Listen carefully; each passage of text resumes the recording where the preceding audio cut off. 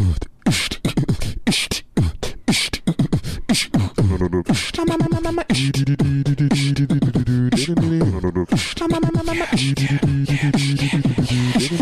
bang bang, comedy bang bang, comedy bang bang, comedy bang bang, comedy bang bang, comedy bang bang, comedy bang bang, comedy bang bang, comedy bang bang, comedy bang bang, comedy bang bang, comedy bang bang, comedy bang bang, comedy bang bang. Like semi-plaintively glancing at the people who work here, like, is there anything that could be done about this? But I guess not. Sound guy? What the fuck? Question mark? Oh, you're gonna give me arms up, nothing I can do, bro? Cool. That's just the Webster Hall way. Are they a drum line? American football? By the way, if they were, I would be so excited. Oh my God. I think we should get to our final guest of the evening and really get the roundtable going here, and maybe he'll be able to. He's a very loud guest, so hopefully he'll be able to shout over this. He is a world-renowned director.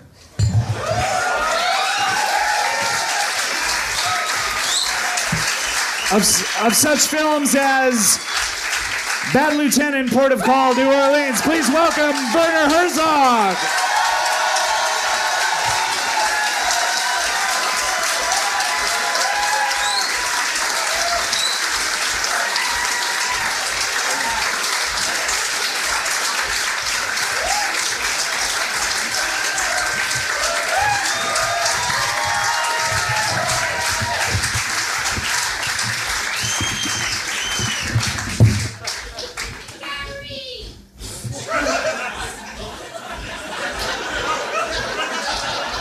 Did someone just shout Jerry?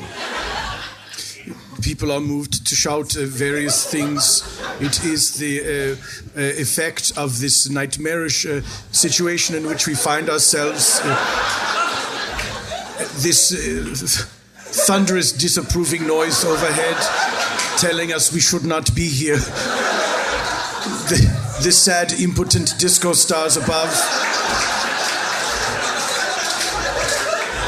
And the odd pocket of standing people bathed in a hellish light.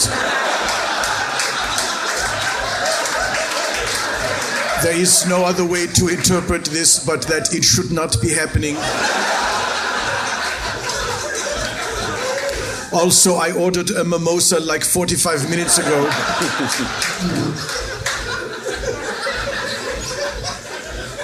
Werner, welcome to New York City. May I be the first to welcome you? You are the first.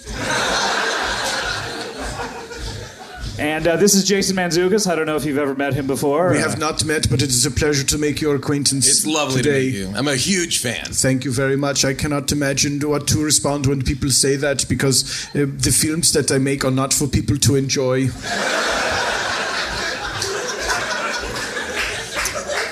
And then, Werner, to your left... You do not need to introduce Todd Barry. He's my favorite comedian.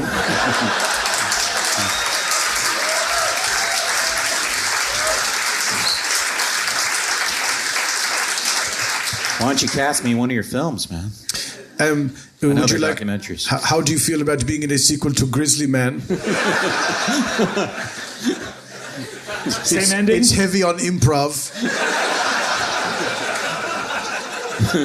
I have a question actually about that movie. Did you guys improvise a lot with the bear? The bear was game for anything.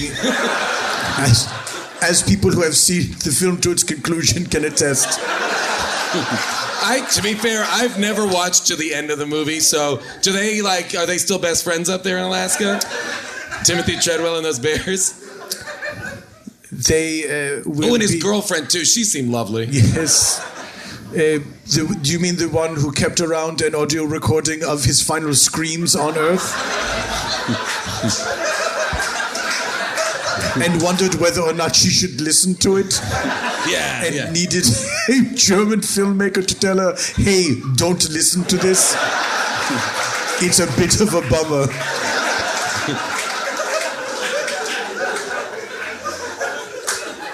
Yeah, that one. Yes. I think it is fair to say that part of Timothy will always be with that bear. He has a nice shiny coat that you don't get from eating eggs. Do you know, is there a bear heaven?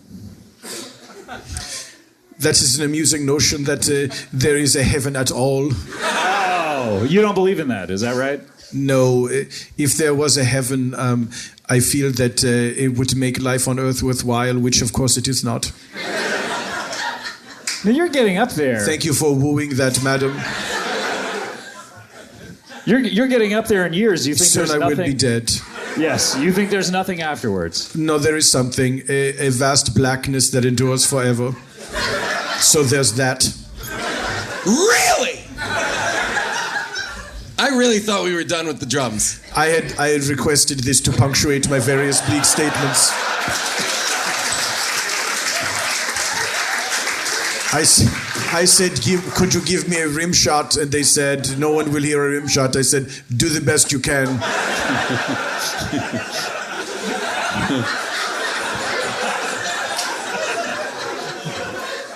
Scott, you know that I love comedy now. I do. I read something interesting about you. Please share it with me and the rest of the audience. But and this is weird. People were sending this to me on Twitter. Hold for drums. This episode is now called Hold for Drums. Please continue. But you're on one of my favorite sitcoms. The drums have increased their intensity. The battle has begun in earnest. It is Comedy Bang Bang versus American football.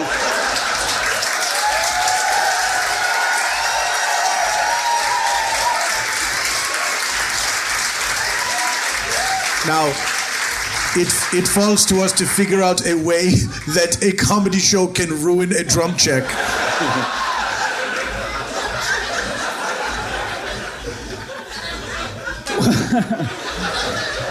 There's no Everyone band. talk. Todd, you're a drummer. As a former touring drummer, Todd, do you Yeah. need this much time to sound check drums? I always used to do a 14-hour sound check. But I had like 85 toms. Oh yeah, you had rototoms. Yeah, the whole roto thing? toms, yeah. You were like a young Neil Peart in your day, right? Tuned to chords. They were tuned to chords. Yeah, nice. That's great. What what I heard about you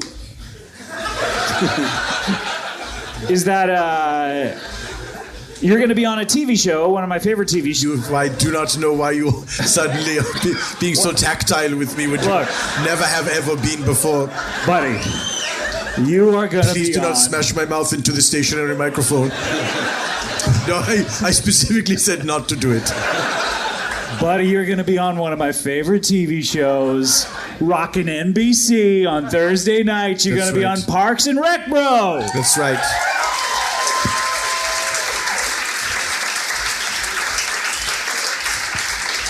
I was asked to participate in this situation comedy, and I had never heard of it. And they said, "Here's what it's about." And I said, "Don't tell me. I'll find out when I get there." And I was very hesitant to participate, but once I did, it was exhilarating. And I dare say I have been bitten by the comedy bug. And I crave ask more. I think I have another thing. I crave more comedy that's exhilarating, and I don't know if anyone has ever said this, but it is like a drug and also like jazz. Werner, a quick question. Yes. This comedy bug that bit you, Yes. did it give you any powers?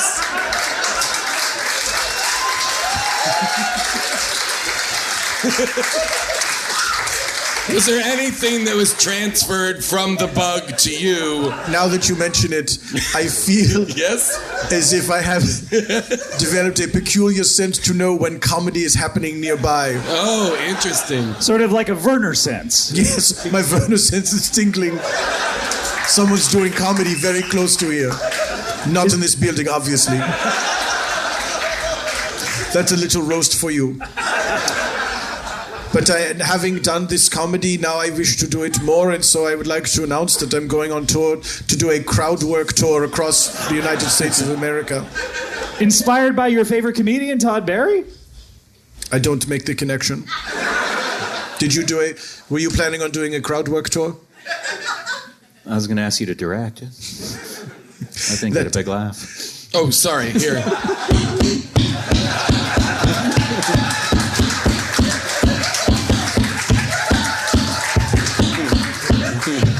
Just because they stopped, I figure we got to keep it consistent. Yeah, we need some room tone. Yes, here.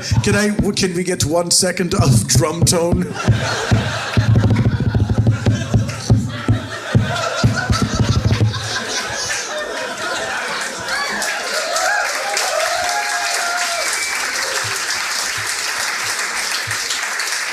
I hope that tomorrow's review of tonight's American football entertainment concert will say the drums erased all the other instruments on stage and caused loss of bowel control for 3 square city blocks.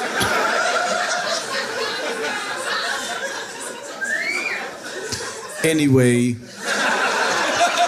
Well, you are getting into comedy. That's right. So I'm doing some crowd work. May I demonstrate some for you? Please, I would love to see some. Anything you need from us or the crowd, or? No, just merely the ability to answer questions that I will ask. Normal talking.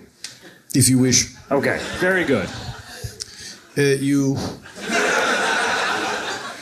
You are the person closest to me. I see you under the lights of the stage. What is your name? Tess is your name.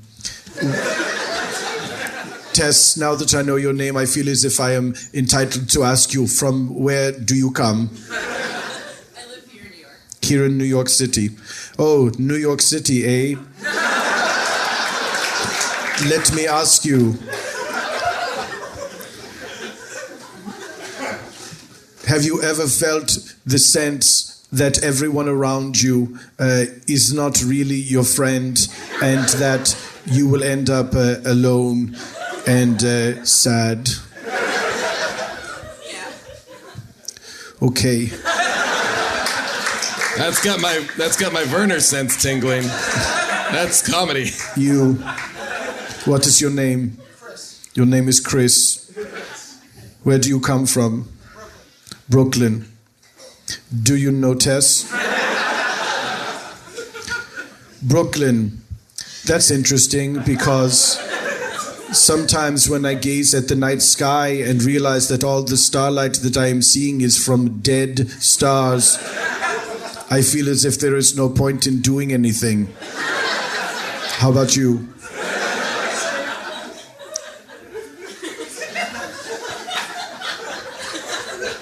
Uh-oh, look at this guy. What is your name? Ben. Is it short for Benjamin?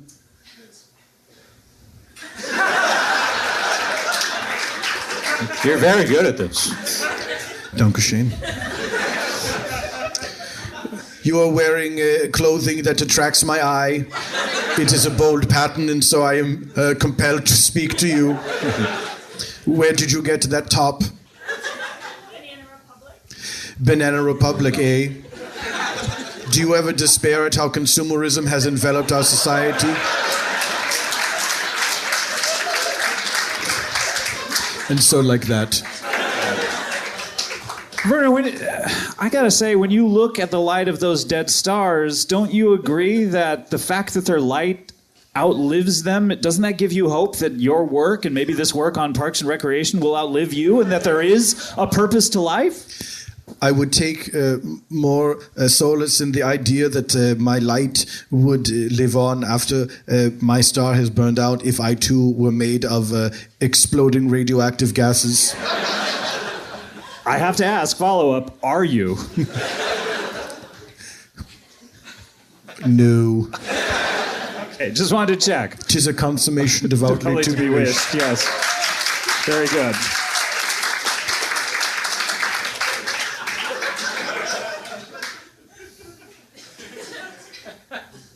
So very good.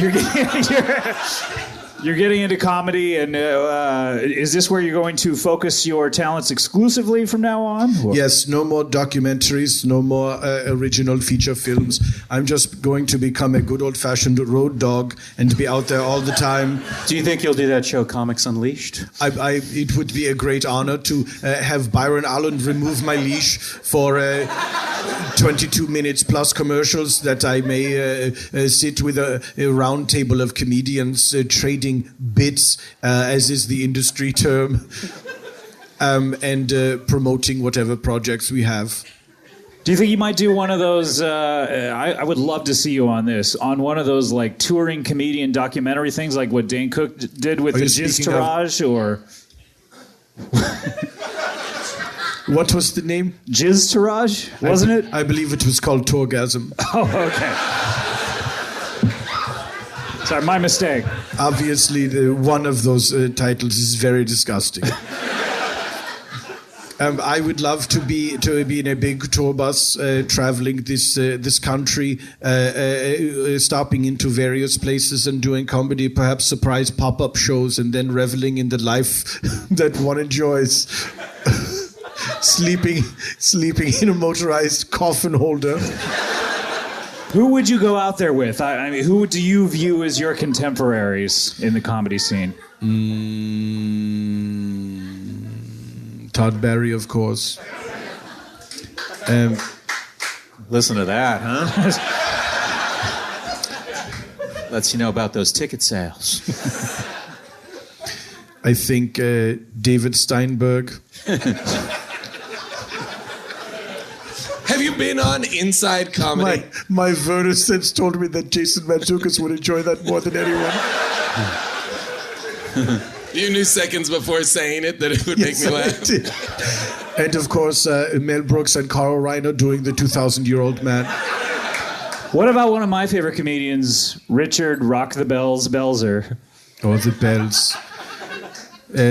Well, you know, he's bad luck to have on a tour bus because he is a hypnotic vampire who has fooled us all into thinking that there was a television program called Law and Order SVU, when of course there is no such thing. I keep forgetting about that. We all do. We must remember. That's why I repeat it into the mirror every night before I go to sleep. See, I feel like I've seen that TV show. We all do. What happens is, we've talked about this on the show. Yeah, no, I'm aware. Okay. Richard Belzer goes on the show, hypnotizes us all into thinking that it exists. He puts us all in his vampiric thrall. I don't know why Dick Wolf went along with the idea of promoting Law and Order SVU, just so Think about it, Dick Wolf. Dick Wolf. He's a wolf man. A wolf man? dick. He's a wolf dick. May I interrupt for a true story that a friend told me? Certainly, please. He was at a restaurant here in New York City, and a waitress who was serving him was wearing a sleeveless top, and on one of her arms was tattooed in a very grand and dramatic lettering, "Suck my dick, Wolf." And I was hard-pressed to come up with a scenario in which that would not be a terrible idea. At first I thought it was an encounter she'd had with a wolf, and she was demonstrating that she is not afraid of any wolf. She has survived, and now she fears no wolf on this planet. But then the absence of a comma made me realize, no, this is just dumb.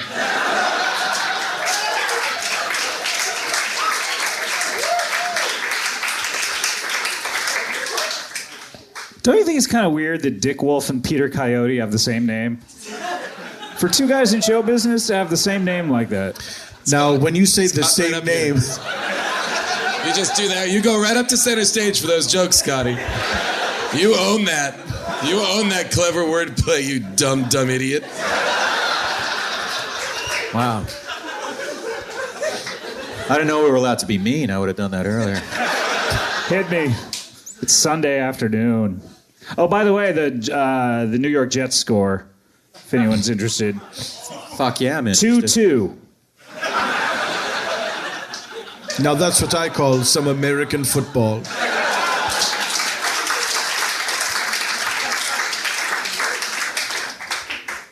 What did you do on Parks and Recreation? Because I know you're acting from Jack Reacher, which, by the way, does this mean there's not going to be a Jack Reacher 2?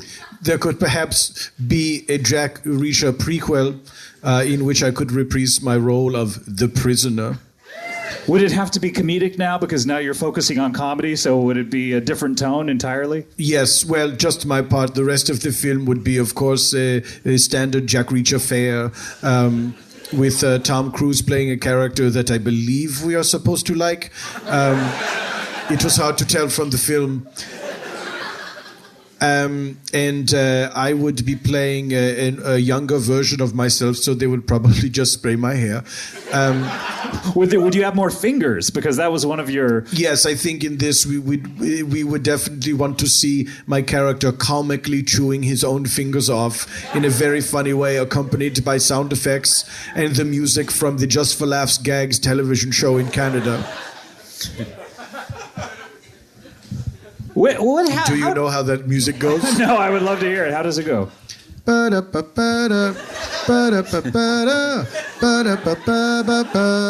this is while the sound effects of like chompa, chompa, chompa, chompa. Yes. The same sound effects they used whenever Fred Flintstone would bite into something. Like that sound of two teeth like coming together. Yes, it's hard to describe. It's a sort of metallic sound. Yeah. How do they make that sound? Gosh, you have a lovely singing voice, by the way.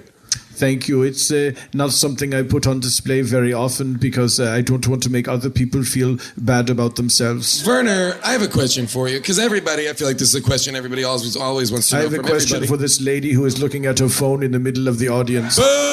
Wow. Boston. Boo! Oh, I'm just at a comedy show still.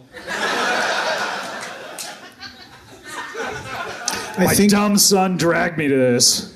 I think that people forget that there is a light shining up into their faces when they pull out their phone in a darkened room. Just to check out some dick pics. Maybe she's torrenting an American football album or something. Werner, when you go and do karaoke, what's your preferred karaoke song? The American National Anthem. Why not? It's the only song worth singing as far as I'm concerned. It contains many peaks and valleys and, of course, a show-stopping high note that everyone goes crazy for. Yep, the 11 o'clock number. That's correct.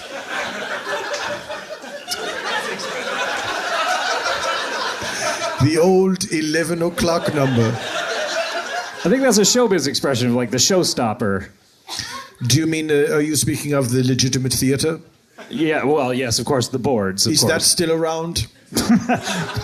You don't like the theater? Yeah.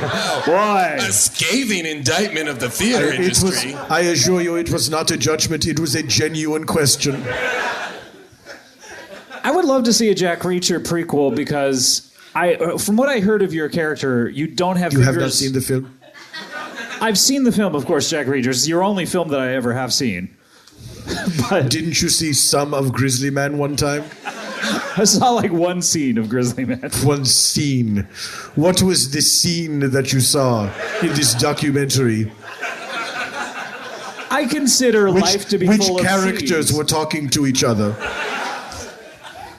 But from what I heard of Jack Reacher, the reason you didn't have any fingers, and tell me if this is true, is you got too much ketchup on them eating French fries, and you just accidentally bit them all off. Is that correct? I must ask, where did you hear that? I mean, I've read the Jack Reacher prequel books, so... Who wrote that one? Alan Dean Foster?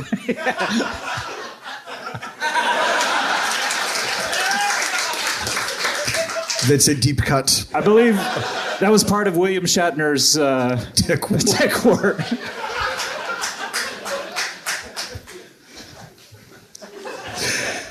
Do you know, I don't know that has anyone in this room read a Tech War novel?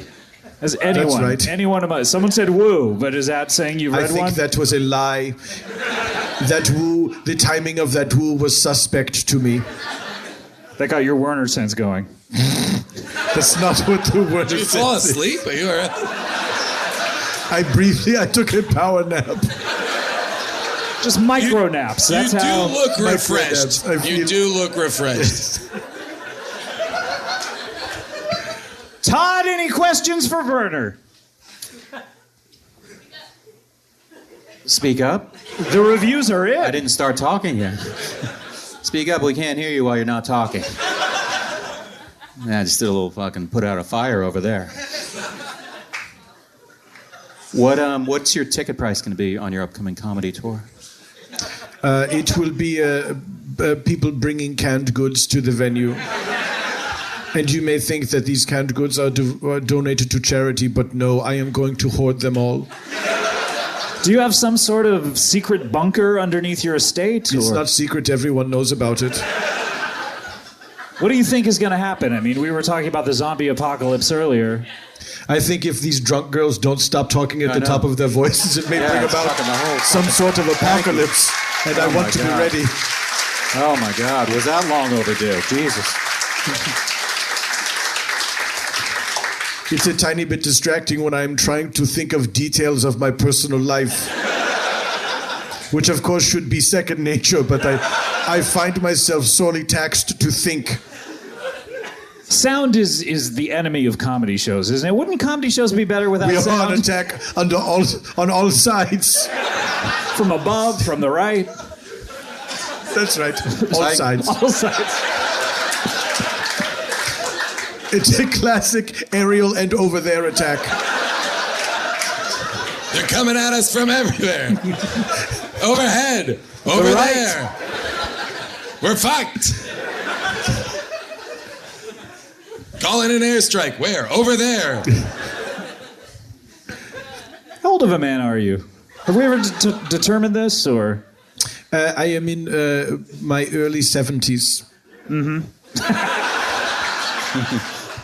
It's possible. Probable, I would say.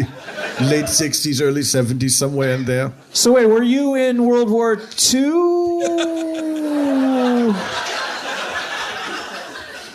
Really? Was I in it? I'm not saying you fought in it. Were you? Did you exist? Was during- I alive? Yes, I was alive at the time that the war was happening, but I was not a participant, if that is your question. Did you take a side in this? I was a little too young to understand the finer points of what was of what the dispute was. I imagine it involved someone not bringing their receipts. I watch a lot of judge shows. That's all those are. Just keep your receipts to everything you ever buy, and If you'll I be may fine. impart one bit of wisdom to this audience tonight, save your receipts. It's hot here. It is. Are you guys? What's that now? Nothing. What do you do? I'm going to subtly go back here for a minute, but as I do, what do you do on Parks and Rec? Do you have scenes with Amy Poehler? Do you have scenes? Yes, I have a great many scenes with Amy Poehler. Did you get to meet Aziz Ansari? I did get to meet Aziz Ansari. It was very exciting. Did you get to meet Peter Quill, Star-Lord? I did not. Are you speaking of Chris Pratt? Yes. No. So you only did scenes with Amy and Aziz. I only did scenes with Amy because her character is the only one who can see me. I play a sort of snuffleupagus character on the show. Amy's character is trying to convince the others that I exist, and everyone comes in at the exact wrong time when I have just left. And indeed, the audience is left to wonder, did I really even exist, or is Amy's character having some sort of psychotic break? Is Leslie Knope going to end up in a padded cell where she will sit there drooling, trying to convince people that she saw this German person when no one will believe her, and in fact they cease believing in German people altogether? And no one just goes over to Germany to check? No, it's a strange plot that it's building towards the series finale of Parks and Rec, where we find out that Germany was just made up. Did Richard Belzer have anything to do with it? I hadn't considered that until now. Oh wait, no, not in real life, just in the universe of Parks and Rec. The Rec reverse. Does Detective Munch reside within the Rec Reverse? I can't recall. Of course he does. Oh, good. Richard Belzer is still on his vampiric quest to appear as Detective Munch in every television show that is currently on the air. He'll get there. Yep. It's better than drums. Better than drums. I disagree. The drums lack the capacity to be rude.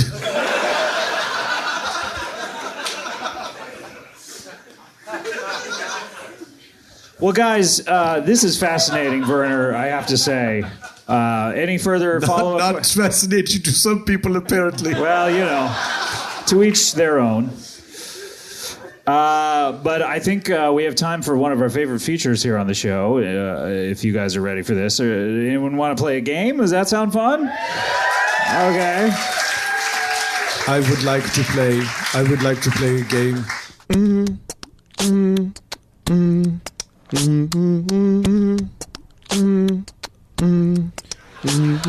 Whoa, did the air conditioning just come on? Yep. Never too late to have the air conditioning kick in. This venue is an unmitigated disaster.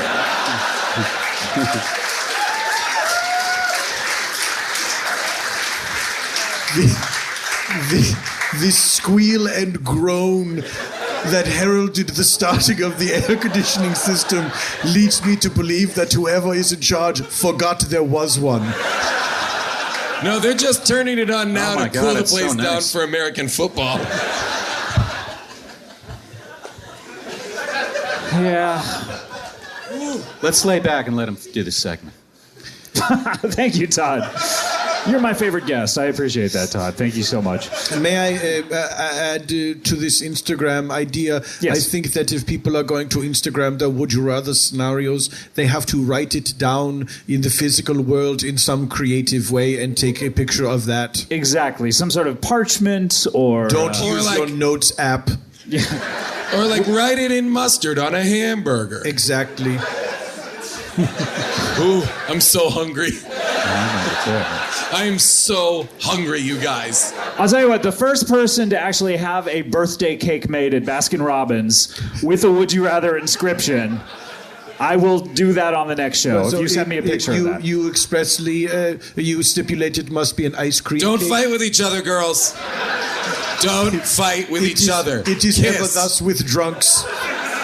Eventually they will turn on each other. It reminds me of myself and Klaus Kinski making Fitzcarraldo.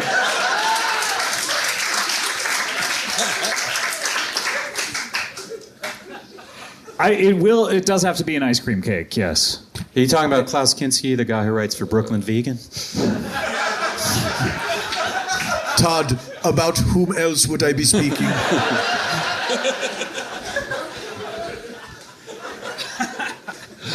Oh, that's deep. All right, so we know how this is played. People send me these Would You Rather scenarios. I will then read them out loud to you. I will open the floor for questions. You are free to ask me any question about either of the scenarios you like in order to help narrow down the scenario. At a certain point, I will close the floor for questions. Will there be a warning before the floor is closed? Werner, there will not. Thank you. Oh, the floor wasn't open.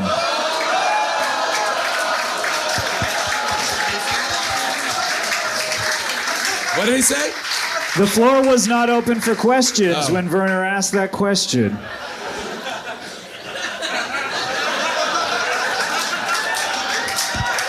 What are we gonna do with you, boy? I take this to mean that the floor was not open not only for would you rather questions, but questions of any sort. That is correct. I take this further to mean that during Would You Rather Play proper, we are free to ask questions that have nothing to do with the Would You Rather scenarios. If one must. We shall see. Werner, I'm going to have to dock you a point. I accept your punishment. This is the like result at of midnight. the result of a cruel and unjust God. Is there any other kind? Once I close the floor for questions, we will then vote on which scenario you like to pick. We'll tally up the points. Currently, Werner is behind, -1 to 0 to 0. And we will tally up the points and assign a winner. Is that clear? All right, here we go. This comes to us from Bill Penna. Is Bill here? Good dude. Good dude. That's only happened once. Which website does he write for, Todd? Oh, man. I don't know why that got a groan. This is hurtful, that's why. Shots fired. I don't know why it was hurtful. It's pretty painful. All right, here we go. This comes to us from Bill Penna. Bill asks, would you rather wake up next to a headless clown handcuffed to a briefcase of money once a month,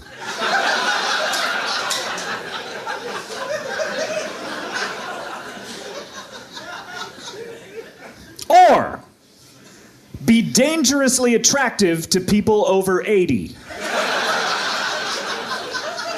Oh, this is going to be competitive. This is a good question. You can see the wheels turning in Jason's eyes. He is hungry to get out there. Find out some more details. Todd could not give less of a shit. How much money in the first scenario? Why is that wrong? I have terrible news, Todd. What's that? Bad news. What did I do? Todd, the floor was not open for questions. Oh, that's it? I thought I said I something inappropriate. clearly explained the rules to you earlier. Now, Scott, would you call this a classic blunder? A classic would you rather blunder, This is a definitely. This is a Joe Biden-like gaffe. I guess that's a question too. Would you call this a blunder? Is itself a question? That's yeah. Guys, This I'm guy gonna have to dock almost you shit points. his pants to point out. Oh, that's a question too. That's a question. J-Dog, I'm gonna have to dock you 1 point. Don't touch me. Todifer, I'm afraid I'm gonna have to dock you 569 points. Oh my God, that's Sorry, buddy. significantly more than 1 point. Currently, we're at -1, -1, -569. Here we go. The floor is open for questions. I have a question. Yes, Werner.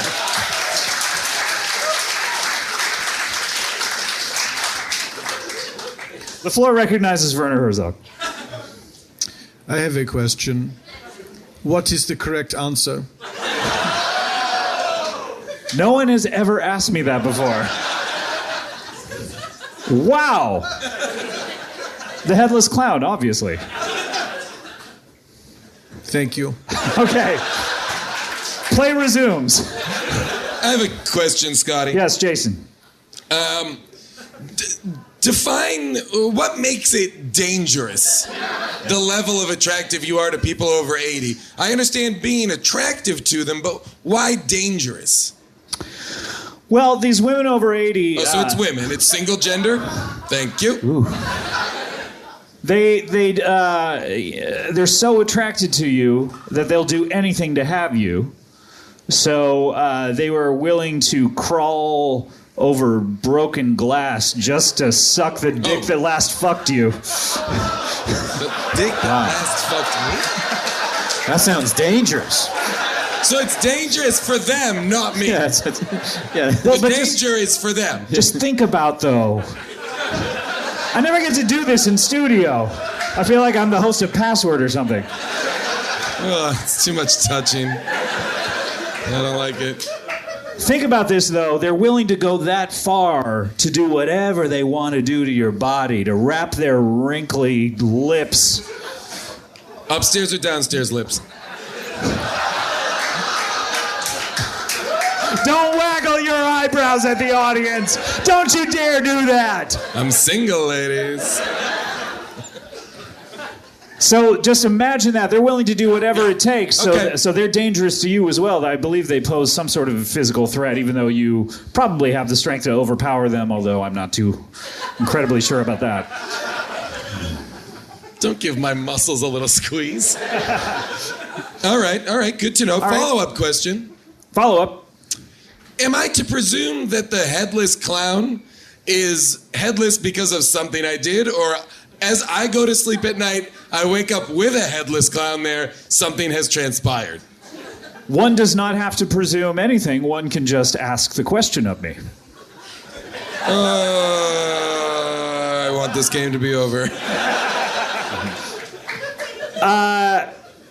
The clown is headless because of something that you did, and you can't repeat whatever you did from the last time you did it.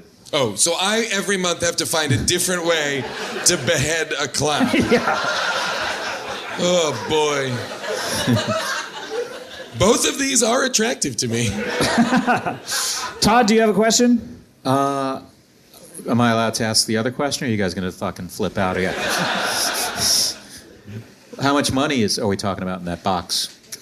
It is $2.93. Ah, see, that was a great question I asked. Mm-hmm. Should have addressed that earlier. Does that even cover subway fare these days?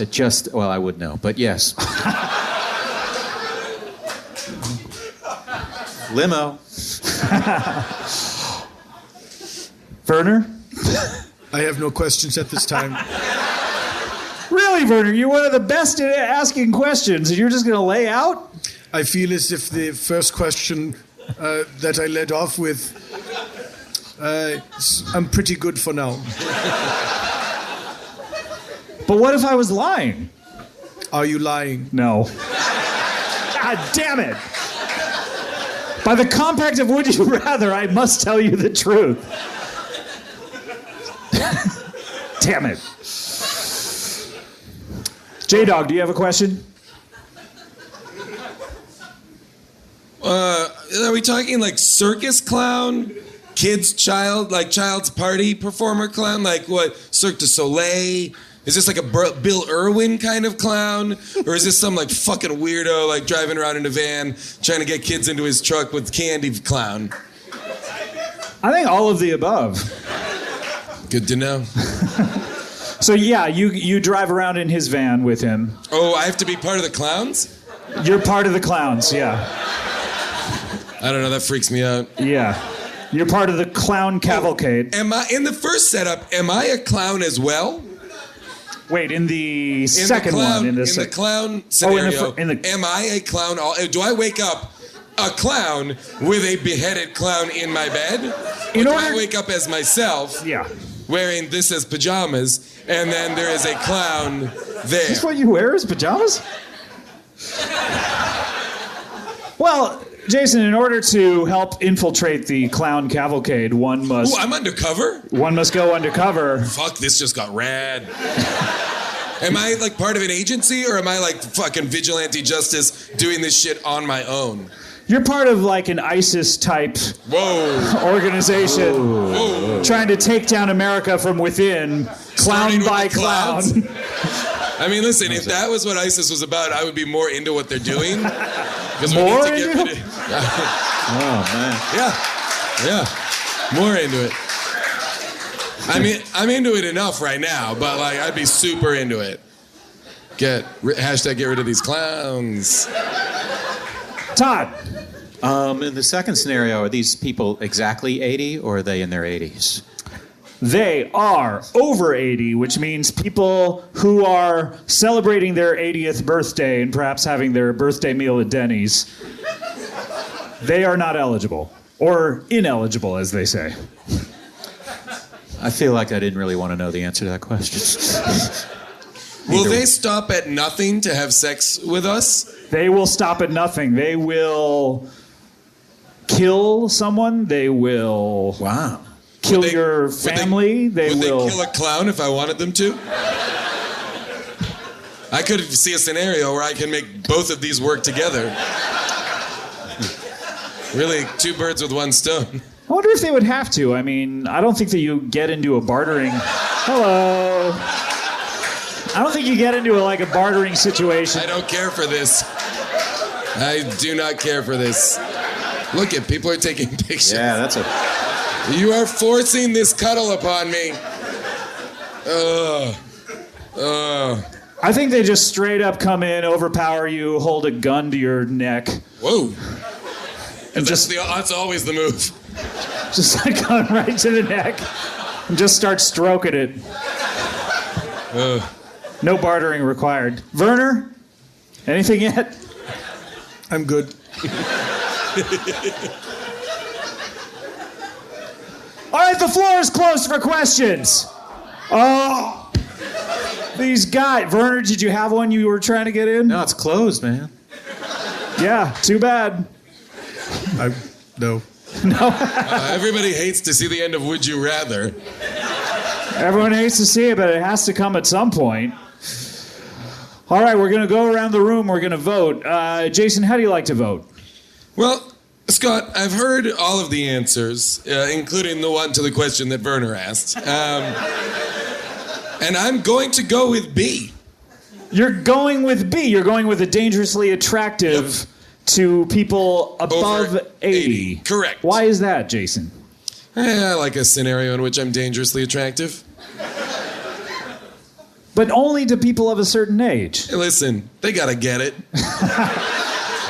They gotta get it somehow. Yeah. Would you be willing to give it up to them, or? I don't think I have an option. They put a gun to my throat and start stroking it. Quote, unquote. Would you be more scared of Oh, are we asking questions now, asshole? Yeah. I get to do that. Is the floor not closed? The floor is closed, but how would we ever play the game if I could not ask questions after the floor is over? I have to ask you, how do you like to vote? I am exempt from this, Jason. Fine. You, however, are not, and you asked me, is not the floor closed? I'm afraid I'm going to have to dock you some more points. This is I think I'm going to win this thing. This is a monarchy. This is a monarchy. This is an exciting twist. 568 points, negative to you. So currently we're at So negative tied with Todd? 569, and -1 over here. All right, but a very interesting answer from an interesting player. Thank you for playing, Jason. All right. We now turn to Todd Barry. Todd, with an interesting mind which comes up with such interesting material. Thank you so much. Thank you so much. A mind like a steel trap. Oh, thank you. And the delivery of a laconic stoner. Oh, my God.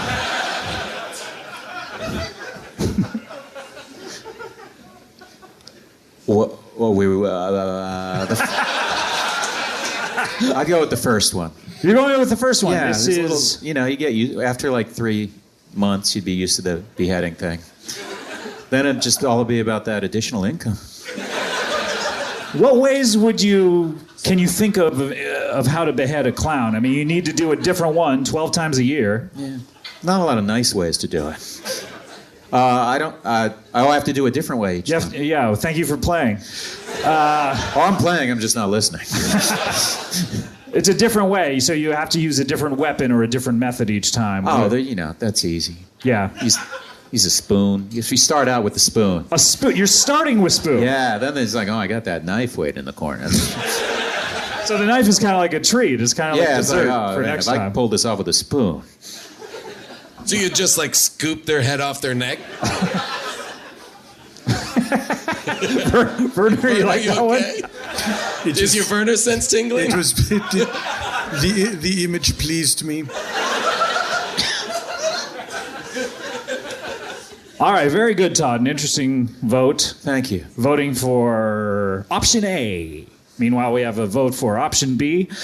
Werner, how are you going to vote here? The clown thing. And why are you voting for that? Because you said it was the correct answer. And you further said that you were not lying when you said that. And by the sacred compact of Would You Rather, you must always tell the truth. He has really threaded the needle on this. Anything else to add? Any other... Please come see me at the Boston Comedy Club. No plugs during Would You Rather. Technicality, no down, boo over. Technicality, no down, boo over. Technicality, no down, boo over. Technicality, no down, boo over. Technicality, no down, boo over. Technicality, no down, boo over. Technicality, no down, boo over. Technicality, no down, boo over. Technicality, no down, boo over. Technicality, no down, boo over. Technicality, no down, boo over. Oh. Thank you. I'm afraid I'm going to have to dock you 569 points for that unauthorized plug. So what are we at? We're at... I think I won. I think we have No, well, we haven't assigned the points for the votes yet. So you're at negative 569, negative 569, negative 570. And I can tell you that option A is the correct option, and whoever voted for that gets 1 point. Todd, you're our winner! Comedy, bang, bang, comedy, bang, bang, bang, bang, with the comedy edge. It's, of course, the CBB Freestyle Rap. Here we go, Werner. Werner starting us off.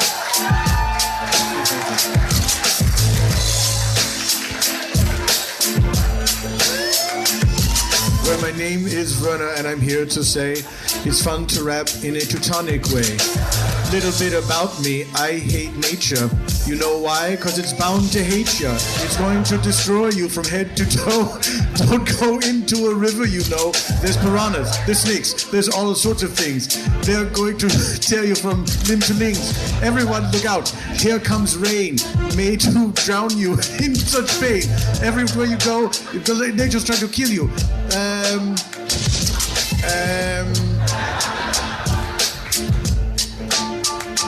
The end.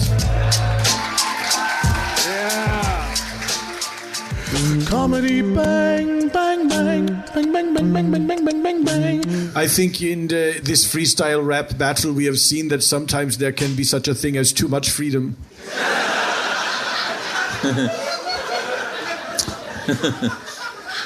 Well, guys, we've had a lot of fun, but there's not a lot left to do other than.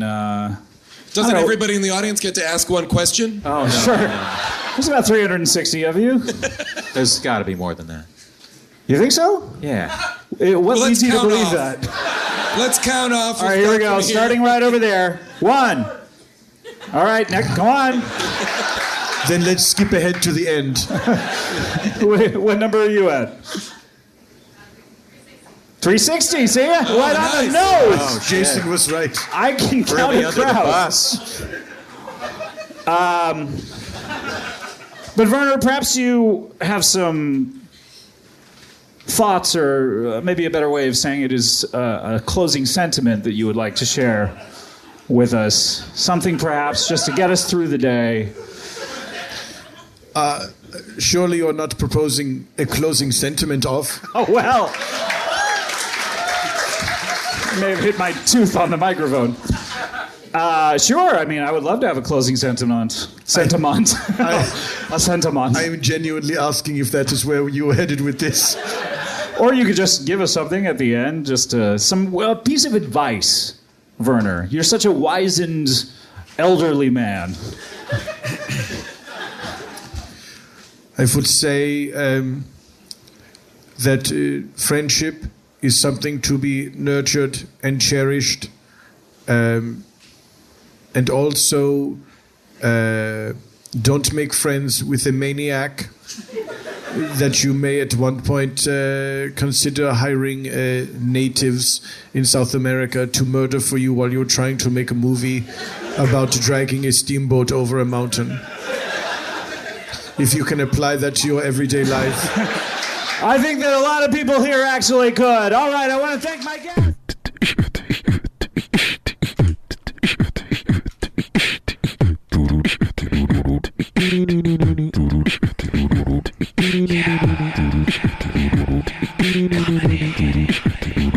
Yeah, comedy bang bang, comedy bang bang, bang bang, comedy bang bang, bang bang goes the comedy. You are listening to comedy bang bang. Yes! Welcome to another episode of the show. Thank you so much, Rob_M, for that catchphrase. So mysterious.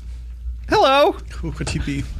Who could you be? Who is this fellow who has only an initial for a last name? It's interesting. You think his last name is only his initial because on the internet, why not put your entire name? He is clearly hiding something from the general public. It could be his last name, though. That is obviously what he's hiding, but well, I'm confused because your initial premise was that he only has one letter for a last name, and then it seems as if you abandoned that halfway through. I feel as if you are deliberately misunderstanding my intent. for your own purposes, much like this Rob What do you _M. think my purposes could be, Werner? You like to make mischief, and you like to stir the pot, as it were, and you like to make trouble for people. I like to obfuscate the actual truth in order to... Yes, you're a liar. Well, God damn you!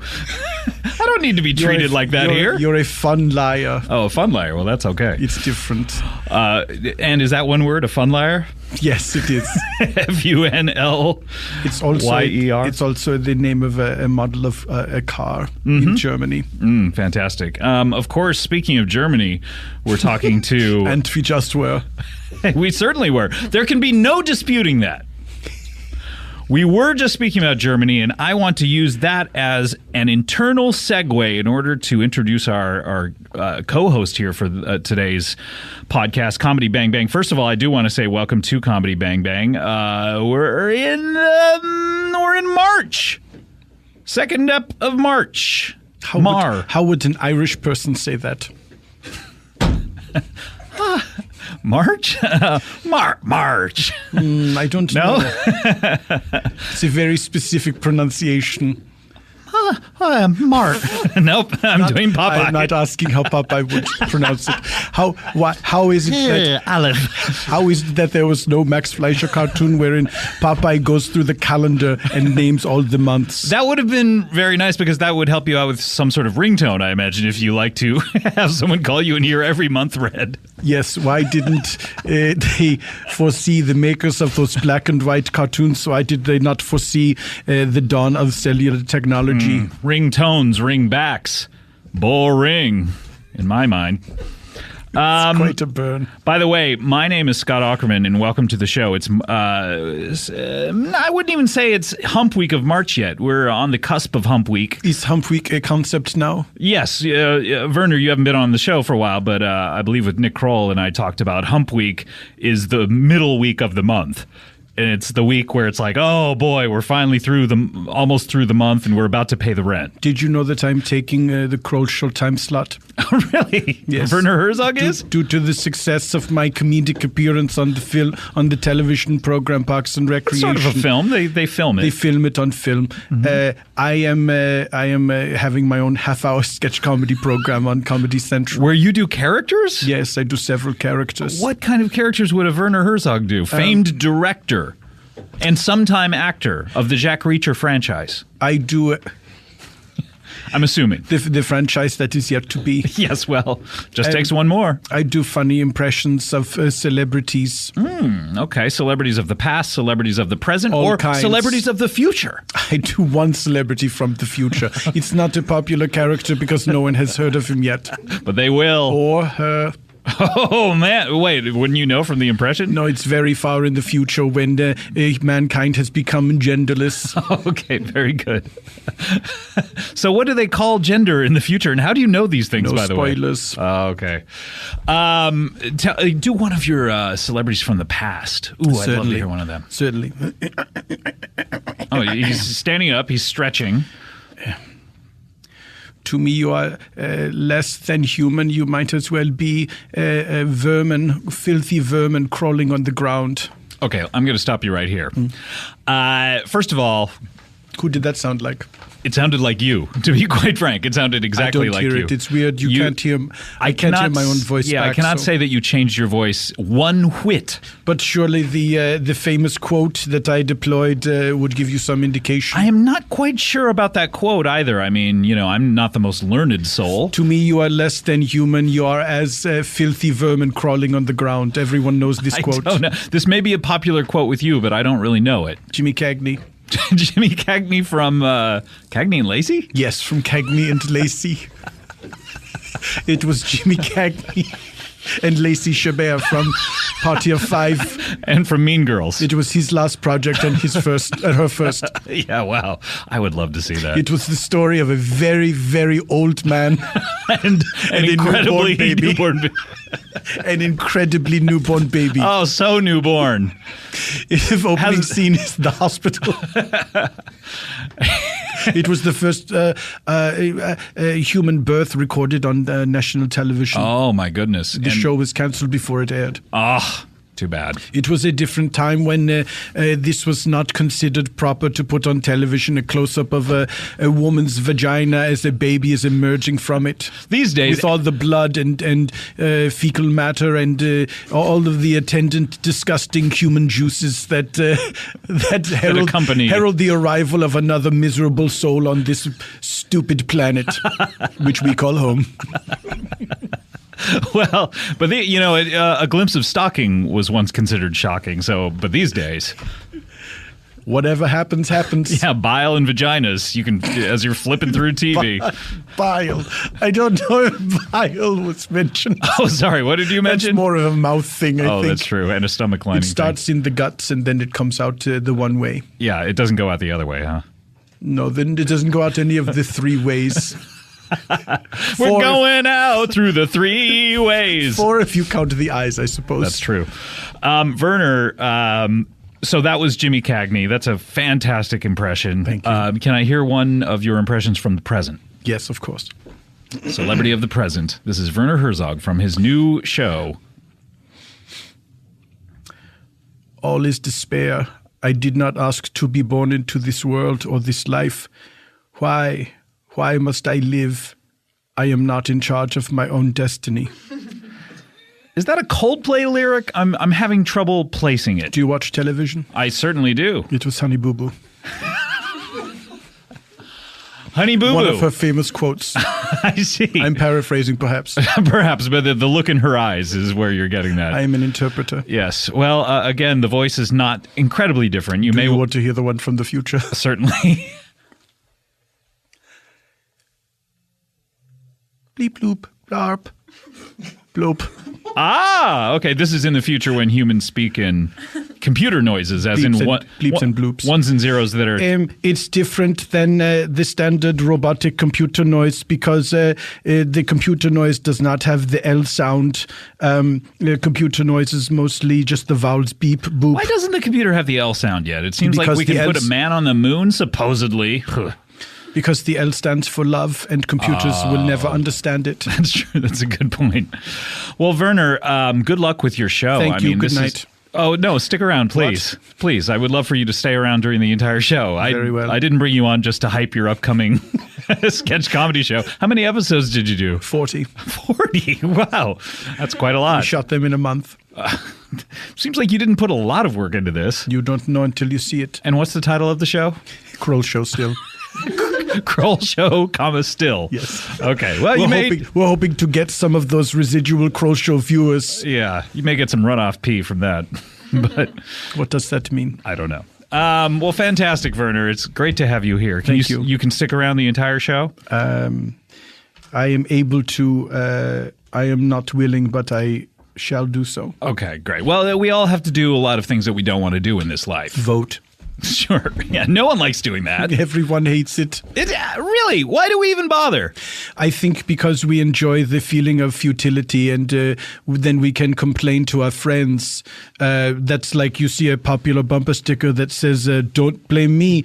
I experienced the futility of voting for the other guy. Not sure that I've seen that one, but are you a music fan? Do you like Rage Against the Machine? I certainly like the idea. Yep. Although if I had my druthers, I would change the name of the band to Rage Against Everything But Machines. I see, because machines are the one things in which we can take solace. Machines are created by man, and so we can predict what they are going to do. Indeed, we program them. Mm-hmm. But a bunch of trees, forget it. No, forget it. And what about the singularity? Do you think it's coming? Yes, in 2 months. 2 months? That's too soon. I won't be ready. I perhaps I shouldn't have spilled the beans on that one. Oh dear! How do you know so much about the future? You never find out if you don't ask. That's true. Okay. You know what? I'm not going to ask. I guess I'm never going to find out. Never going to find out. Oh well. We do have to get to our guest of honor. Why? Because he paid a lot of money to be here. What's that? You say? Pay to play? Yes, it happened finally. People are paying to get on this show. I like it. Too long have I had people come on here and I've just let them on here for free. No, people are finally paying me. It's a poor business model. Yep. He is our guest of honor, and I'll explain what we're talking about in a second, but let me tell you just a little bit about him. Now, a lot of times when I introduce a guest, you can slowly start to figure out who this person is. You get 1 credit. Ooh, I have a little bit of an idea. 2 credits. Closing in. 3 credits. Done. This biography, undoubtedly, no one but the people very closest to him will have any idea who this person is, but I'm going to go through it anyway. He was born and raised in Leeds, England. He is a college graduate who works as a corporate litigator in New York City. New York City. Did you star in an early version of those salsa commercials? Yes, I did. I directed many of them. Did you? Why? Yes. Well, I'm a huge fan of spicy foods, and to me, it was a great exercise in capturing real rage. Yes, which a lot of your work is focused on. The Grizzly Man. That's the only film of mine you're familiar with and you haven't seen it. I know. It's not about someone who's so mad he acts like a grizzly bear. I don't know. Although I would think you would be able to piece it together with context clues by this point what the film is about. I cannot. Although I would say superhero movies being as popular as they are, Grizzly Man, that could have been a huge hit. It's just as dumb as Spider-Man. It certainly is. I would be happy to put a cape on a bear. A cape on? A bear? Yes.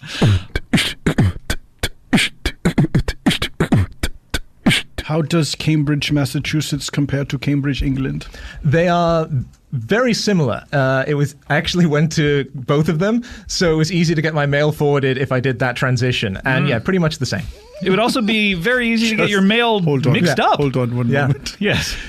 So you're saying by just by the presence of the word Cambridge and your name being affixed to the top, yes. It found its way, much like a child writing a letter to Santa Claus, just addressing it to North Pole. It finds him no matter where he is. That's not really how it works, actually. Whoa! That's not really how that works. Who is it? Who Wait a is minute. this strange creature? I don't see anyone at the table, so I'm here, man. Look down. Hello? I don't think there's any reason to look down. No, there is. Next to me, I can see don't a like tiny, looking down. a Look tiny down. sprightly creature. Oh my goodness! Wait, I am looking down now. It's Ho-Ho! Yeah, I got my legs wrapped around the microphone. Hello? The naughty elf!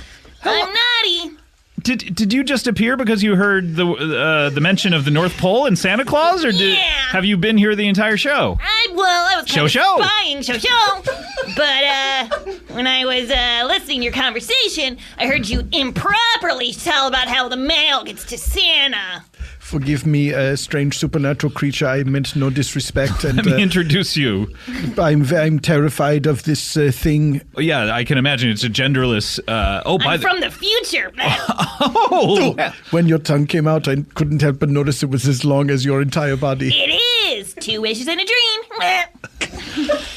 My goodness, Werner, let me introduce you. This is Ho-Ho, the naughty elf. Santa, you see, does not give gifts to naughty little boys and girls. But Ho-Ho, the elf, found that there was a need from these children. They wanted for speed. Crack cocaine in their stockings. These bad little boys and girls needed presents because what is Christmas without presents? So she will give, whatever. You'll never get it right. I'm a bit confused on the concept because I don't understand. What is the point of giving the good little girls and boys toys to reward their behavior? Well, everyone deserves Christmas. Yeah, bad little boys and bad little girls get knives and shivs and guns and machetes. But those are still considered gifts, are they? Yeah, they can use them to kill each other and their family. Boy, that was a lot of throwing up there. That seems a strange thing for Santa to condone.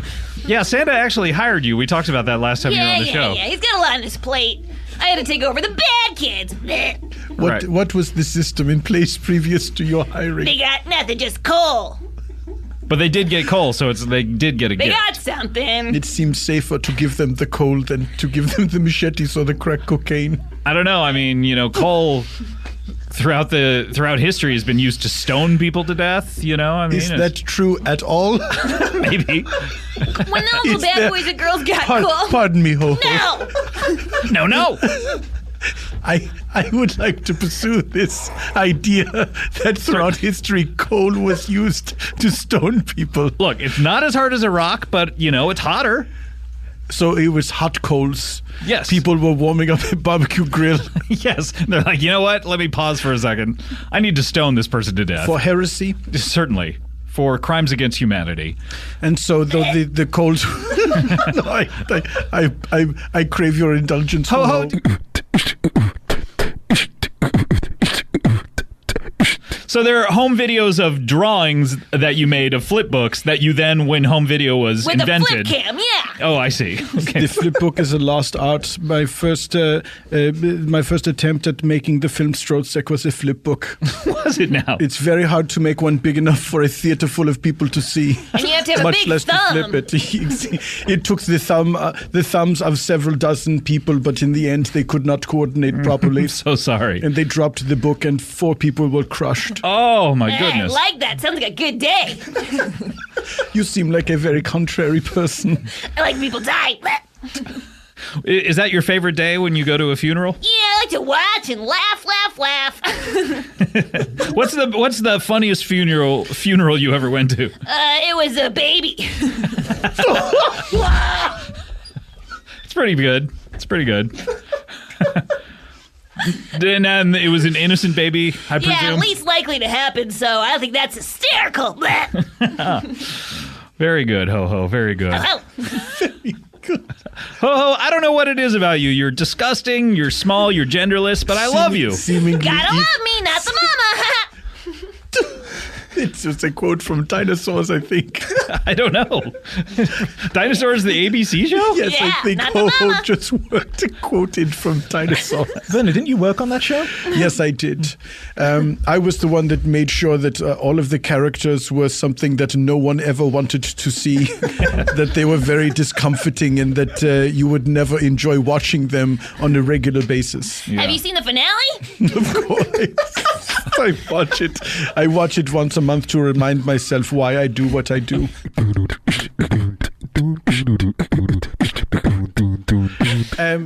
This treehouse. Yes. Am I the only one who never leaves, or do other people go down to this oceanless earth? One person braves to go down into the oceanless Who earth. is this person? This person is Santa Claus. What? That's right. Santa, like the one we're talking to now? The one we're talking to now, yes. How did I get dragged into this? Well, I mean, there's got to be a Santa Claus on this alternate universe. Well, I can't fault you there. Doesn't there have to be a Santa Claus everywhere? I can't imagine a universe or a parallel dimension where there is no Santa Claus. There's only one. There's only a Santa Claus on our Earth? No, dum-dum. There's only one Santa? alternate Well, you're not paying attention to what you're even saying. He's been hanging out with me too long. There's only one alternate universe where there is no Santa Claus. There's only an Earth 2? What? No. Oh, there's only one. There's an infinite amount of alternate. You're driving me crazy. Santa? Guess what? Ho-Ho's going to pay you a visit this year. Oh, really? She's already paid me 2 this year. No, but I mean like in your home. Home? Yeah, it's going to be fucked up. Santa, why are you cursing to Well, me? you're making me mad. Well, you are on the naughty list, I guess. If I may... yes, Werner. Who is this? So the Santa Claus is the... he lives in the treehouse. He lives in the along with treehouse. Me and my roommates. In the North population Pole of area Earth. of the treehouse. How many citizens of Earth exist in this scenario? 16 billion. That's a lot of people. Yeah. And do we all know each other? Certainly, as you've roommates? all met each other. Yeah. Well, you all have to split the utilities and the rent. So Do you have to have paying awkward the rent too. Do you have to have awkward house meetings with everyone Hold else on on a Earth? second. Sorry. I didn't get an answer to my question. Yeah, but this is how you play the game. He jumped in. The son of Abel. I didn't realize part of the game was that you could jump in before the other person Yes, got of an course. answer to the question. No one has ever played that way, but that is how we play. If you jump in and ask your own question before an answer, that's good to know. Yeah. Is the honey really good? See, hey, I have a question. Yes. Yes. My same question as before. Who are we paying the rent to? Okay. Well, no one else is jumping in. Amazing. You guys are all being so polite. I feel as if you're encouraging them to jump in is a breach of ethics. Are we paying the rent to the bees? Do the bees rule the world in both scenarios?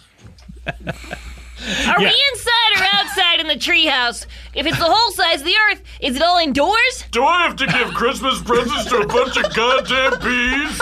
Is anyone else immortal, or do you watch all of your friends die? Can I give stingers an add-on attachment, make them long, and get everyone from far away? Is all organic peanut butter still, you have to stir it? Will the questions be answered in the order they were given, or the order... And I'm closing the floor for questions. Is milk there? Is milk there? Is milk there? Amazing. Wow, you all asked so many questions. I never got to answer any of them. I was really curious. All right, we're going to have to vote. Amazing. I'm going to go over here to Werner Herzog first. How do you like to vote? How do you like to vote? I like to vote. In general? I like to vote standing up with my eyes closed. Do so then.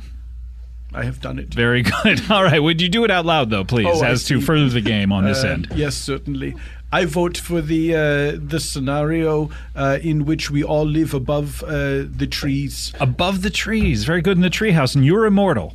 Even though you watch all of your friends die. Yes, that idea does not seem entirely unpleasant to me. Really? Well, because I am still living. Okay, so you want to be... the idea of immortality appeals to you, Werner.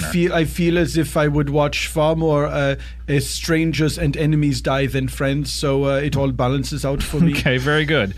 And, I mean, your work is already immortal, so why shouldn't the man be? Dankeschön. Very good. All right.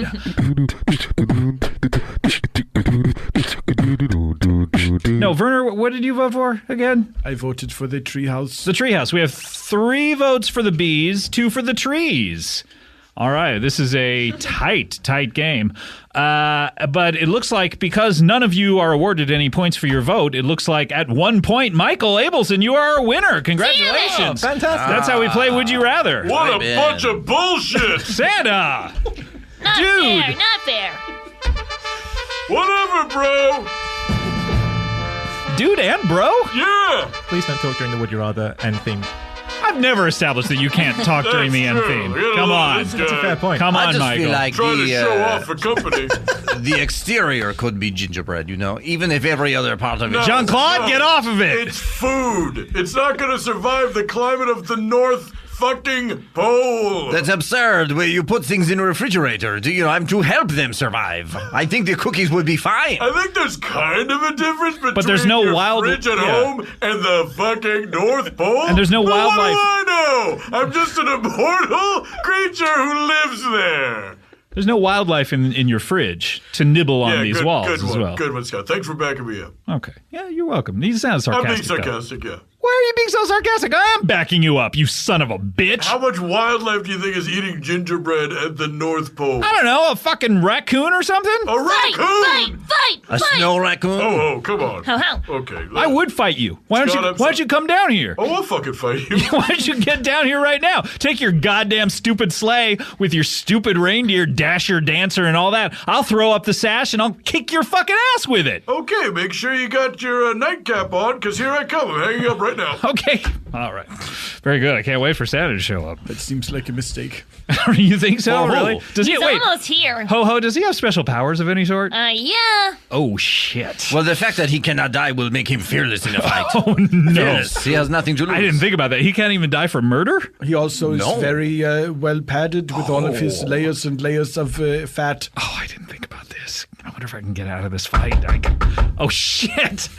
Nobody in here. Of course, it took him no time at all. Well. Look at this candy-ass motherfucker. Oh, no. You want to fight Santa? Is that what I fucking heard over FaceTime? Because I'm ready to go, brosif.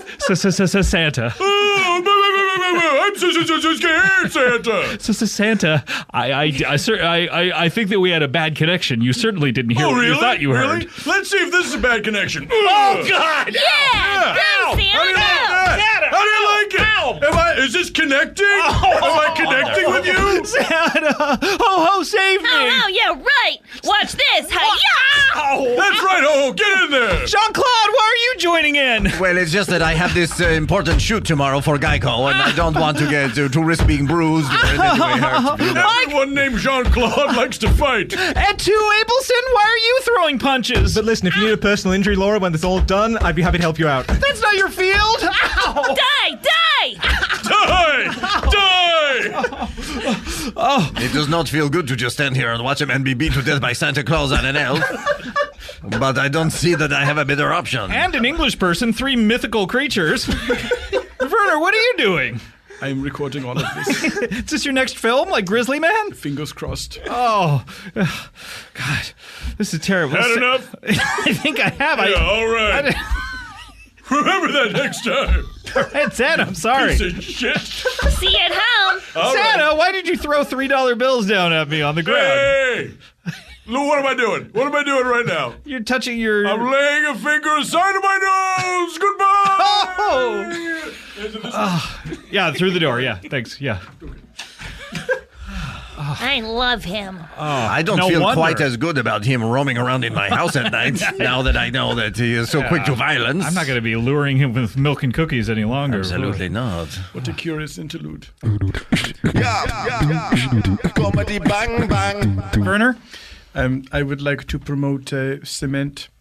The concept of cement, or not the concept, but the physical the substance that is cement in its totality across the universe, or one particular portion of it, like a brand.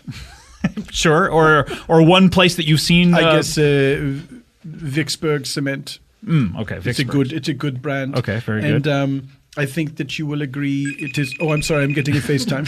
Oh, great. Who is this here? Oh, it's a comedian, Paul F. Tompkins. Oh, okay. Paul? Hey. Hey, Paul. Can you guys hear me?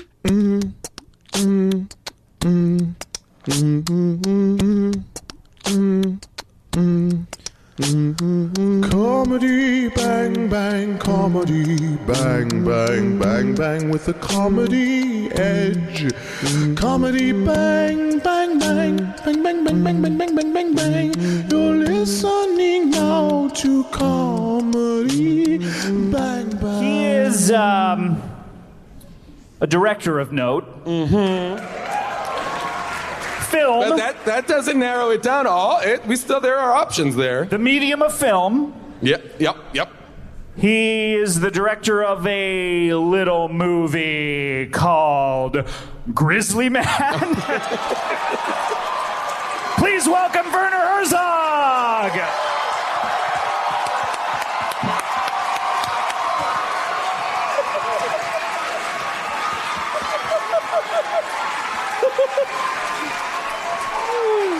Hi, how you doing? Hello. Hello, good evening, everybody at the Ace Hotel Theatre. What a pleasure it is to be here.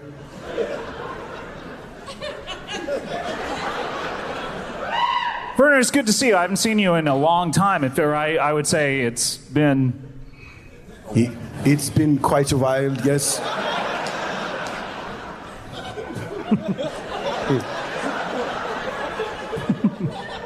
You think you like that? It's already started. Oh no.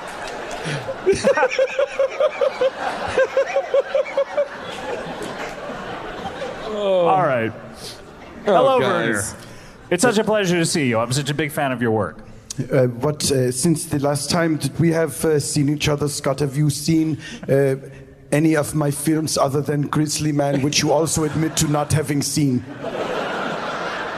I must admit, I have not even seen that one. But I'm a fan of your overall aesthetic. Well, how would you describe his aesthetic? Grim. Very pessimistic. Filled with grizzlies. Filled with grizzlies.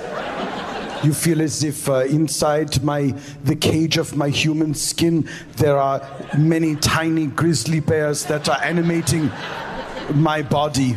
Whoa, that is a quintessential Herzogian description of himself right there. Is that he is a flesh suit full of tiny grizzly bears. That, by the way, it's a movie. Just make it. It is a movie. How many grizzlies and how tiny?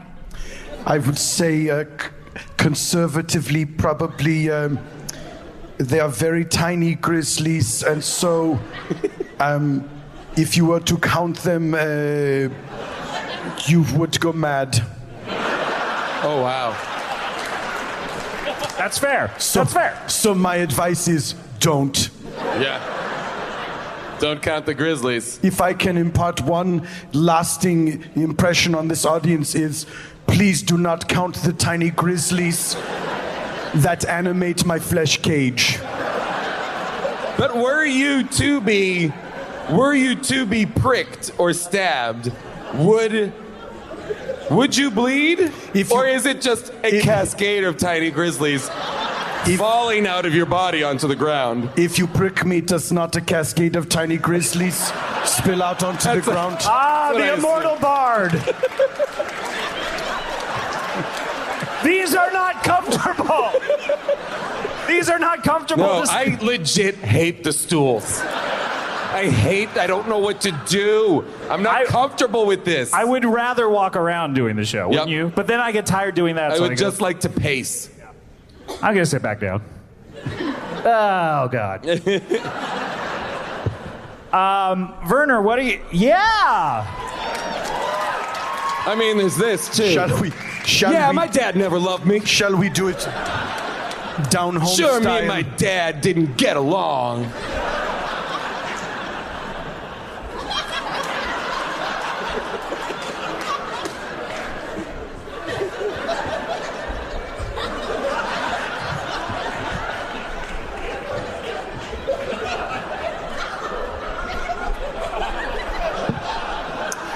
May I take a moment to say welcome new Howl.fm subscribers.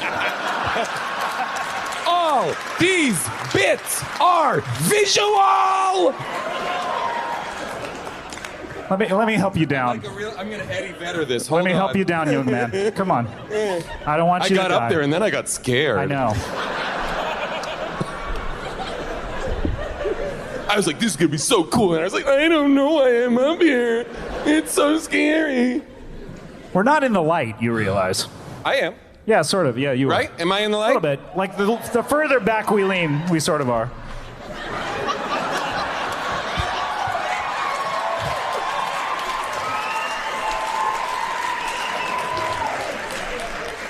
Oh, man, this is nice.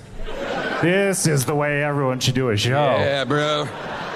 You guys, what are we going to do next year when we graduate?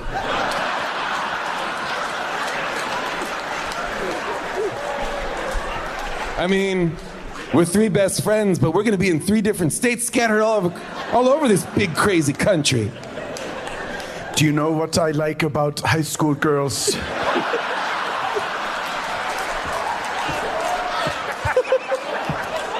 What's that? What's that, Werner?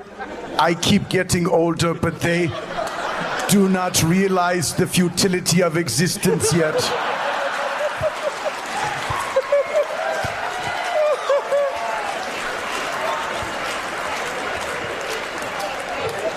Oh, man. Oh, that was good. Classic Werner. Werner, I would love it if you were to remake Dazed and Confused. I would. Can I tell you a secret? Yes, please. If I like a film, I always secretly make my own version of it. So what movies do you like? Or have you liked? Let's see.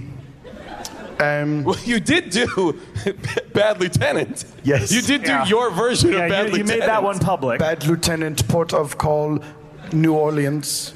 Forgive me.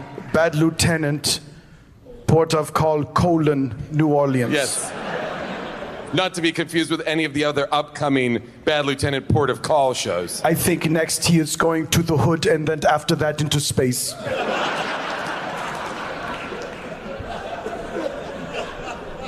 But what other films do you like? For instance, have you seen the Teenage Mutant Ninja Turtles? I have made my own version of the Teenage Mutant Ninja Turtles. Really? In my version, they are in late middle age. One of them develops pancreatic cancer. Oh, I bet it's Michelangelo. Yes. He doesn't take care of himself. Have we talked about this before? No. Too much pizza. It actually was the radiation that made them mutant turtles. That makes more sense. Yeah. Yes, I don't think there's yet a link between pizza and pancreatic cancer. I mean, it travels down in there, you know, I don't know. Do you mean from the mouth into the void that you consider the inside of a human body? I suspect the ooze might have had something to do with it as well. Yeah. That's a secret. Are they still ninjutsus? One of them has taken a self-defense class, but all he knows is to put your keys in your fingers. That's good. That's good. Is April O'Neil in this picture? Yes, very briefly. Oh, nice. She is engulfed in flames. Sure. As she is in all the movies.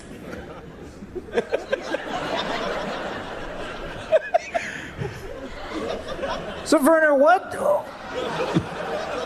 we're here in Hollywood. The place and the land where movies are made. What? Someone said, nah?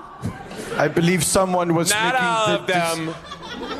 Well, I couldn't tell if they were making the distinction that we are not technically in Hollywood or if technically not all films are made in Hollywood. Either way, good work, pedants. That's right. Make sure, #keep Ackerman honest. It's only fair. It's only fair. But what is your next film? I mean, you must be here working on something. I have a film that is coming out that is all about how the internet is not so great. And it was very upsetting for me to discover this because, of course, as you know, I despise nature as it is trying to kill us at every turn. And so I decided to make this documentary about the internet to basically say, see nature. So you're trying to stoke the flames of that war, the internet, the digital versus nature war that is impending? Exactly. It's going to be nature against the internet. Yep. When you look at, sometimes in the park, you will see a squirrel and he has a look in his eye that says, I'm figuring out how to code. Do you know what I'm talking about? I guess so. That look. That look. If you go to Griffith Park.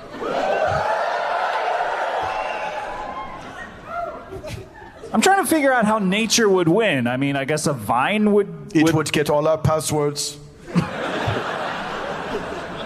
And then all those Scotty Ackerman dick pics hit the internet.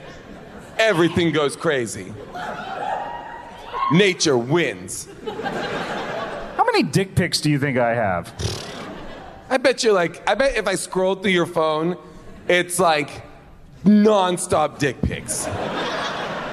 And it's like your dick dressed up in costumes. Do you think that my dog Rocky is my dick? I don't know. Well, it was nice to see you. No. Hold on. Werner, stick around. It seemed as if you were done interacting with me. No, please. We love you. Please stay. Werner, I hear about the Jack Reacher sequel. Yes. And I can't help but think of you. Are you in it? My character in the original Jack Reacher film did not survive the narrative, so that's a hard no for Werner. Unless they want to do It could be a prequel. A prequel. It could be a prequel. Jack Preacher. It could be, but it isn't. I suggested they do a Empire Strikes Back and make me a sort of ghost who appears every once in a while to say, Jack Reacher, I'm very disappointed in you having killed me in the movie. That's smart. I like that. Do you think he's going to reach even further? I heard the title is Round.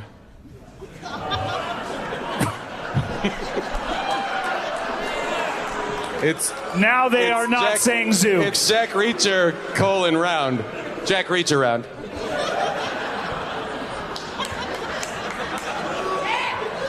You can't waggle your eyebrows out of this one. No, no dancing. He's doing a little Charleston. I almost didn't say it, and then I was like, no, I'm definitely going to say it. The Jason Mantzoukas story. Yep. Hello again.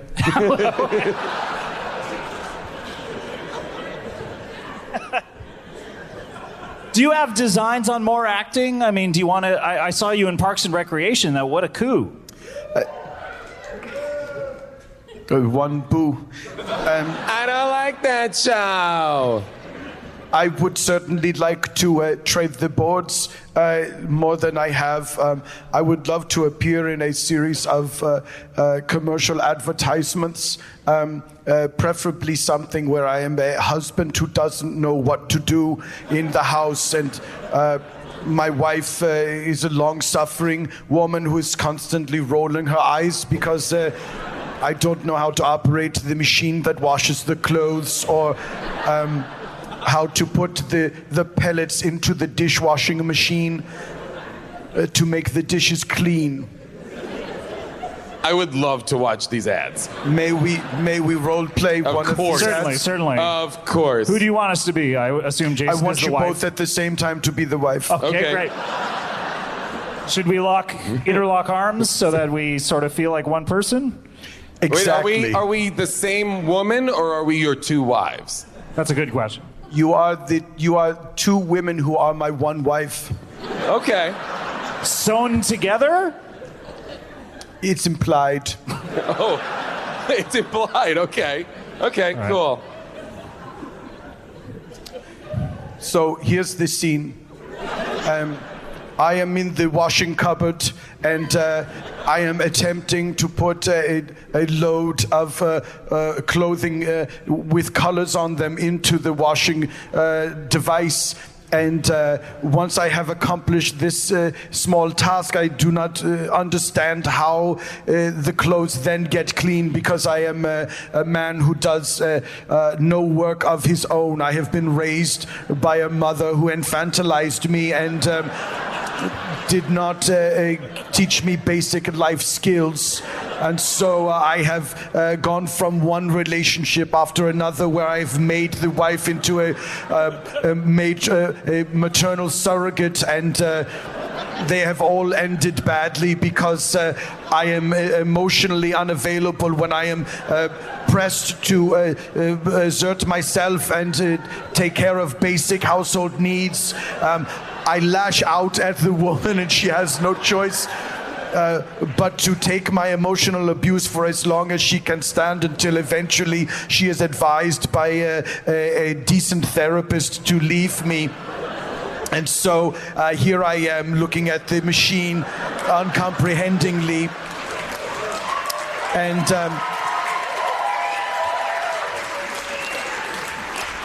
and I cry out in my despair. Honey, which button do I push to make it go? Enter the wife.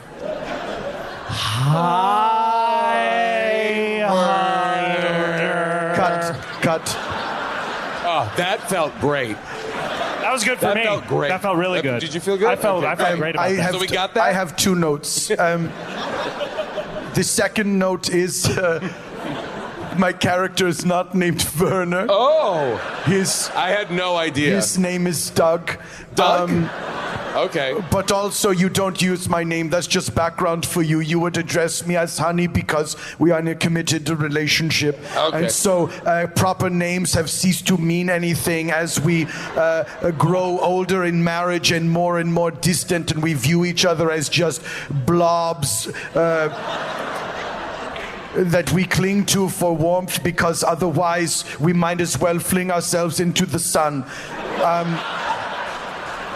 I can take that note. I get Yes. that. Yeah. Great note. Note number one, I don't think you would come into the washing machine room and say, hi.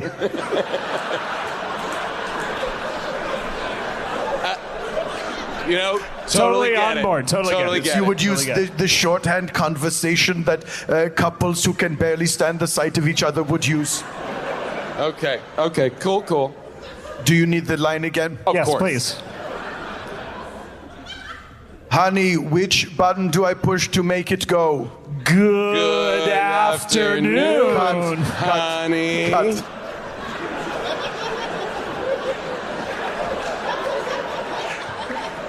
I should have told you that this story takes place at 4 a.m. You know what?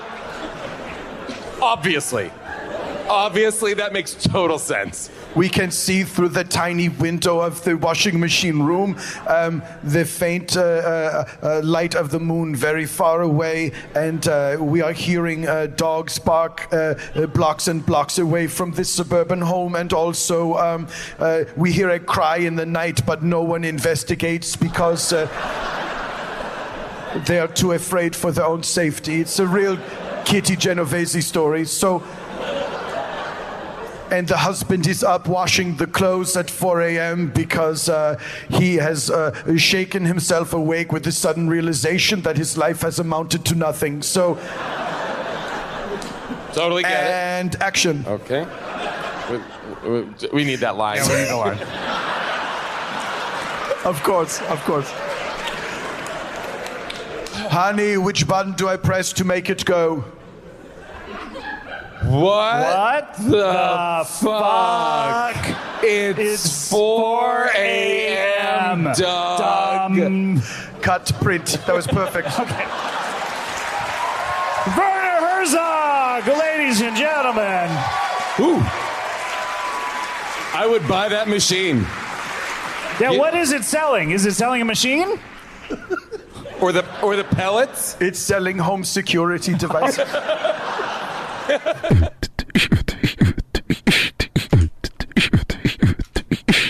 I have, Big Sue, if I may, I have some potentially terrible news for you. Oh, God. I recently heard that pizza may be linked to pancreatic cancer. So I urge you to be... I urge you to that, be... I believe, is still untested theory, though. Honestly, I'm willing to take the risk. You love pizza so much. I love pizza so much. It's worth getting pancreatic cancer. Yeah. What if you saw a sign in a pizza parlor that said, "Our pizza is worth the risk of pancreatic cancer"? Is the sign in the parlor or on the outside? It's on the outside. I'll go in. And why don't you fix your toilet? I don't think we've ever talked about that. It's very personal, Scott. You're the one who brought it up. I just tell you why the carpets are wet. Well, I don't fix it because everyone likes a wet rug. They're selling off the floors. Everyone likes a wet rug? You betcha, buddy. Ooh, that doesn't sound great, Big Sue. Well, it sounds great to most. Also, you keep the carpets on the rug? I keep the carpets on the rug. So they're stacked up? Stack. You flip through like a book. Find the one you like. So when you come in, the ceilings are what, 12 feet high? The ceilings are this big. Because the rugs are up the rugs are so high. We got so many rugs. Oh, wow. You gotta just lay down once you walk in. So all of the carpets are soaked through with toilet water. Used toilet water. A lot of doo-doo and pee-pee in there. Just used toilet water full of pizza shit. Real good. We get it. Yeah.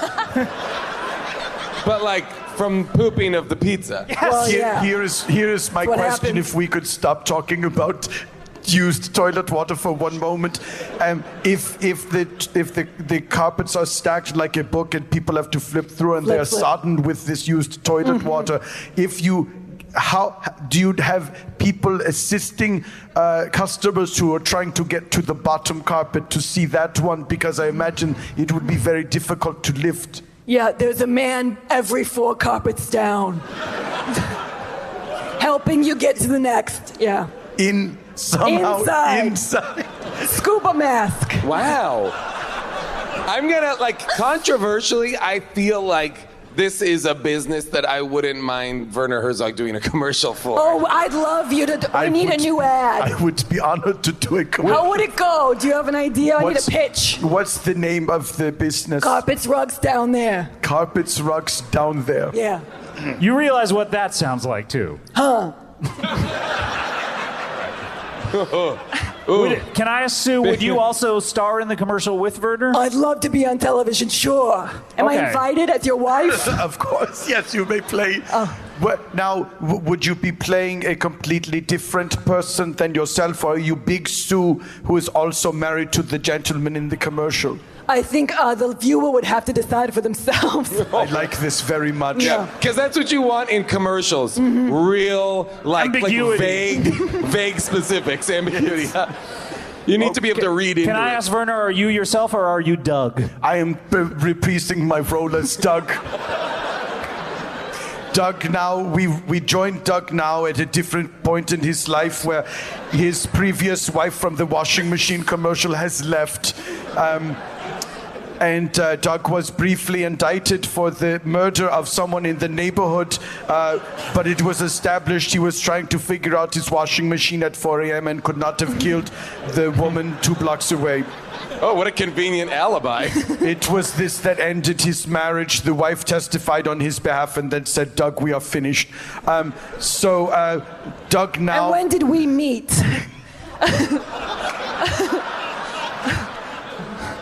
During jury selection. Oh, good. Our eyes locked as you were being questioned by the prosecuting attorney. I pretended to be racist so I could get out, but I slipped you my number. That's right. Yes. You pulled the fire alarm on the way out of the courtroom. And when we were all standing outside waiting to go back in, you put your number into Doug's coat pocket. Yes. The character Doug's pocket. Yes. Fade in. Okay. Are we seated on stools in the commercial? Yes, we are. Okay. It's exactly as people see us now. Okay. We are facing each other, sitting on stools. Okay. Can I ask, are we extras in the commercial? No. That's fair. It was nice of him to answer our questions. Fade in, a ticking clock. It is one of those things where the battery is clearly running down, and so the second hand just ticks in the same place over and over again. Yeah. We do not know what time it is. A coyote wanders through the store with a dead skunk in its jaws. The camera pans over to Doug and Big Sue sitting in the middle of carpets and rugs down there. They are on stools facing each other. Good afternoon, honey.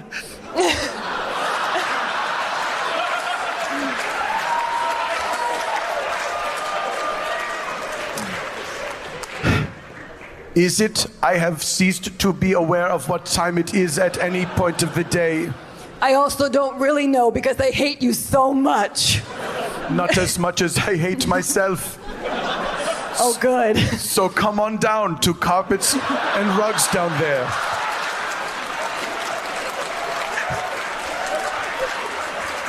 If you buy 2 remnants, you'll get a free kite. 2 remnants? Is that what you said? You're in the carpet business. You have to know. Explain it to everyone else. Remnants of carpet, so you could try a sample at home? Is that what you mean? Yeah, I would assume I you're don't know. up to your eyeballs in soggy remnants at this point. Well, did you like the commercial? It did make me want to buy a rug, although it didn't have in it what I feel like is the true selling point, is that all of the rugs are soaking wet. Oh, yeah, we forgot to mention that. I forgot to include there would be close-ups of the dripping toilet water coming off of each rug. That makes sense. Yeah, that's good. That's better. That's better, yeah. Yeah. Fantastic. This is great, Sue. Fantastic. Yeah. Fantastic. How much business have you done over the past? How many units have you shifted? Oh, units. Thousands and thousands of units I've shipped. Its business has been booming for 25 years. 25 years? Yeah. But the wet rugs are a recent addition. That's new, yeah. Will you keep it? Do you find that it's successful enough that you will now make that your kind of signature? Well, yeah, I kind of have to keep wetting the rugs because they keep drying up. Oh. So I found different ways to do that. Did you ever fix that toilet? It's still leaking. I feel like you would like that. slowly running forever. There is something I that feel is like you guys have a comforting about it. real connection. Yeah. It's weird, but there is like electricity between you two. This is like The Bachelor when you guys have found a bench outside. And I have said, can I steal you for a second? Well, I do need to tell you I have a kid. When Big Sue told me that she had a child, I thought, this is awesome. She is clearly a great mom, and maybe this is the way I can have a family right away, and this will be my future. Thank you for sharing your testimonial with me. You're gonna be such a good dad. Aww. I may already be, I'm not sure. I needed someone to remind me of my details. That's what I'm here for. Sue, you said to me once you would never be married. Yeah, no, never. I'd never do that. But I may have met someone very special tonight. But I prefer you as Doug. Werner, would you care to be Doug for the rest of your life? There is something very appealing, of course, about assuming a different identity that is mine to... What's that? Sorry. I just want to make sure you would go as Doug Herzog for the rest of time. Is that right? Is Doug's last name Herzog? Your name would just be Doug Herzog, right? Sure. Totally normal. A normal name like Doug Herzog. Yep. Yeah. A name that other people do not have. Nope. Yes.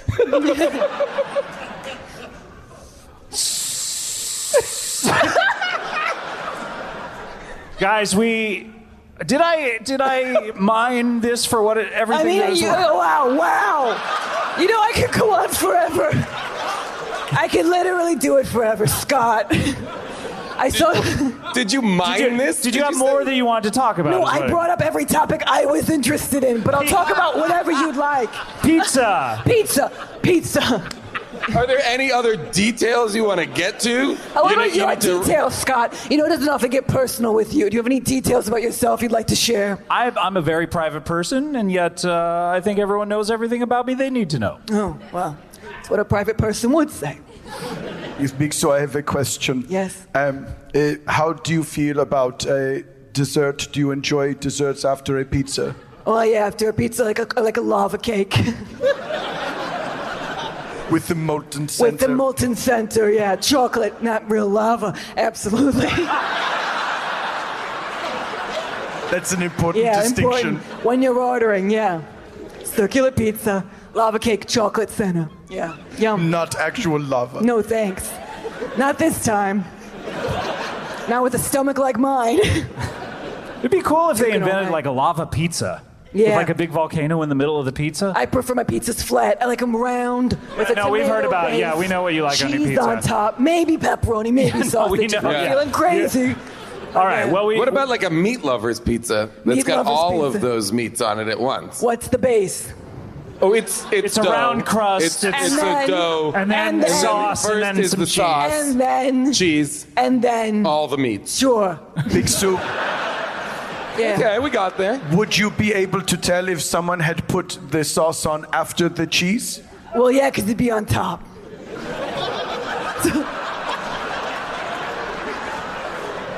What Asked did you and think? answered. Like Werner. that's a real no duh. I guess I was picturing in my mind that the pizza oven would render it all what you always see on a pizza, just a sort of... What do you always see? What do you see when you look at a pizza, when I Mr. look Herzog? into a pizza, I see at once the past and the future of the planet Earth. Cool. A barren wasteland where there is no life. Yum.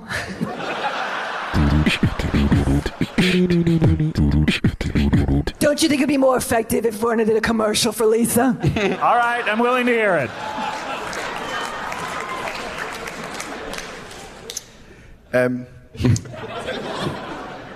Fade in a mattress store It is on fire.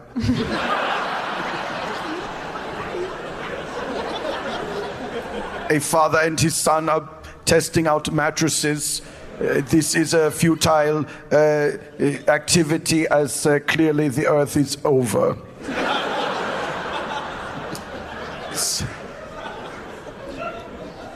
The son bolts from the untested mattress, runs out of the store. The father runs after him, but he trips over a box the size of a mini fridge.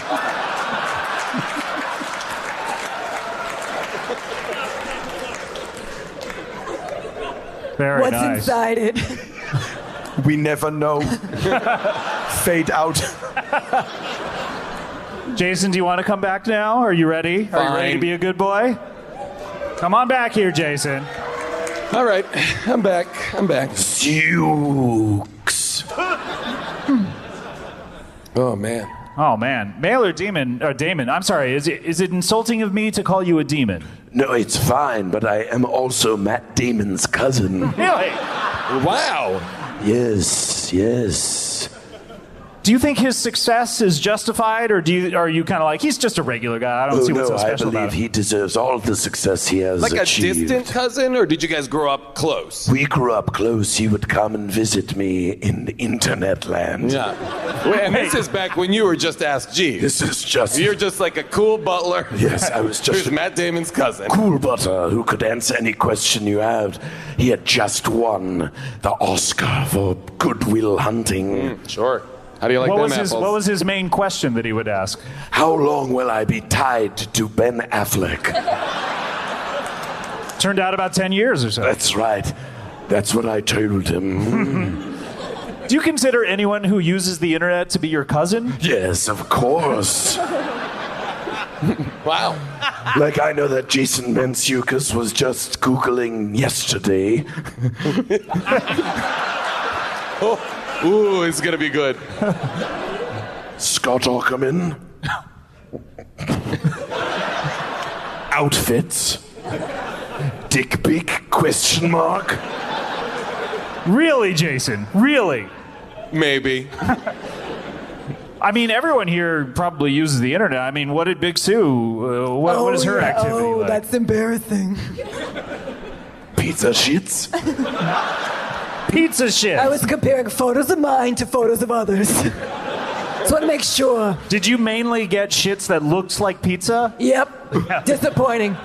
Yeah. I'm glad we're back on this this safe ground of discussing human waste. And of course, Werner's was Googled nature versus internet? Question mark. Not as many hits as I would have liked. And then it went to nature versus internet feet.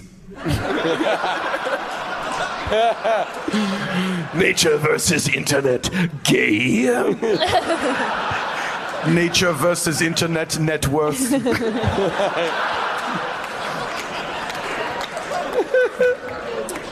Nature versus internet.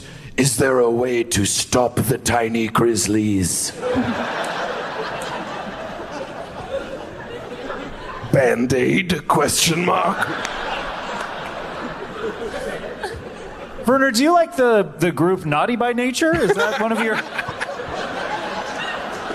I would prefer if they had called themselves Naughty at Nature.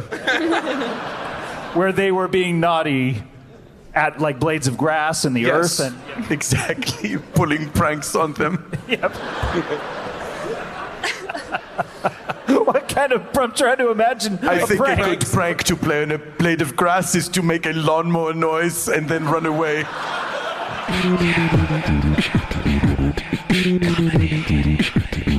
I will say I had a very lovely sleep on a Lisa mattress.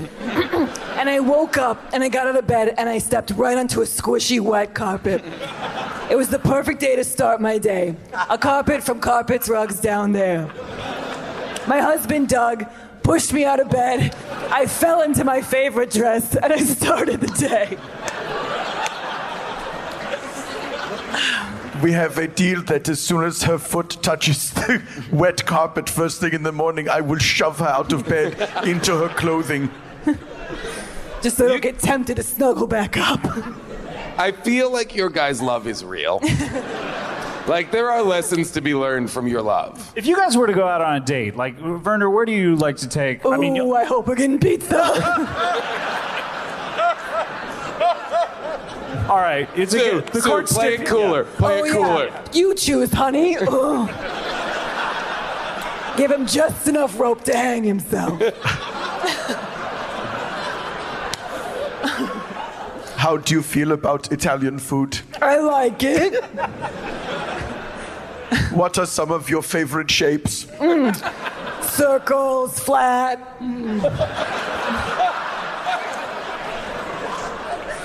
I've got good news for you. What is it? We're going to a pizza party. Yay! Hello. So excited. Big Stew, Werner, may I am your waiter here at the pizza place? We're already there. It's called Sauce on Top. Hold on. Just Honey, give us a moment. Honey, what is this? What is the matter? You I said didn't you see like a sign pizza. outside saying the sauce would be on top. We go through this every time. You say you like pizza, I take you to a pizza restaurant, but we have this same fight over and over. Let me tell you what I said every single time we fought.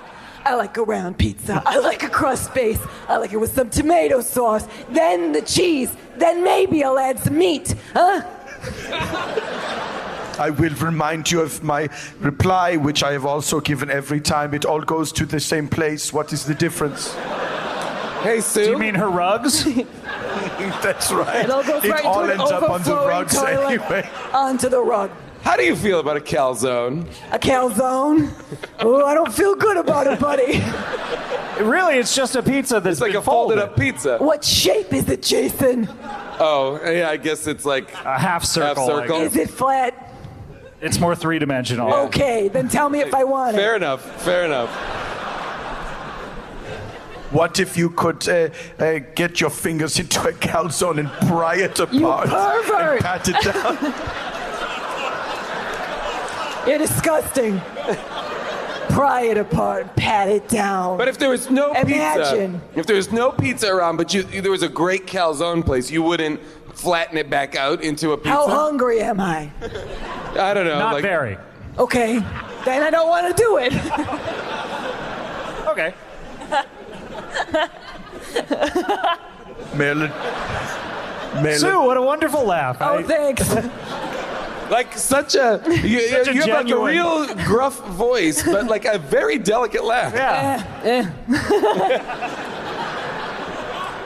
Marilyn Can't explain it. Marilyn Damon, do you like pizza? I love to eat pizza. I love to eat pizza emojis. I eat all types of digital emoji pizzas. I've never tasted actual food before. Feud. You've never tasted feud before. What's it like? It's so interesting because on the internet there's so much food out there. There's menus for restaurants. There's blogs about There's food. recipes that tell you how to make food, and there's like books. I saw a about- picture of food once. Just once? On the internet, yes. What site were you on? I think it was food.com. I just had one picture. Makes sense. I wouldn't be surprised if there was food. I was late for work. You didn't scroll. I didn't scroll. Go to food.com/bangbang for 75% off all food.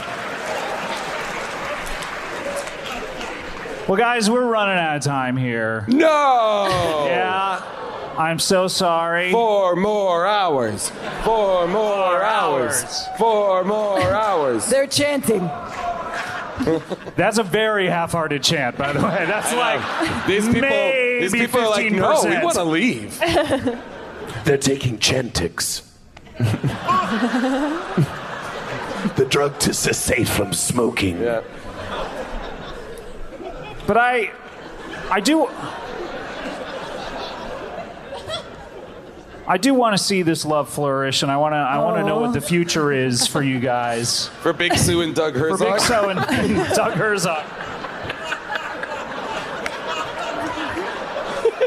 We never fully established if I was Big Sue. It's kind of up to the audience's interpretation. That so I is may or may true. not be Big Sue in the world of my relationship with Doug. Who would you rather be? Oh, I wouldn't rather be anyone. We're just not sure who I am. Exactly.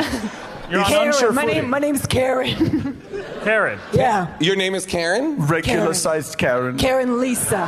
Hey, My name's Karen. Karen Lisa. Can I I'm a ask company. Can I ask Karen a question? Sure.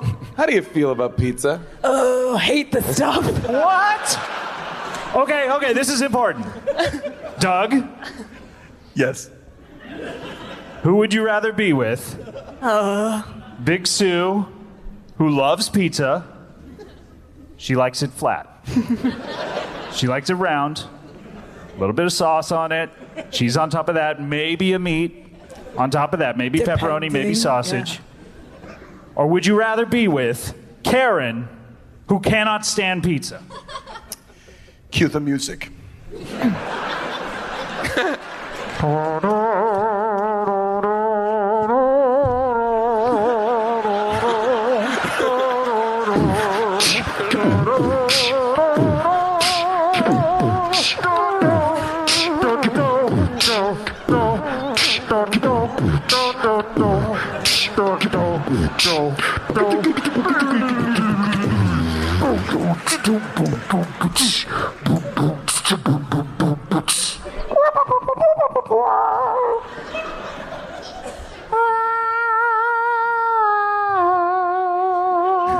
Cut the music.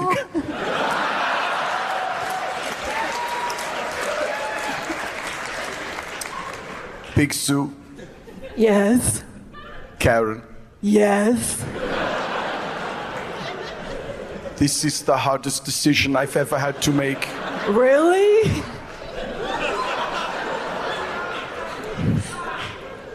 Now, Werner, we're going to want your answer right after we hear another commercial for Lisa Mattresses.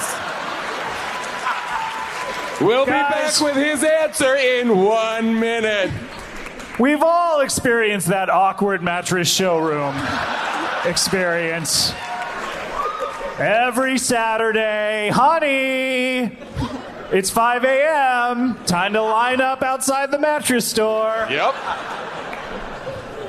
If we But don't what if get you there don't- early, then the line's going to be long. It's going to take us even longer. Don't you want to do away with all that? Get a Lisa. The end. You didn't even talk about the 3 layers of cooling comfort. Mystery foam. Welcome back. Before the commercial.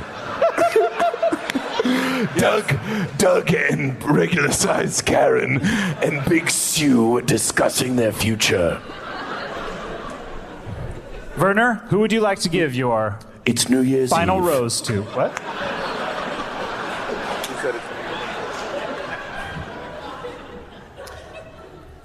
Wait, did you say it's New Year's Eve? It's not Mother's Day. And it's not Valentine's Day. No. Got It's it. New Year's Eve. Got it. Big Sue, Yes. when I first met you, I thought perhaps this is someone I could see as my soulmate until I remembered there is no such thing as a soul.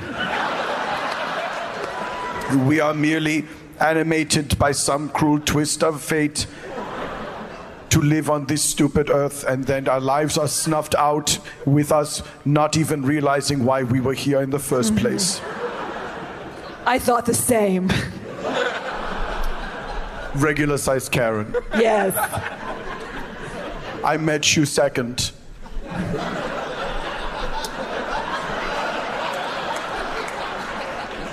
This is very hard, but I have to say, Big Sue, Yes. will you do whatever it is we said was going to happen after I make this decision? Accept a rose. Yes, that. Yes. I will. Okay. Now what?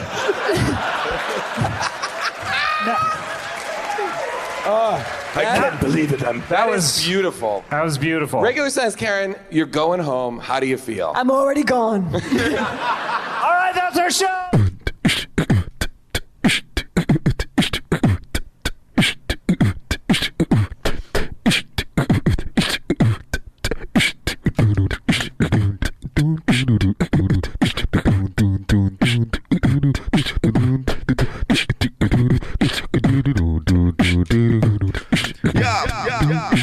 Comedy bang bang bang bang.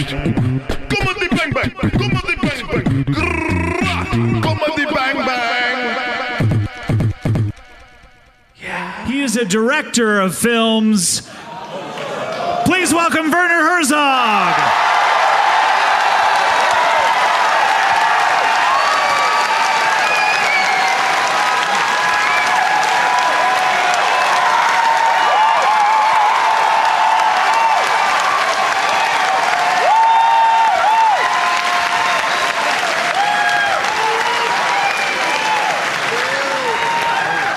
Dankeschön. Scott, what a pleasure it is to be here. Thank you for having me on your show here in Boston, Massachusetts. You're quite welcome, Werner. It's always a pleasure to see you. I hope this is true. Do you have doubts or... I know that to some people, my demeanor can often be very dour, which is the way it's pronounced, not dour. Is that true? That is true. Why Welcome to your language. Why then would the company doers, you know? Who do you think is behind this mispronunciation? They're behind Follow the money.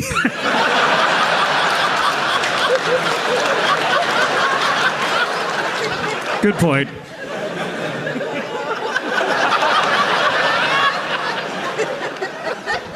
Werner, I saw you 1 week ago. Yes. A mere 7 days ago. We were in Los Angeles, California.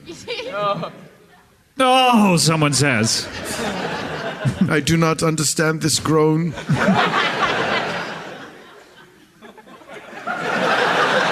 No answers are forthcoming, although I stared bleakly into the audience in the direction from which the groan came.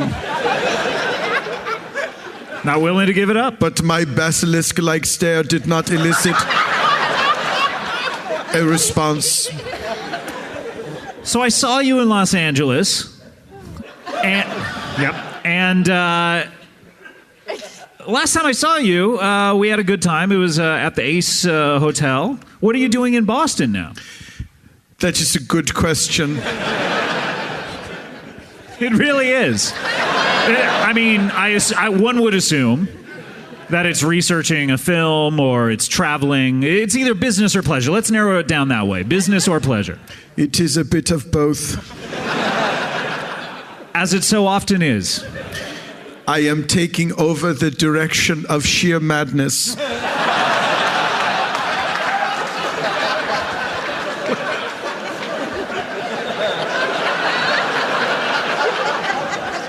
Explain to the certain amount of the audience who doesn't know what sheer madness, what that is.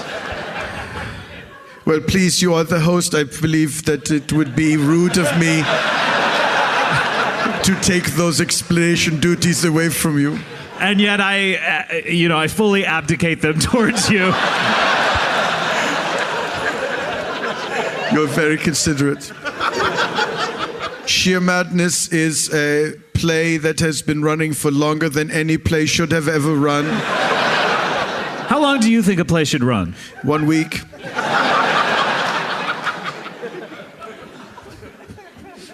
It is a comedy murder mystery show. Murder is funny to them. To the creators of the play? Yes.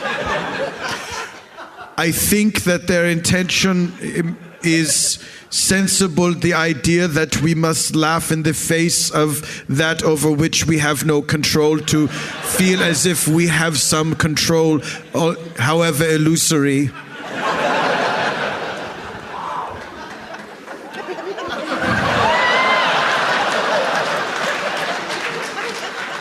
Are those the themes you hope to mine when you direct this? I wish for people to come to Sheer Madness, the campy romp that has been running for 100 decades.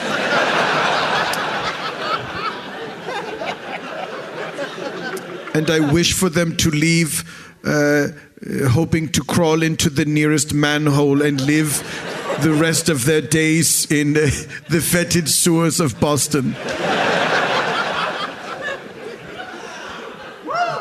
Hold on, there's more. Knowing that they are merely living in an underground sewer for a change.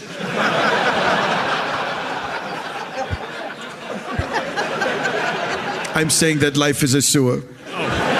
I thought you were saying the city is an above-ground sewer. No, Boston has no claim on living in a sewer. That is the claim of planet Earth. When you think about it, we all poop. Where's it go? When you think about what? Where's it go? I see no evidence of it. Where's it go? What are you talking about? Prove that we poop. And I'll believe you, but no one has. Have you ever had occasion to buy a product known as toilet paper? I don't keep it, though, in the house. The used stuff. Anyway, we're getting wildly off topic.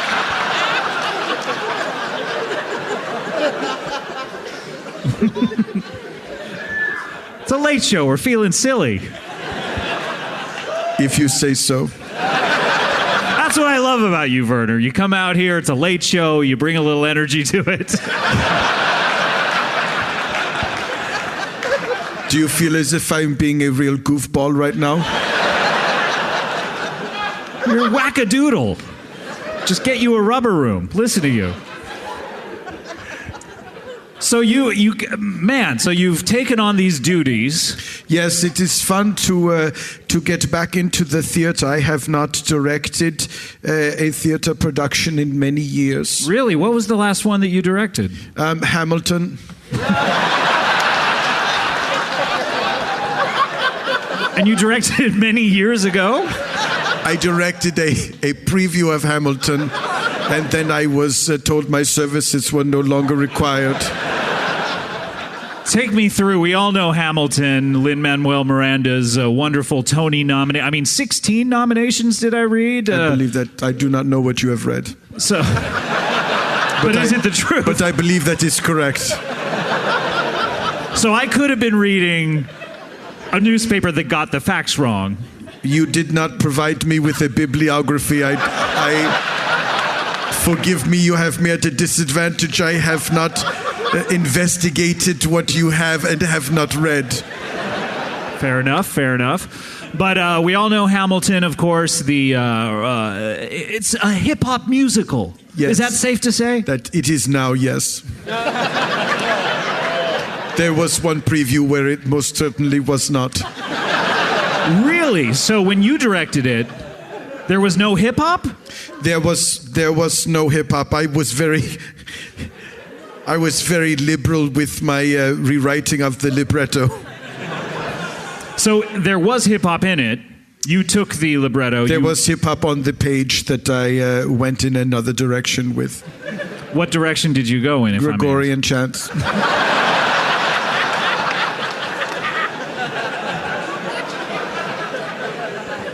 So take me through when these would come up. Alexander Hamilton, he arrives on a boat to the new land. Every place where there is a song in Hamilton, imagine there was a Gregorian chant.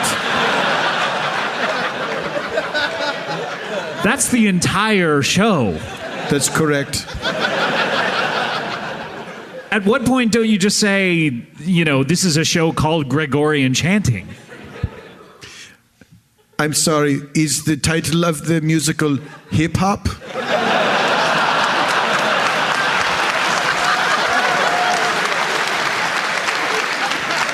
I am being sarcastic. It is not. It's called Hamilton. But your Gregorian chants, were they about Hamilton? After a fashion. They obliquely referenced Hamilton many times. I thought the creator would be satisfied by this, but we had a disagreement. And how did this come to a head? I mean, Lin-Manuel Miranda is a fiery guy. He's passionate. We had a discussion after he got out of the hospital. He had to have his jaw reset because when he saw what I had done to the production, his mouth hung open so violently that he damaged not only his jaw but his Adam's apple. The force of his chin hitting his own neck. Really? Caused a trauma. Like a carnival bell that you hit with a hammer? Like a carnival bell that you hit with a hammer. I am agreeing with you. It is the perfect example. All right, Vern. Many times as a boy, my parents would take me to the carnival and I would say, please, mother and father, let us go directly to the bell. My favorite carnival attraction.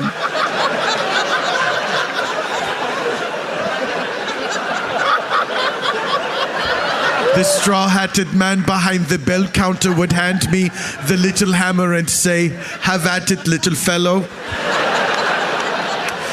But be quick about it, there's a huge line behind you, as there always is at the carnival bell.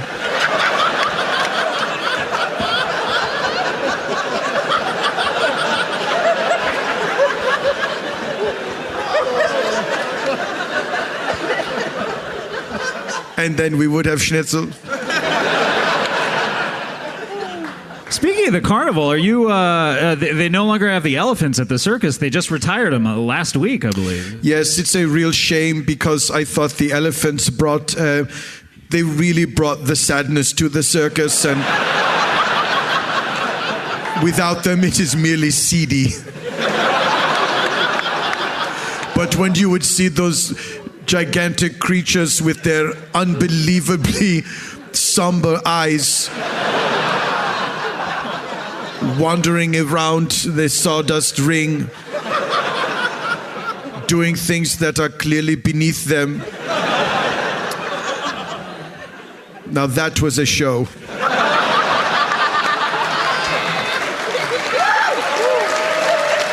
Yeah. Well, fantastic, Werner. You always light up a room, I have to say. It is better to light up a room than... Room up a light? What am I, you?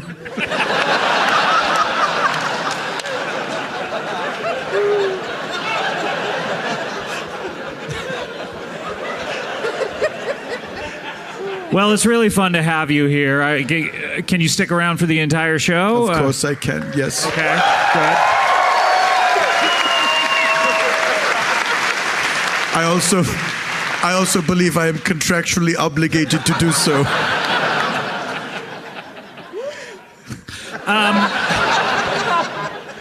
We do have another guest, and I hope this isn't awkward at all for you. Why would it be awkward? Well, for me? I know I didn't introduce any of my guests backstage to each other. No, you had us in 3 separate little rooms. And they were soundproofed. Yes. They had foam walls and door, and we could not hear anything. And I put the headphones on you that were just blaring loud music. That's right. They could have just been noise-canceling headphones. Nope. You didn't. They were both. They were blaring loud music, and it was canceling that noise. Why? I hope you save the receipt because some of the music came through.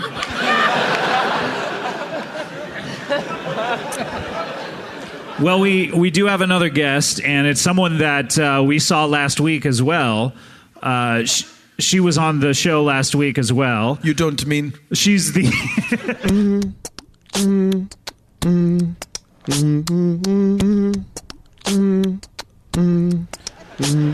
Tell me about your date. You guys went out on a date. Fine. It was pretty good. Well, what did you think? I don't know. I mean, we never really dissected it afterwards. I mean, did you have fun with me? It's true that as soon as the date was over, we agreed to turn our backs to one another and walk in a straight line away from the spot where the date ended. And I never got back to my hotel. You were going in the opposite direction. It was the wrong way, but I had to go straight forever. I ended up on this stage. Wow. That is serendipity. I know. It was poor planning on my part. We went for a horse-drawn carriage ride. Yes. Very romantic. Very romantic. We sat under a blanket. Was that an impression of the horse? Yep. Just to give you... Oh, he's clomping like it. Okay, good. Really setting the mood here. This is fun. This is fun. Feels like you're there. Mm-hmm. Yeah, wow. The hansom cab took us to a park where I had laid out a picnic dinner. We were to dine under the stars. Yes, it was very cold and wet. Like your rug store. Exactly, just how I like it. Yeah. I wanted her to feel at home. Yes. What kind of picnic dinner does a Werner Herzog lay out? I mean, ordinarily, yes, it would be a simple meal of flatbreads and tonic water, but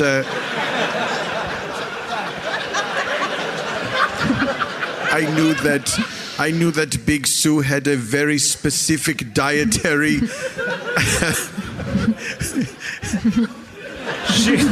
requirement, and so we had pizza. Yes. It was really good pizza. It was round. The base was round. The base crust. of it. Yeah. I started as a dough, I would say, but it became a crust. Then there was a red sauce, sauce, marinara, some cheese. with some cheese on it, melted. Some melted cheese. Then I thought of perhaps adding a meat, either a pepperoni or a sausage. Maybe. But ultimately, he went with none. And it was great. We both picked up the pie, and we just bit until we kissed in the center.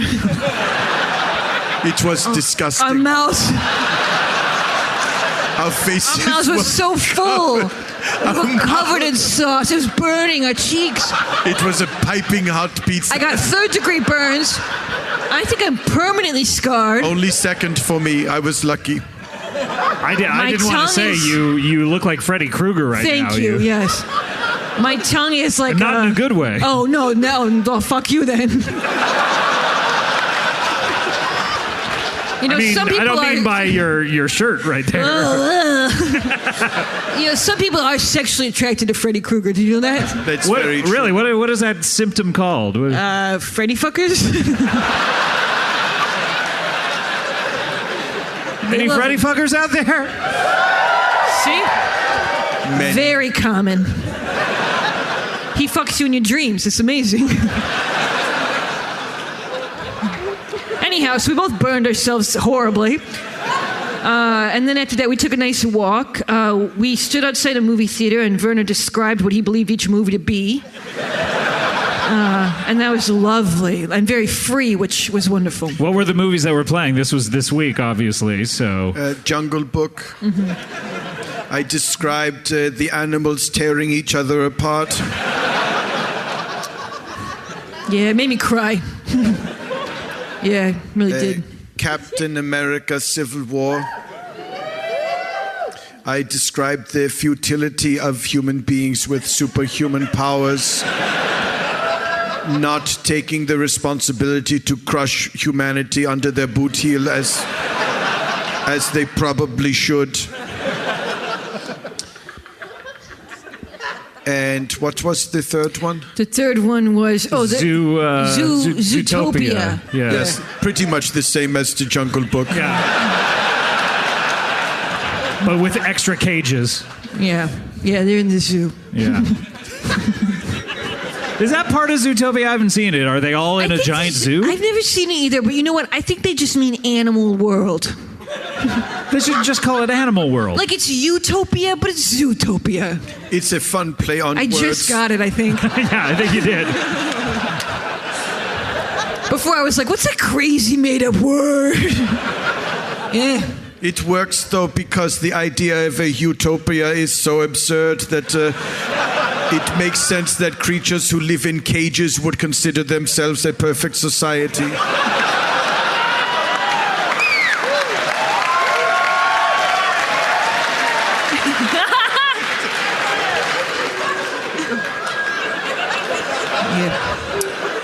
Well, so this is romantic. You have sure third-degree is. burns. Yeah.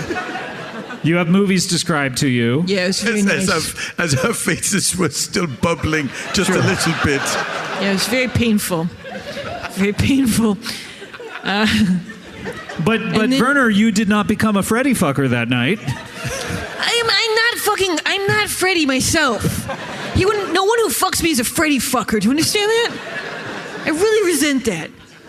It is perhaps an unfair conflation that you are making. I understand I have hideous burns all over my face. And you're wearing a plaid shirt. Okay, so sue me. To be fair, as a film director, No pun intended. I must point out Freddie did not wear a plaid shirt. He wore a striped sweater. Yeah, you know what? Close enough. I thought that as well. Would you like to direct a reboot of that? I would love to. What would Werner Herzog's port of call, your dreams be? It would be, of course, Bad Lieutenant, port of call, Elm Street. And everybody would be a burnt-up monster trying to visit the dreams of one person who is unable to fall asleep. Wow. Torturous. You get it. Yeah. It's tough. So you guys just parted ways after that, or you? Well, no, we walked in the back. We talked about our lives a little bit. You talked about your lives, really? We talked about our childhoods a little bit. Childhood? To get to know each other a little I don't more. really know anything about your childhood. It was bleak as fuck. Yeah. It was pretty bad. Yeah. Yeah, wow. Yeah. But we're not on a date. Wait. I have to be on a date to find out how bleak your childhood was? Yeah, I share that with potential lovers. So they know how needy I'm going to be in bed. God, I'm needy. And Werner, did you share any details about your childhood? Just about the carnival bell.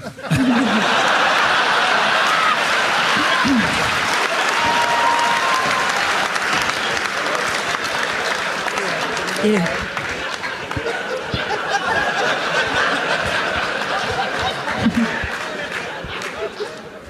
What would happen if I just walked up? It would be an interesting experiment. You got somewhere to go? I don't know. I want nothing more than to get to the bottom of this. I mean, what went wrong? It sounds like an intimate experience. You know, you've suffered tragedy. No one said anything went wrong except for you. Wait, but you guys took off in opposite directions. It was a first date, and I'd like to consider myself a gentleman. Yes.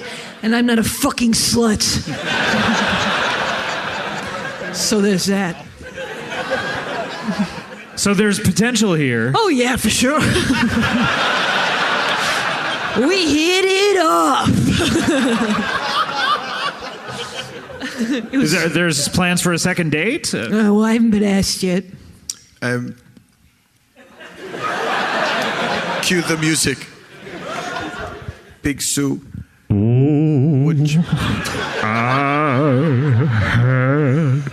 you do me the honor of accompanying me on a second date?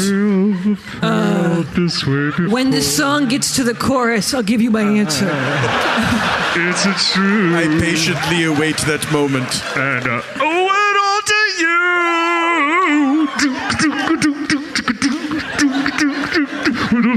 you.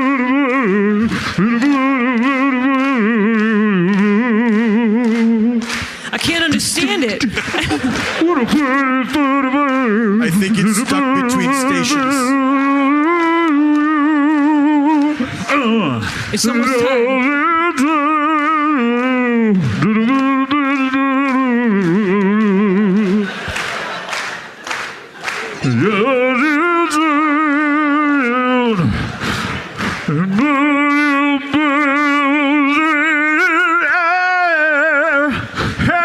Yes, I'll go out with you. Thank you.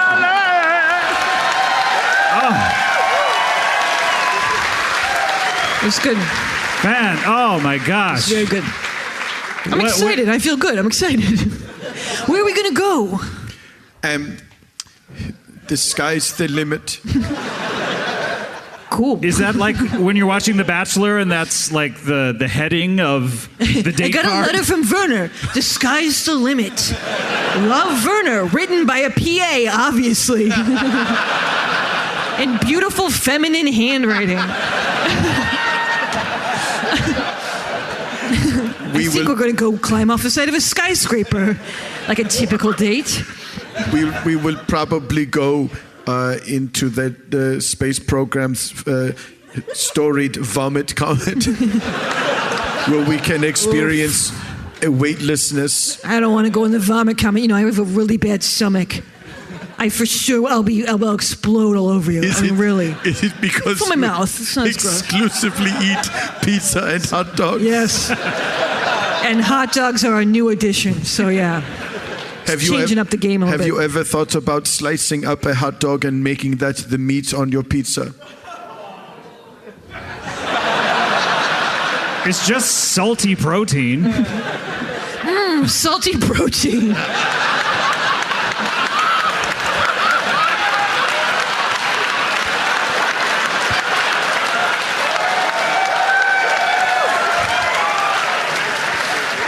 Oh, I thought he was gone. Yum, yum, yum. No, you know, I never thought of that. I actually was never interested in hot dogs until today. Well, yesterday when I bought my ticket.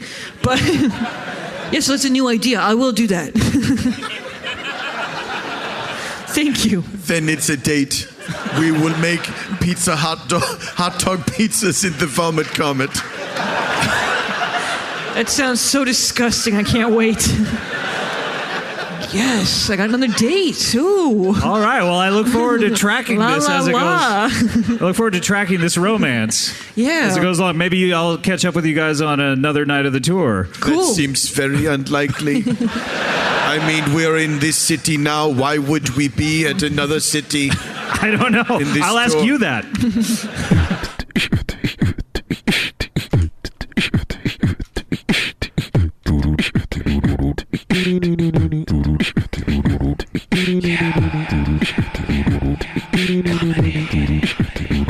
Yeah, comedy bang bang, comedy bang bang, bang bang comedy, comedy bang bang, bang bang goes the comedy. You are listening to Comedy Bang Bang. He works within the milieu of film.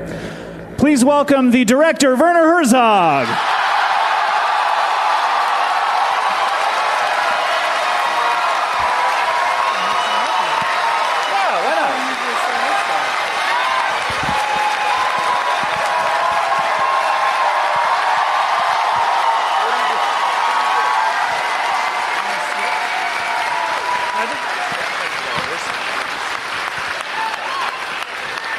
These are very close stools tonight.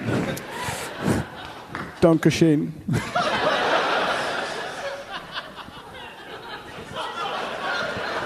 Scott, if I may be so... You are whipping me with the microphone cable in the manner of Indiana Jones. For some reason, we have talked about Indiana Jones during every tour stop this year. So? I don't know why. Werner. I never tire of analyzing film and the tactics of its heroes, and this Indiana Jones is a curious character because, of course, he is the hero, and yet he is a rampaging murderer. It's true. He could have... That guy with the swords, he could have tried to apprehend him. To shoot him. He could have walked away. He was very far away from the fellow with the sword. He could have just turned right around and said, I don't want to fight. Also, why did Indiana Jones not join the war effort? He's clearly an able-bodied man who loves killing Nazis. But we needed, I suppose, America needed its archaeology professors back home.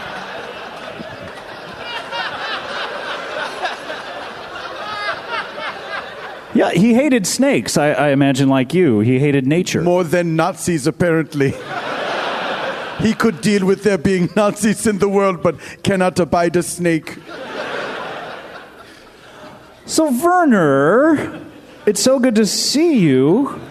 It's good to see you. I feel like the last time I saw you was in Boston, Mass. That sounds correct to me. Mm-hmm. Where did you park your car there? I'm always interested in, people's parking situations in other states. Well, before then, we had seen each other in Los Angeles, California, and I will say that I did not park a car in Boston because I had my phone's GPS set to the wrong instructions, and so I was forced to walk from Los Angeles to Boston.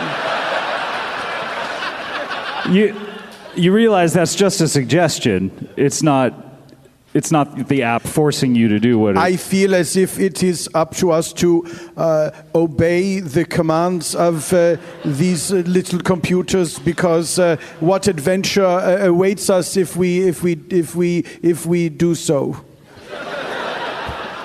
Do you feel like the computers are going to soon be sentient and rise up and take over the earth? I pray that this is the case. Why is that? You don't like humanity very much. I don't like nature. I like humanity. I like being a human being. But I do despise nature, and I wish we could get rid of it. What is your perfect, ideal setting when you walk outside? Like if you didn't have to look at a tree, Do you remember those commercials for the Macintosh computer where it would be two people standing in a white void? I wish those two people would get out of the way.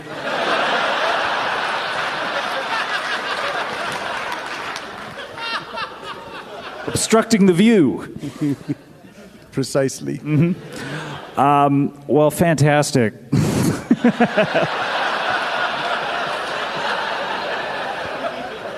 How many words would you say are in your vocabulary? 25? Great? I feel like I use great a lot. Is there a word that you have that you use constantly?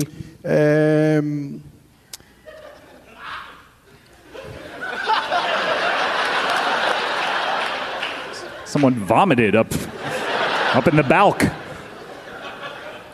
Probably despairing. Does it, when you're on your phone, does it autocorrect the minute Every single time. Sometimes I would like to say to someone, hey, would you like to get some dessert? And it autocorrects to, would you like to get some despairing? And does the person kind of know what you mean? By this point, yes. Who are you texting? Like, what is your life like? You know what I mean? It seems like every time I see you, we talk about work. We've talked about, of course, the Good Will Hunting remake. Is that still happening? It's still in the mix. But we never talk about your personal life. Of like, do you have friends? I've never see you with anyone. I have many friends. Of course, one of my greatest friends is no longer with us. The madman Klaus Kinski, who was my friend and nemesis for many years. I put him in many of my films, and on one occasion he tried to bribe the natives of a foreign country to murder me. But the joke was on him because the natives came to me and offered to kill him for free. Is that how he died? Did you take them up on it? I should say no more about this. We'll move on. So, do you have a new project in the works? I mean, you're always up to such interesting things. You have, several port of call movies that you've gone through. That's correct. the Port of Call series keeps churning on. I'm glad you asked because I'm very excited to announce that I have an online film school that is going to be available to the public. I read about this. I read something about this. I may have not clicked on the link, but I saw your name in a link. Thank you for your candor on whether or not you clicked on the link. I will certainly take that under advisement as I continue to live my life. What I mean to say is I don't have any of the info that I would need in order to sort of nudge you along the way here with your story, but... Thank you for your nudge offer, but I already know my own story, so it is unnecessary. It's an online film school. The idea is that you could go online to my film school and learn how to make films online. I don't know what else to say about it. That's the setup right there. It's an online film school. Do you teach classes? Do they watch videos of you? Yes, they will see me via live streaming, teaching classes and archival videos. And I feel that anyone who wants to make a film can make a film. And there is very little that you need to know. For instance, I say that storyboards are for cowards. If you are meticulously making little drawings to say, I think this should happen at this moment, you are not being brave enough to live in this world, and perhaps you should go take a hot bath with bricks in your bathrobe. That's such an evocative phrase I've never heard before. It's the closest I could get from the German phrase. Oh, I see. You don't have a word for it here. Which word did you substitute? The bricks, the bathrobe, the... Well, it's a concept.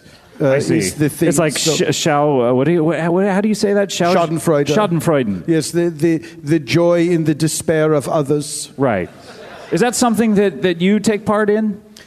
From time to time. I am only human. I believe everyone does at some point or another. What matters is whether or not we stay in that place, whether we wallow in the despair of others, whether we can only get our glee from others' pain, whether or not we are putting a bucket filled with water over the door jamb so that somebody opens the door and then the bucket of water falls on them, or if we are watching the Home Alone movies for the wrong reasons, because what you are supposed to be watching that film for is to see a beautiful reunion of a family, not this cruel, sadistic boy who somehow his brain devises these insane tortures that he does to these grown men.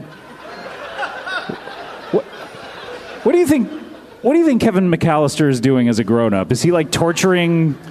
I am certain that he is dead. You may ask me any character from cinema. I will tell you if they are alive or dead. Oh, this is good. Really? Fantastic. Gotta go with Tron. Tron is alive. Tron's alive? Yes. Why do you think that? He's very good at light cycle. Keeps up some exercise with that light cycle. Yes. You're thinking of the light cycle as an exercise bicycle? Yeah, well, he gets, yeah. It's the light... Doesn't he take light cycle class? Have you seen the film Tron? I believe I have. The light cycle races are races to the death. They are not so much somebody playing sweet 80s jams while everyone sweats it out on their light cycles. Maybe I'm forgetting. It could be. Let's see. Okay. How about Uncle Remus' Song of the South? That's a tricky one. He is sealed forever inside the Disney vault. It's true. He is neither alive or dead. He is Schrodinger's racist movie.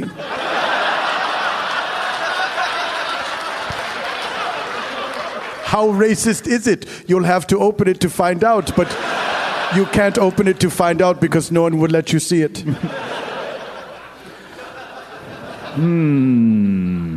As long as you can't see it, it's not that racist. It didn't happen, in other words. It happened. What is your favorite film of all time? I don't. And you can't say one of your own. You can't say, what was that one you did, Bear Man? I think that you are referring obliquely once more to the one film you seem to have any cognizance of my having directed, which is to say the film Grizzly Man. Grizzly Man. That's right. That's right. Yes, it is.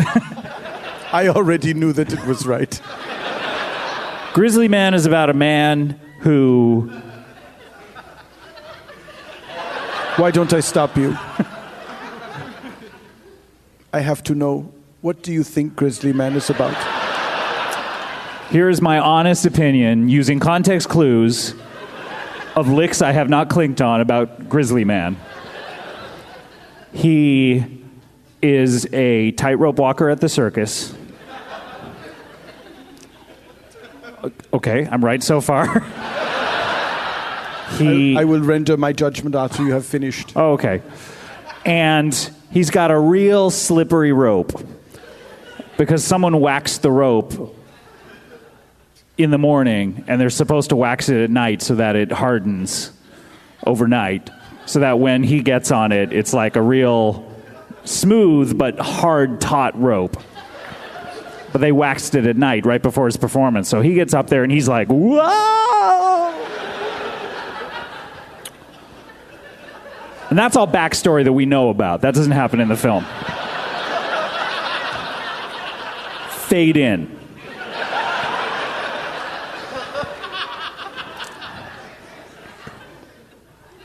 This guy, this modern day Goldilocks, he's got real long hair.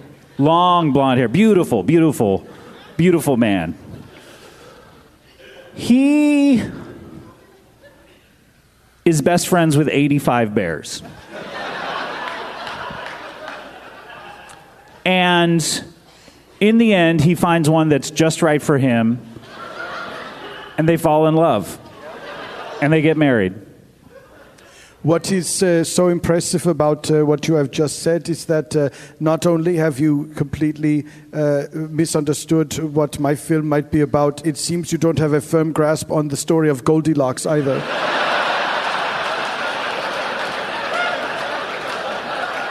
That's fair. She did not sample 85 bowls of porridge or try out 85 beds. How many did she have? She had 3. 3 of everything. She broke into the home of a family of 3 bears. Hence the name Goldilocks and the 3 Bears. Is her name meant to imply she's like good with locks? Like that's how she broke into the house, or what? Do you remember when you said that this Goldilocks character in your film had a beautiful long golden hair?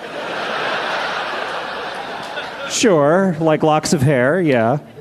I think it's that. Oh, got it.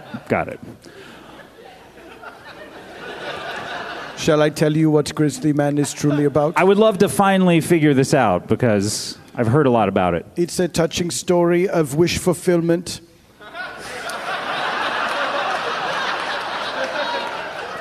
There is a young man who wants something more than anything else in the world, and in the end, he is able to make his wish come true.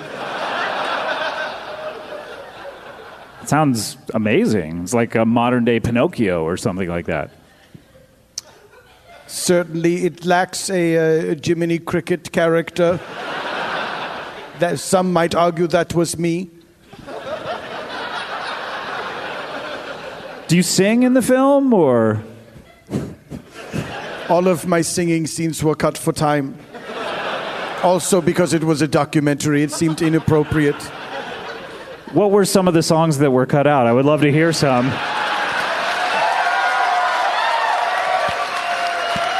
Give us maybe a glimpse of the theme song.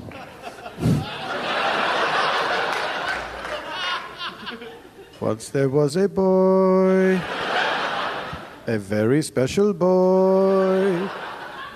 He had a wish to see a bear from the inside.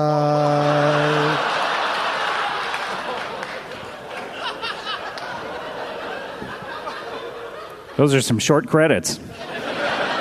You asked for a taste, not the whole thing. That's how you get me. Every time.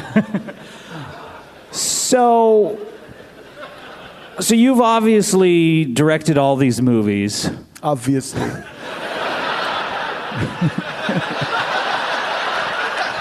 I'm struggling here, Werner, because I don't know your work all that much, but I love hanging out with you. You seem profoundly incurious about it.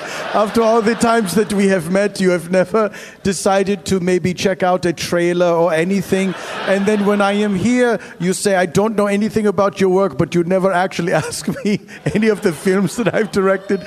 You sort of refer to Grizzly Man in a different oblique way every time. And you don't seem to retain the knowledge of what it is truly about. I know you did Port of Call. That's not the full title. Port. Nope. Louisiana. Where was it? It starts with a person. Nicolas Cage. His name is not in the title, but the character is in the title.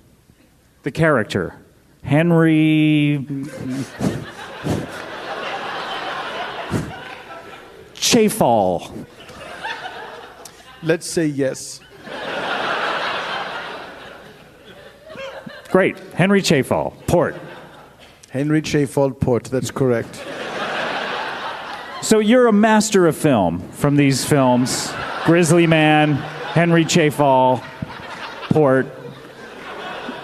So who better than you to teach online filmmaking? Exactly. What I like about it is it only involves the computer. It does not involve a desk, which is made of wood, which is made of nature. And anyone can do this. They do not need to plan anything. All they need to do is have a desire to make a film. And what I tell people is, my students, I tell them, all you need to make a film is right in your life. You must have an insane best friend who tries to drive you mad, and maybe you want him to be killed. If you're making a documentary, you must insert yourself into the proceedings as much as possible. And if someone is a mentally ill person with a death wish, make sure that you get them in the light. So those are the three things. So it's almost as if I've taken your course Pretty right much now. It. You don't need to click on that link now. Woo! Thank gosh. How much is your course?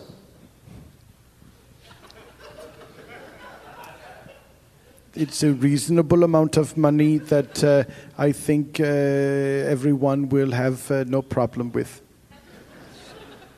Meaning? $10,000. $10,000? Yes, you must have a PayPal account. That's like Trump University money. But what would you learn there? I guess how to be a cool dude, and I never really figured out what that was about either. It depends what it is you wish to learn, but I wish for people to learn how to make films, and it's online, so I wish that computers will learn how to make films on their own, and I wish that computers would learn how to simulate human beings and then to replace us. You look forward to that day. That's so interesting to me because, I'm just in abject terror of that happening, like human beings to be obsolete. I mean, what would we do? Well, obviously we would be a slave to the computer masters and do their bidding. What do you think computers would want us humans to do? Plug them in.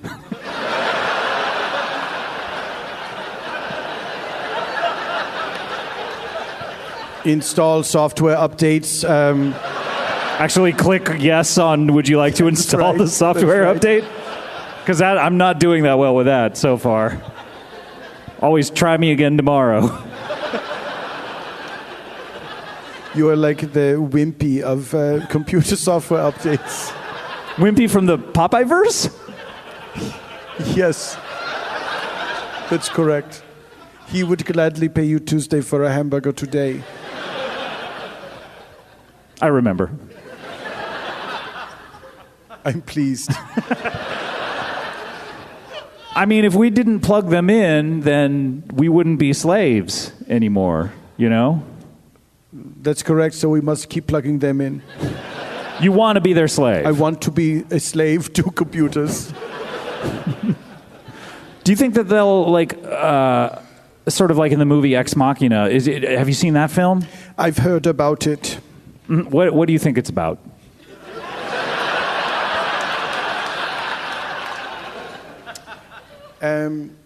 I think it's about a man who is married to a machine, then they get divorced.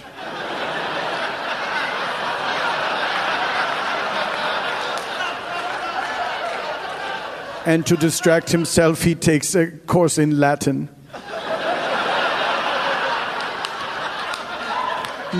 Maybe Greek. I'm not sure. I'm not sure. Greek, I think? Maybe. Yeah, I think it's Greek.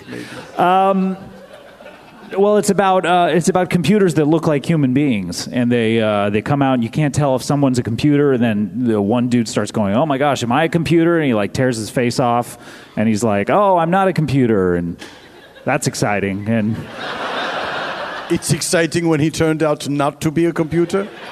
Because he tore his face off for no reason. It was like, "Oh no, now I have chunks of face in the sink," and. Was it just a terrible fantasy as depicted in the movie Poltergeist, where a fellow sees a hunk of meat crawling across a kitchen counter, and then he has to go into the restroom, and he pulls his own face off? Face? Off? I don't know. I haven't seen that. You have not seen the film Poltergeist? I've not seen Poltergeist. Is that one of your favorites? You've mentioned 2 Spielberg films. Is he someone you admire? It was until I discovered he uses all those storyboards. What do you think of Jaws? That's like the ultimate man versus nature movie. I like the ending. With where Richard Dreyfuss like turns to Roy Scheider and a little bit before that.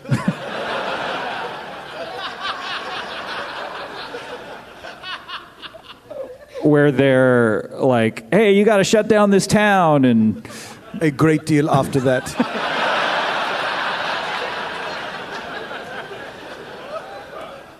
That story that he tells about where he got his scars. Keep going. I mean, they blew a shark up at one point. Bingo.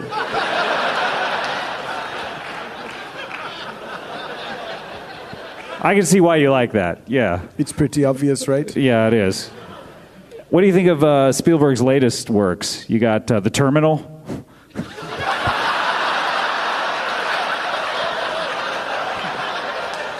The Terminal is wonderful because, of course, it's computer errors that keep this fellow staying in the terminal. The computers have granted him a home in this airport. All he wants to do is listen to jazz, and it's almost like the computers don't like jazz. The most human of art forms, jazz. Yeah, you get it. Like if you wanted to go to an EDM festival, they would probably be right this way. Well, good luck with your online course. Thank you. Sounds amazing. Good luck to you with your ignorance of film. Can you stick around? Is that... I have literally nowhere else to go. Great, fantastic. Well, you are going to be very interested, I believe, in our next guest. Is that so? You have a little bit of history with her. On a couple of the tour stops, you met her in Los Angeles. I think I know who you mean. Who else did you meet in Los Angeles? I'm being coy. I know exactly who you mean. Okay. She is an entrepreneur. She has a business called Carpets and Rugs down there. Please welcome Big Sue.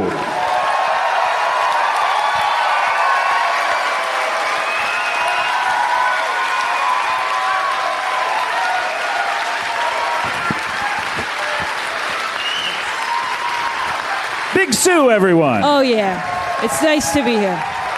Thank you. It's great to see you, Scott. Werner, how are you? Hello, Big Sue. Wow, the tension is palpable here. Last you guys saw each other, you had gone on a date. That's less you know about it. Yeah. Yeah, we went on a date. Yeah. He texted me a lot after that. It's true. I love texting. Yeah. You don't do it while you drive, do you? Never. It can wait.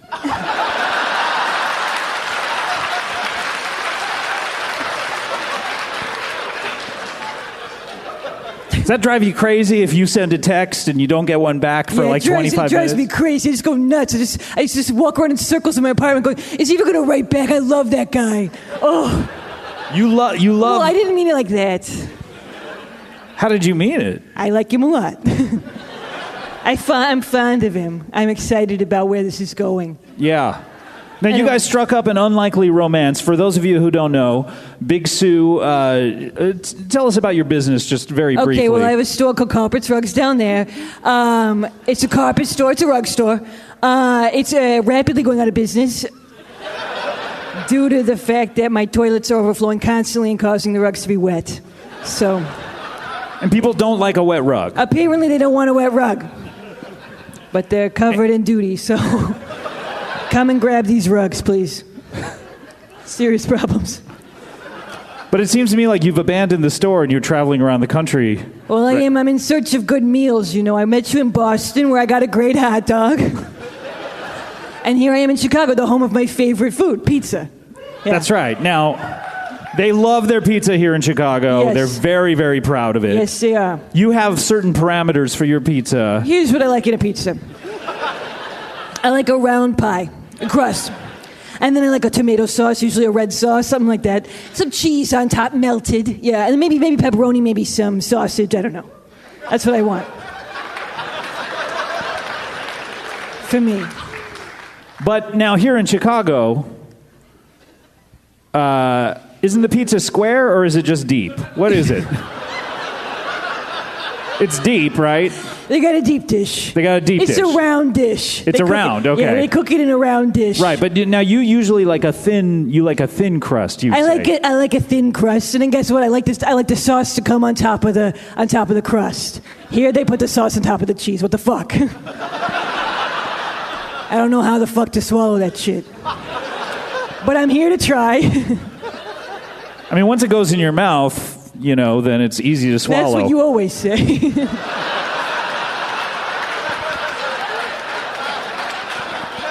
Come on, Big Sue. I'm sorry, you said... We don't have that kind of relationship. You always say that about pizza. What? You're a freak. Have you tried any of the pizza out here? No, I haven't had a chance yet. Werner here told me he was going to take me out after the show to get a slice of pizza. After the performance this evening, we were going to go out and get a slice of pizza together. That's very romantic. Were you going to Lady and the Tramp that shit? Yeah. One of my least favorite films. Really? Why? It has sentient animals running around, living human lives, and the human beings around them not only don't seem to notice, but cater to them. The one foolish fat chef who serves them the spaghetti and meatballs, he might as well be a traitor to the human race for what he is doing. Can you imagine dogs being in charge of the world and how they would run it? Nothing would get done.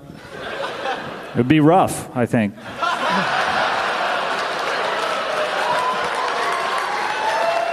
Saying it would be very difficult. Yeah, it would be bark.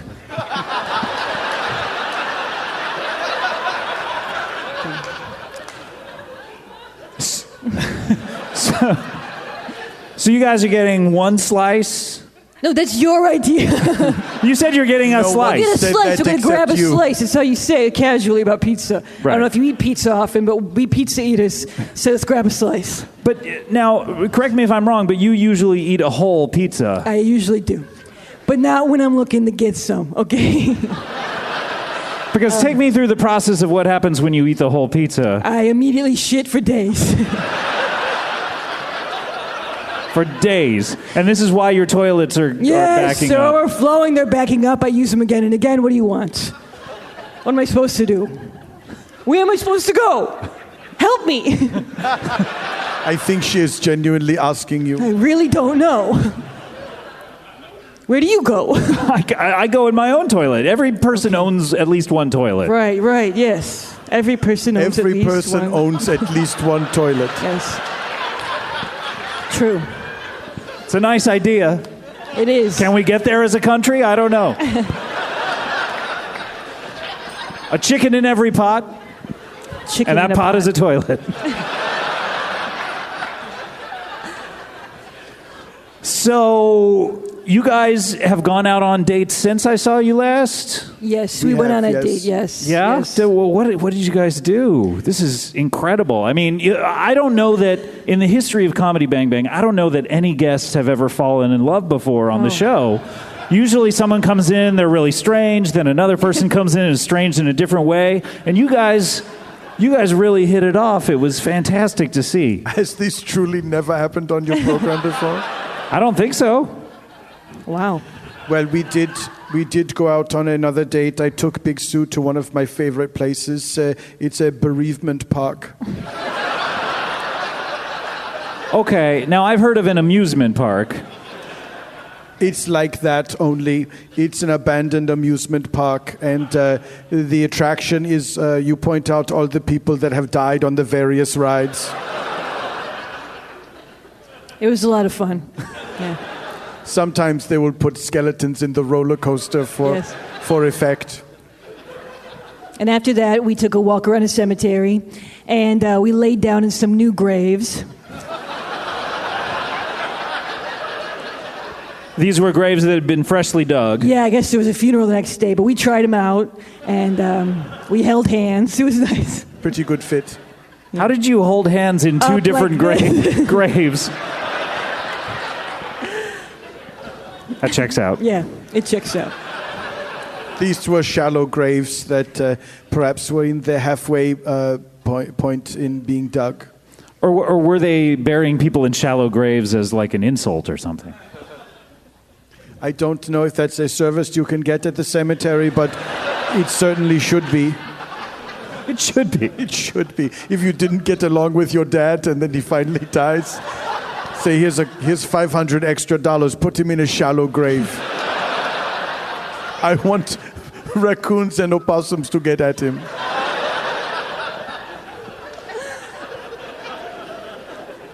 So then, of course, we get to that point in the evening where you either part or you stay together. What happened? Well, he took me to my apartment, and... Where is this apartment, by the way? What city? It's in Los Angeles. So you guys traveled back from Boston to Los Angeles, and now... That's right. Yes. Yeah. The commitment to it. I love it. I know. Thank you so much, guys. And I locked my keys inside, so he pushed me through an open window I had. And he touched me during that, and... It was part of the pushing. But that led me to want to invite him in. So I opened my door and I asked him to come inside. And we had some milk. Some milk after a nice meal of pizza. Yeah. We split a gallon of milk. We split it. Lady in the Tramp style. We poked 2 holes in the side of the gallon and slurped until it was empty. It's a little easier to do it on top. That way you can pause. Now you tell me. It was easier for us to gaze at one another over the top of the milk jug. So that's why we did that. And is the only physical contact you had when you had that cushion for the push-in, or was that the only time you guys touched, or was there more after that? Man, you're a freak. You want all the details. These are very private questions that you're asking in front of an audience and into microphones. I'm sorry, but I mean, this is the kind of thing that the audience is interested in. I'm certainly just the audience surrogate, right? Yeah. All right. Well, do you want to say it at the same time? Of course I do.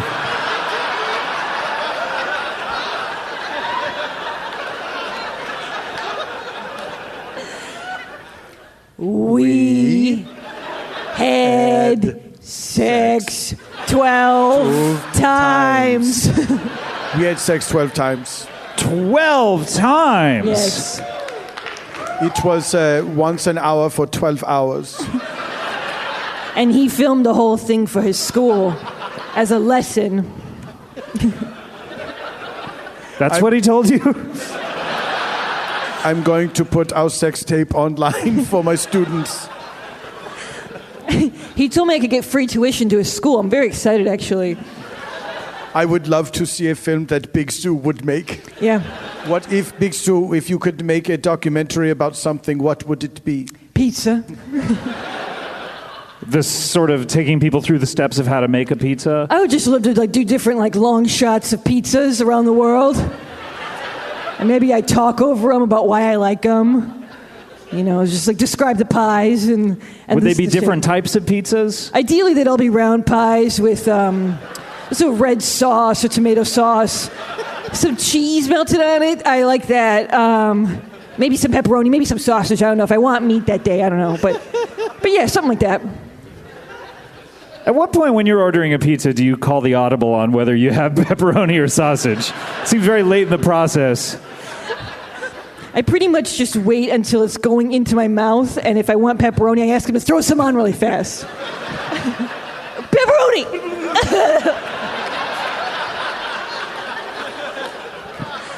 And I do make someone put it into my mouth. You do? Yeah. Mm-hmm. I don't want to touch the thing. Yuck. You're touching it with the inside of your body. That's fine. Big Stu told me all about this restaurant that's a type of place called a baby restaurant where they feed you the food into your mouth every step of the way. They cut your food up for you. And if you want, you can have them coax you into eating it. Yeah. And you sit in a big high chair so your legs dangle. It's great. And do you pay extra for, you to say, no, I don't want to eat it, and they punish you and make you sit there until you do? Or are you interested? You want to be punished? Why am I the freak? You're the one who introduced him to the restaurant. I'm just asking questions about it. When did you start going there? I've been going there since I was a baby. It's primarily for babies, but we made a deal with them, so... They're very loyal to their customers. It's a restaurant for babies? Yes. This is a very simple concept. Parents, sometimes they want a night off from being a parent, and so they go out on a date, they drop their baby off at the baby restaurant, where the babies can be with other babies, which they enjoy. Do the babies dress up? Do they dress up for dinner? They're dressed as babies.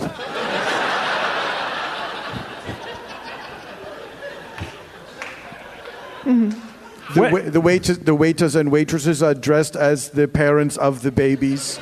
And so when you make a reservation, you are required to send a JPEG of yourself and your co-parent in a representative outfit, and then the wait staff will go back into their vast closet of parental costumes and pick out a fitting simulacrum. So this building is mainly like a warehouse for costumes? Yeah. Mainly. Primarily. Yeah, and they do it for adults too. They dress up as my parents and his parents, and they did everything just like we asked, so it was lovely. Really? So all four of your parents were there? Yeah. Sort of, yeah. Represented, yes. Right. And are your parents still with us? No. I don't think so. And how was that to see them again? That must have been quite a shock. It was, a mixed bag of emotions, because on the one hand I was very much enjoying being a baby for a night and having everyone taking care of me and moving my head away from the spoon at the very last second.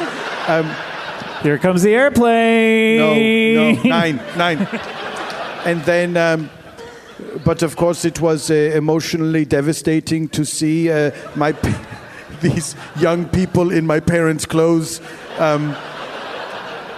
trying to look up German phrases to say to me to get me to eat my schnitzel. Right there, schnitzel, that's one. That's one. What were you tempted to have conversations with him that you always wanted to have? Like, this is like seeing people from the past and, Well, I was put into the mindset of a baby, so basically I just would cry or gurgle. If that counts as a conversation, then yes. And Sue, were you crying and gurgling too? Were you Yes, I often do that, yes. At what point do they snap you out of it? Do they say, hey, you're not in the mindset of the baby anymore? They carry you out to your car, and then once you're in the driver's seat, it's up to you. So, yeah. I'll tell you what, when I saw the check, I certainly snapped out of it. Thank you again. You're so generous for paying for dinner. It was worth every penny. Well, this sounds like an amazing date. 12 times in 12 hours. Was it on the chime of the clocks? It became that way, yes. After we realized, I think about the 5th hour, we realized we were not going to sleep anytime soon. We said, let's keep setting alarms and see if we can time our orgasm to the stroke of the next hour. Is this too much for you? Is this more information than you wish to hear? It's not that kind of a show, Werner. I'm sorry. How is the sex? What do you like in bed? Okay. Jeez. There's some nice people out there in the audience who want to hear this kind of thing. It was great. Yeah, thank you so much. It was great. The way he was is very tender. He kind of acts like a big gummy bear in bed. Like a gummy grizzly. If you wish. A gummy man, yes. So he's tender and he's loving. He's very loose and fluid, yes. I'm squishy. Yeah, he's squishy. Fluffy. Yeah, he's fluffy. If you will. You wouldn't have known it, he doesn't let it on. You can't really tell what his body's like, but yeah, very, very squishy. Yeah, it's wonderful. I slept on him like a little pillow, yeah. Uh-huh. You slept on top of Werner. I had him horizontally at the top of the bed, and I slept on his stomach vertically, like a letter T. And that was great. It was restful for both of us. And then the alarm would go off and it was time to get back at it. Wow, well, this is amazing. Well, it sounds like a fantastic date. And fantastic. Yeah, it's fantastic.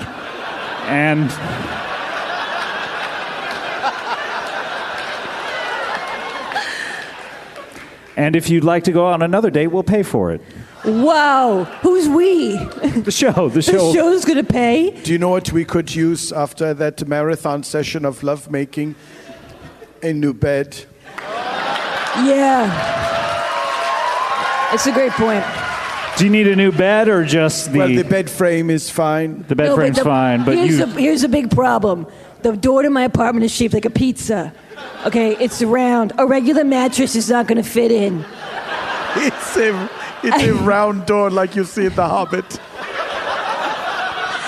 Wait, did you buy one of the houses from The Hobbit, the movie, just because the door was shaped like a pizza? Yes, and if you recall, I'm almost 7 feet tall, so... Oh, I'm looking at it right now. It's an issue. I just scoot in on my ass to get inside.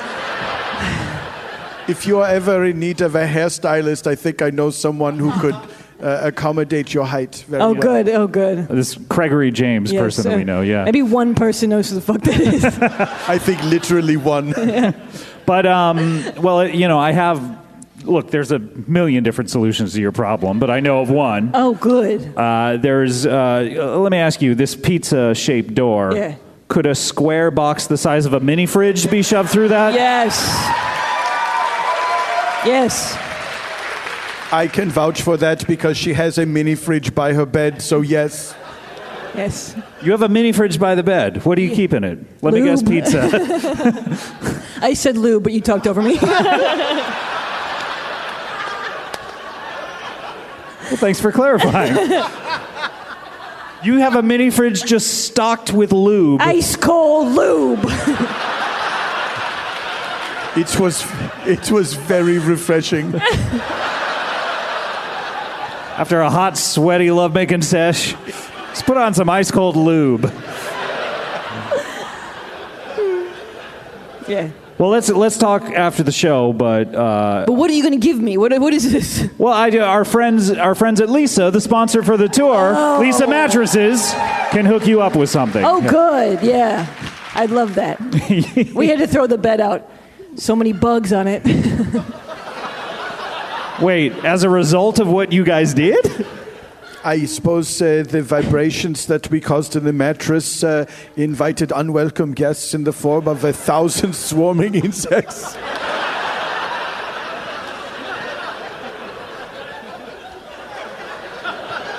You know her toilet is broken. Oh, yes, that's right. You live at the store? Yeah, I live in my store, yeah. Do you live in your show?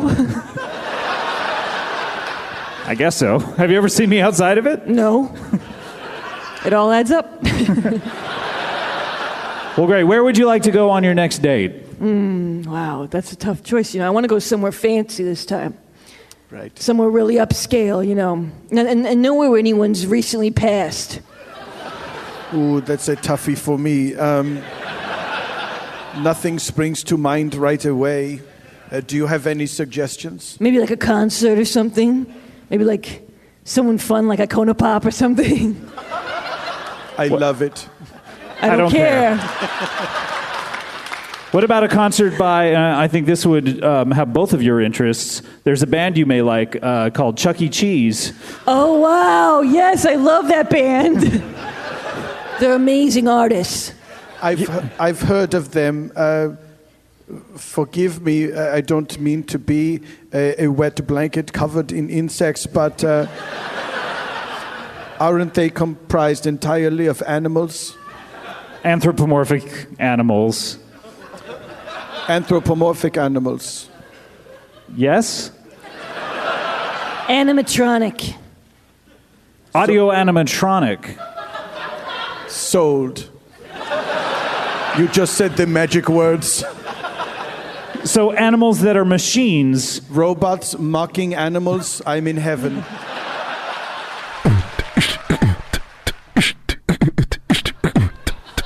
Do you like pizza, John? Is that something that you're into? Oh, yeah, I love it. Look, I'm struggling here. It's very apparent. Hard-hitting interview. What do you guys want to talk about? Well, you get to Werner, talk- go ahead. Let's switch places. Werner, here we go. Let's switch. Gladly. See how easy this is? You get to talk to John Lennon. You asked me if he likes pizza. Don't you want to know if John Lennon likes pizza? I want to know. But I'm special. John Lennon, if you could have your entire body made of robotics and still your human head, or have a robotic head and still your human body, which would you choose? Oh, my. Now, wait a minute. It's a human head and a robot body? All of your body below the neck would be a robotic skeleton.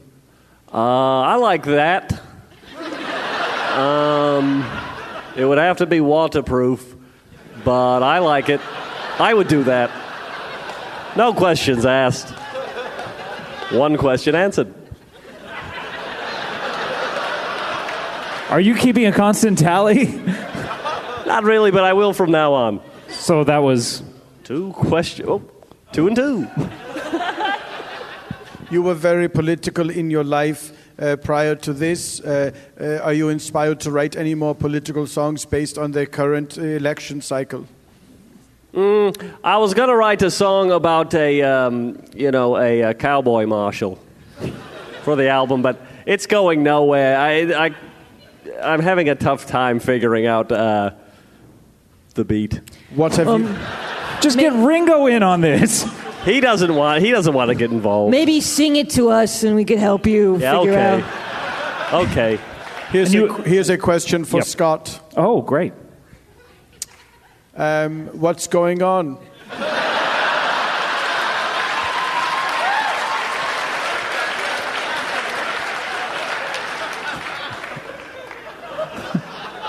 Well, it's funny you ask.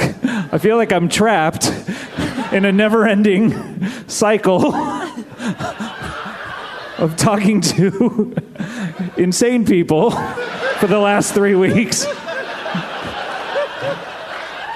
And I go to sleep and I wake up and it's time to go to a different place and do it all over again.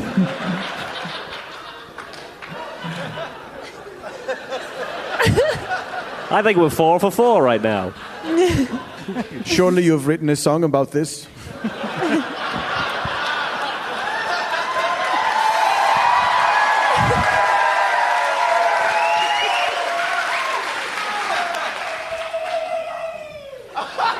Coincidentally, that's how it starts.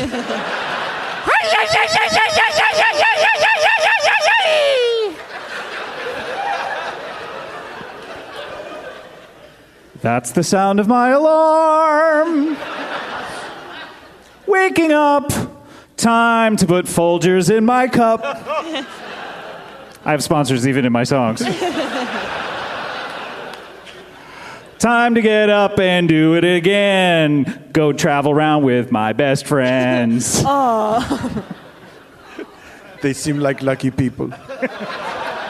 They make me laugh, they make me smile. Oh no, it's showtime. Oh God, what are we doing?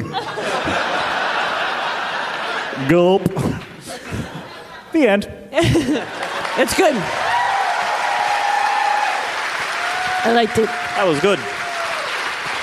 Well, let's hear your song, John, that we were going to hear. Which one? Cowboy Martian. Oh, right. Cowboy Martian or Marshall? Oh, I thought it was Cowboy Martian. No, Cowboy Marshall, like a sheriff. Oh. Could we hear a little bit of Cowboy Martian as well? Okay, I'll have to switch the lyrics slightly. Okay. Before you start, I don't know that anybody is interested in the exploits of a cowboy on Mars. I just thought it seemed that it needed saying by me. I'll take that because now I have to switch the lyrics just a little more. Okay. There's a coyote sitting on a dune, sleeping so soundly. But he hears the sound of a laser. And a spaceship lands right next to him, and he meets the alien.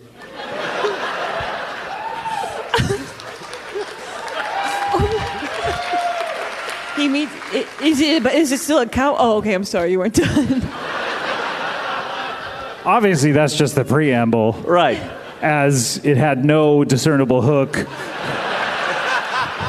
Right. It was purely informational. Right. Right. Of course. There's a Martian in town, and he's got a star on his chest.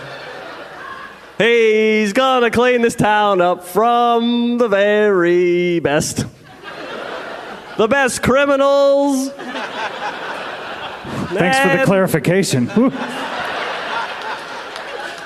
Oh, he's got a 6-shooter that shoots lasers. And he drinks whiskey that's green. He's my hero. Oh my God. And his skin is also green. Okay. Thank you. Thank you. He's your hero. Yeah, I live in the town that in this one. Well, I think the only person that hasn't sung a song tonight is the one that we want to hear from, Big Sue. Okay. Stand up, Big Sue. Take center making stage. Me stand up. All right. Is there a theme you'd like me to sing about? I have one in mind. Yeah, okay. I like it round with a little bit of sauce, cheese on top.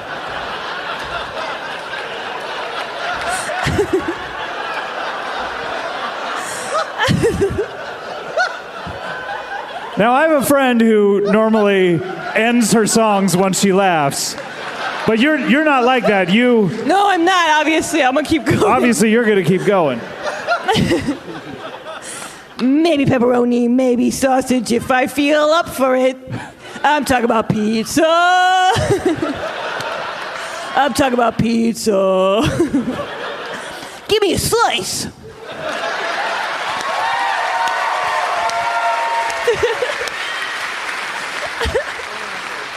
I feel like there needs to be a part at the end where you determine whether you're going to have pepperoni or sausage. That's a good point. Yeah. At the 5 minutes later, after the song ends, you hear me yell, "Pepperoni!"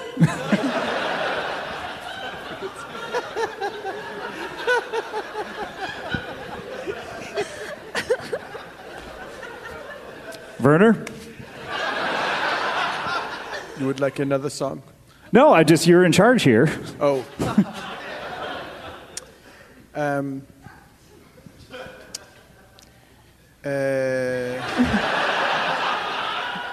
have a question for you, if that helps. Yeah, of course, Big Sue, anything for you. I'm wondering how one would know if one was a robot. This is an excellent question and something that I struggle with on a daily basis.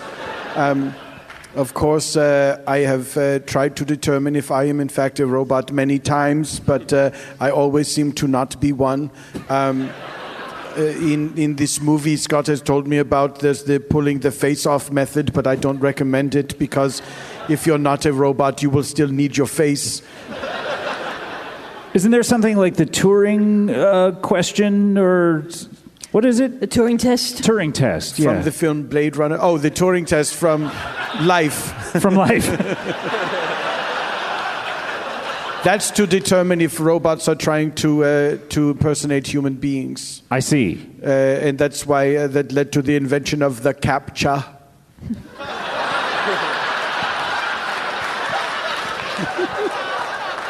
I'm fascinated by CAPTCHA. Do you notice how now it's just you have to, like, point at something that says, "I'm not a robot"? It's so disappointing. I hate that it makes you admit your shame.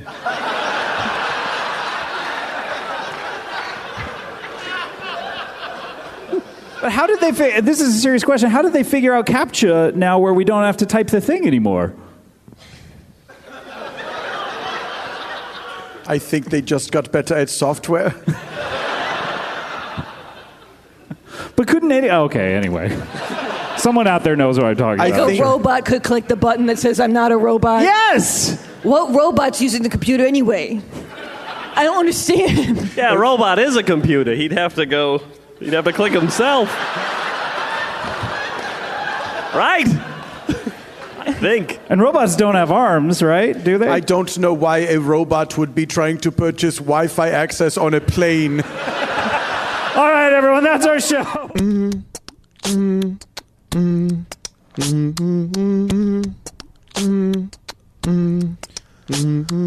Comedy, bang, bang, comedy, bang, bang, bang, bang, with a comedy edge. Comedy, bang, bang, bang, bang, bang, bang, bang, bang, bang, bang, bang, bang. You're listening now to comedy, bang, bang.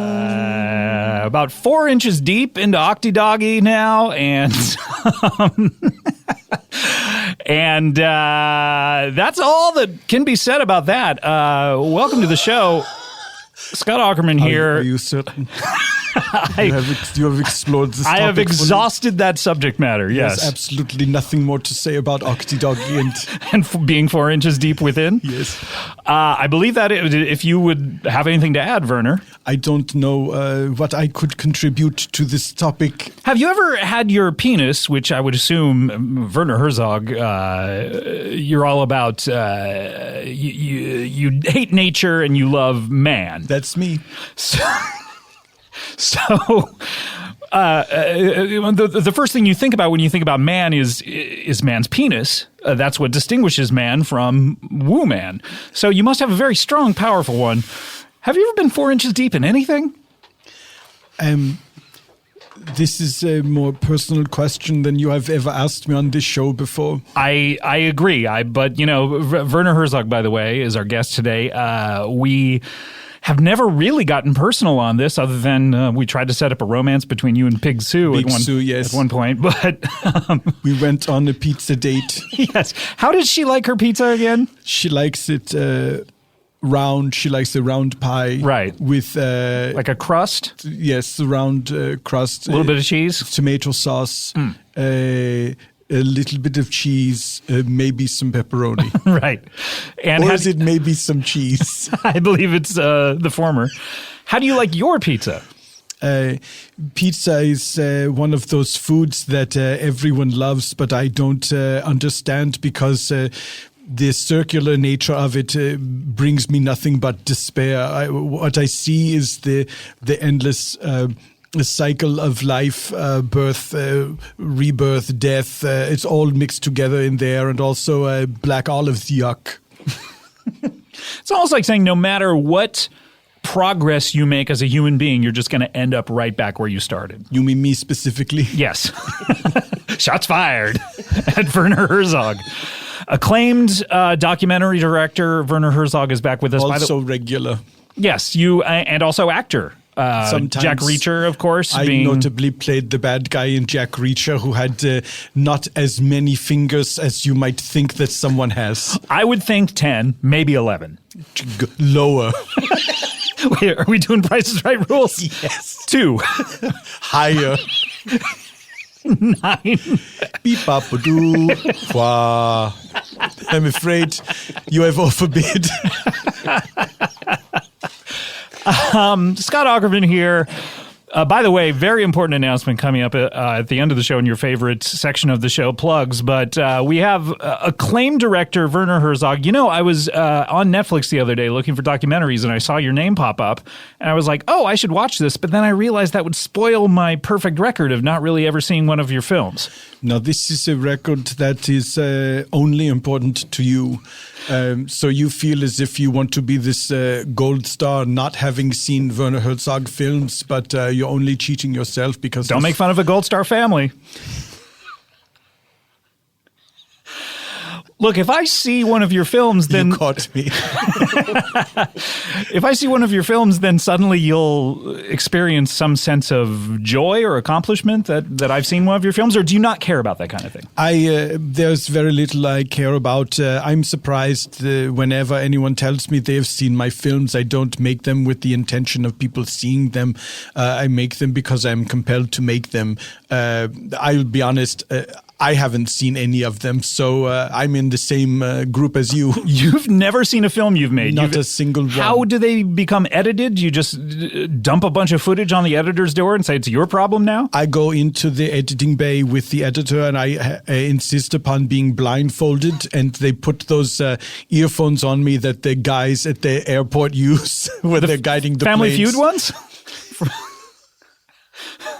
I'm not familiar. You know, at the end when it's not the Showcase Showdown, we're talking about Price is Right again, but at the end where one person goes off and they get headphones on that are noise canceling so they can't hear the other. Do we see this person with the headphones? We have that's the interesting part of Family Feud. We have never seen that person with the headphones on. You'd think one of the reboots they would be like, should we show them with the headphones on? No, we just take it at face value that they're not able to hear what the other person is saying. I think they should do a little box inset of the person with the headphones, and then Steve Harvey could look at that person and make a bunch of faces at their dull, incomprehending visage as they sit there in total silence, deprived of one of the 5 senses. Mm-hmm. They only have 4 to work with at that point.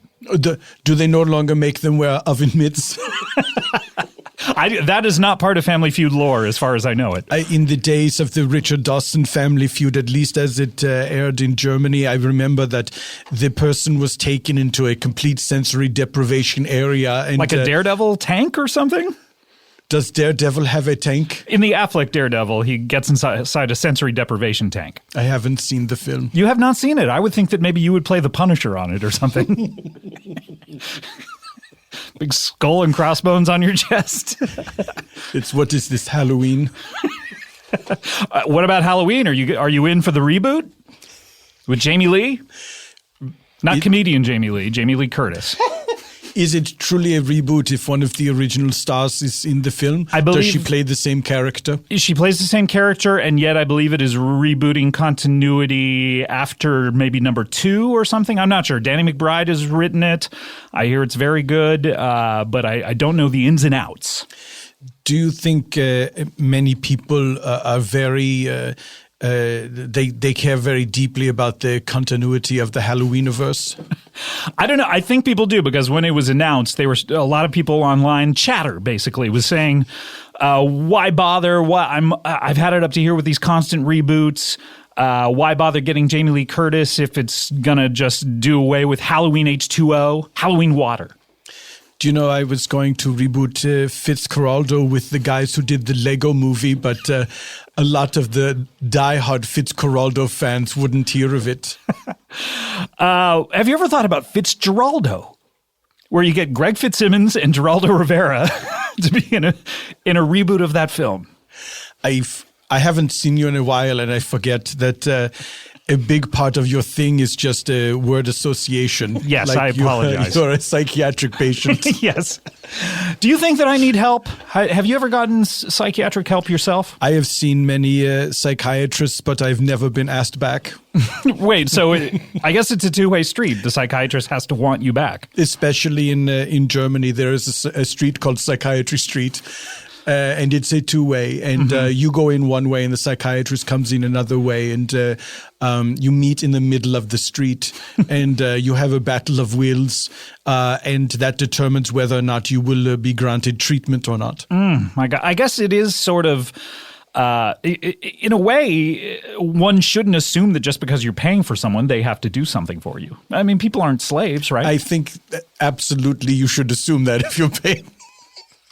I think the whole idea of the payment is that you will assume that the people will do the thing you are paying them to do. I guess so. So if you were to pay someone and they said, you know what, I'll take it, but I'm not going to do what I said I would do for you. That I think would be playing your hand a bit too early. I think that you would probably want to make the person first think, take it, at least for a while, that you're going to do the thing you're being paid for. I don't know. I'm not a grifter. I'm not a traveler. I don't know these tricks. And yet you have been hit in the stomach with a baseball bat many times. Yes, I have. Grifters references. The 90s. I love cinema. You do. Are you working on anything now, Werner? I'm taking a little break just to... just like Ross and Rachel. That's interesting you say that because I'm watching all of Friends finally. Are you? Yes. I'm concurrently or concurrently, separately? Yes, I'm watching that one video. That's all the episodes that Netflix at the same time. How is it? It brings me a great sense of peace and calm. I bet. At a certain point, the last vestiges of the Friends theme fade out on that one. That's right. I feel like I saw a monkey at one point. Yeah.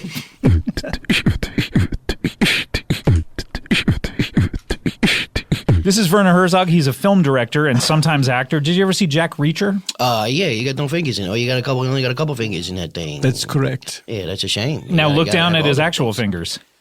What the fuck is that? Surprise. It was acting. I was pretending to have fewer fingers than I usually do in life. You got them all. You got all 10 there. All 10. Werner, was there ever a BuzzFeed article about you saw Jack Reacher, now guess how many fingers Werner Herzog has in real life? Sort of like the It clown, guess how handsome he is.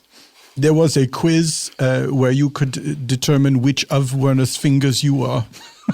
Really? And which were most people? Most people were the left thumb. Yeah, I can see that. I feel like I wish I never had this Joe brother. I wish I had a Scott brother, that is true. Yeah, I feel. Why don't we team up against this guy over here? Let's do it. You're handsome, by the way. Thank you so much. Very nice face on you. And this freaking asshole over here, the Grizzly Man. The Grizzly Man. Bring it. We have Werner Herzog over there. Is that what people call you, the Grizzly Man himself? Some people call me the Grizzly Man himself, yes. You know how when Edie Falco was on the Emmys, people would say Nurse Jackie herself, Edie Falco. Oh, yeah. Who were these people that said the announcer when they were introducing her, presenting or whatever? I always used to think put your name in the title or put your character's name in the title because then people know, exactly, they go, hey, Nurse Jackie, but you're like Grizzly Man. I suppose I can see why people say this because it's a film that I made and that was the title and the title seems to be a man and I am a man, so I understand why people would say, hey, Grizzly Man, but it is not quite accurate because there was a fellow in the film who was referred to as the Grizzly Man. Who called him that? I haven't seen this film. I did when I entitled the film Grizzly Man. So you think just titling something? It's about a man who hangs out with grizzlies. Is it now? Wow, this sounds incredible. Oh, you ever seen it? Still not going to watch it, I don't think. He's bonkers, that thing. Oh, really? Yeah. Scott, listen to me. Yeah.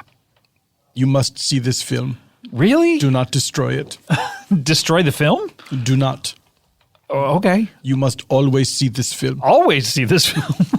Okay. I'll go home and watch it right away. This is a fun reference I'm doing. Okay, I thought it must be a reference but then again, I don't get everything. Oh, so you're allowed to do references on this thing? Oh, no, you're not allowed. You're saying you have your good days and your bad days. That's a reference. My referenceometer is tingling. We have Werner Herzog here, former film director. Hello. Why am I? Well, you said you're on a break. I'm taking it. Yes, it's. You're on sabbatical. It's a hiatus. Sure, but what if you never ever make a film again? At what point can we call you a former film director? If I never make a film ever again. So, on the day of your death, that's when we're allowed to call you a former film director? Provided I have, certainly whether I do make another film or not on the day of my death, you may refer to me as a former filmmaker, also a former human being. Right. Now, what if you were in the middle of making one? Do we always have to call you a current filmmaker after you die? Yes, if I continue somehow to work on the film, and that includes if I have left behind extensive notes that would take an eternity to execute, then I would be referred to as a current filmmaker. Or if you're a ghost who is haunting the editing room. I hope that if I am a ghost haunting an editing room, that an exorcist will come and will dispel me from that, because I cannot imagine a worse hell. Editing rooms are not fun, are they? It's for the people that like to edit are weirdos, and they have made their choice in life, and I don't know why I should be condemned to be there for their terrible life choices. Do you think you were a good person here on Earth? I think I was entirely neutral. I brought some things to the world. I took very little, and when I die, I will be in a state of nothingness and will not be able to reflect on what I have, how I have impacted anyone's lives. So, do you think that when you say you took very little, how much do you eat per day? I eat one shake in the morning. Okay. One at lunch. Wait, are you on Nutrisystem? Then I have a sensible dinner. Okay. So I can imagine a lifetime of that maybe equals all of your films. So you'd be at zero. You'd be at neutral. You're saying what I take from the world in terms of the 2 shakes and the sensible dinner. Right. What I give equals what I give back, which is my body of work.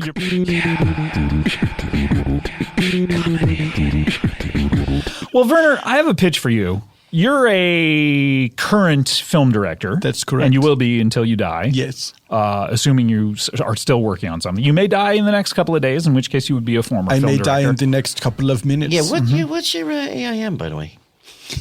Oh, no. You don't want to kill him. Is that why you came here? Nah. Did someone put a hit out on? Nah, I came here to bust a piss. I'm just curious. What's your AIM, though? Slow, Pesci, you seem to have many different stories as to why you come to be here in the Earwolf Studios at present. I don't think that's true. You said it's to bust a piss. You said it's to launch some sort of career. Well, but I mean, that's a B story at best. I worry that your true purpose here is more sinister than you have let on. Come on, what are you talking about? Yeah, explosive. Yeah. Who told you about the Earwolf Studios here? I mean, everybody, the word on the street, everybody's talking about it. People on the street. Yeah, well, you walk down Hollywood Boulevard, and everyone's like, Earwolf, Howl, Earwolf, they're always... So, I mean, I'm sort of with Werner here. I mean, we've been getting along so well. You are.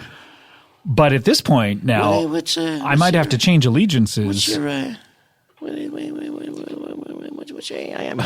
What's my AIM? Slow, Slower? Pesci. Slower? Would you it's like a taxi?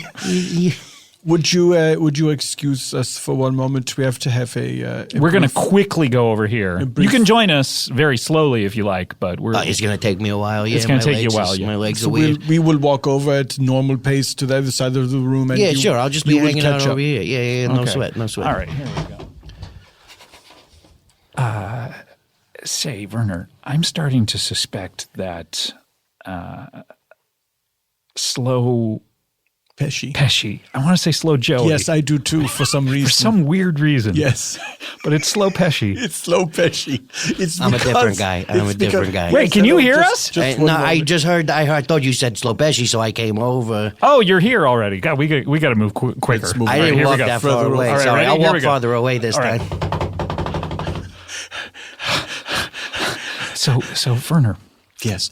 I think what it is that there's a fellow named Joe Pesci, and his name is Slow Pesci, but it's the Joe. It's the that Joey you want to follow. But there's some reference to Slow Joey that's in the back of my mind for some reason. I wonder don't if know I why. want to say Slow Joe Pesci. We could say Slow Joe Pesci if you want, but it seems almost harder to say than Also, slow. yes, I don't want to misrepresent. As a side conversation. Oh shit, he's here. He's All right, let's get he's away. so close. All right, let's get away even quicker. Okay, so as a side conversation, I feel like Slow Pesci. That was definitely the main conversation. Oh yes, that was definitely what we wanted to say. This is now the side conversation. Okay, this is the side one. I feel like I feel as if we are on the same page. Why don't we, at the count of 3, we will say at the same time what we think. Okay. 1, 2, 3. I think Slow Pesci is here to murder us. I was going to say one of us, but then you said us. He asked for both of our AIM handles. Do you think that he's here to murder both of us? That never even crossed my mind. So it's like a twofer? It could be. I wonder if he gets paid for one. What day of the week is it? It's Tuesday.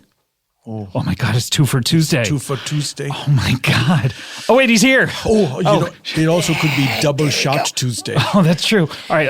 Sounds even worse. How'd it go? How'd the conversation go? We didn't really have a conversation. We were just walking. We were taking a walk. You didn't? Because you look like you were having a conversation. You look a little scared there for a second. You also look like you were talking at the same time. I think we were Might have both flapped the gums a little bit. Yes, we were guarding against lockjaw. Yeah. No, that's good. Doing our exercises. Yeah, you know. I was just over here busting a piss, just being slowy Joey Pesci over here. You seem to have a bit of a bladder problem. All I do is drink. What a... What an odd delivery. Yeah, I think so too. I thought that too. I stopped and then I said a word. What a... And you waggled your eyebrows up and down. I love that shit. Yeah, amazing. Say Slow Pesci. Yeah. We have a couple of concerns. Yeah, I had a couple of questions that I asked you that you still haven't answered yet, but what are your It concerns? seemed to be the same question, but directed at both of us separately. Yeah, well, all right. Still a couple of questions. There's That's two true. questions. They might be the same, but they were a couple. Slow Pesci, I'd like to ask you a question. I hope I can rely on your The kindness of truthfulness. strangers. You can always rely on that. That goes without saying. Yeah. Always. I always assume I hope I can rely on the kindness of strangers. Certainly.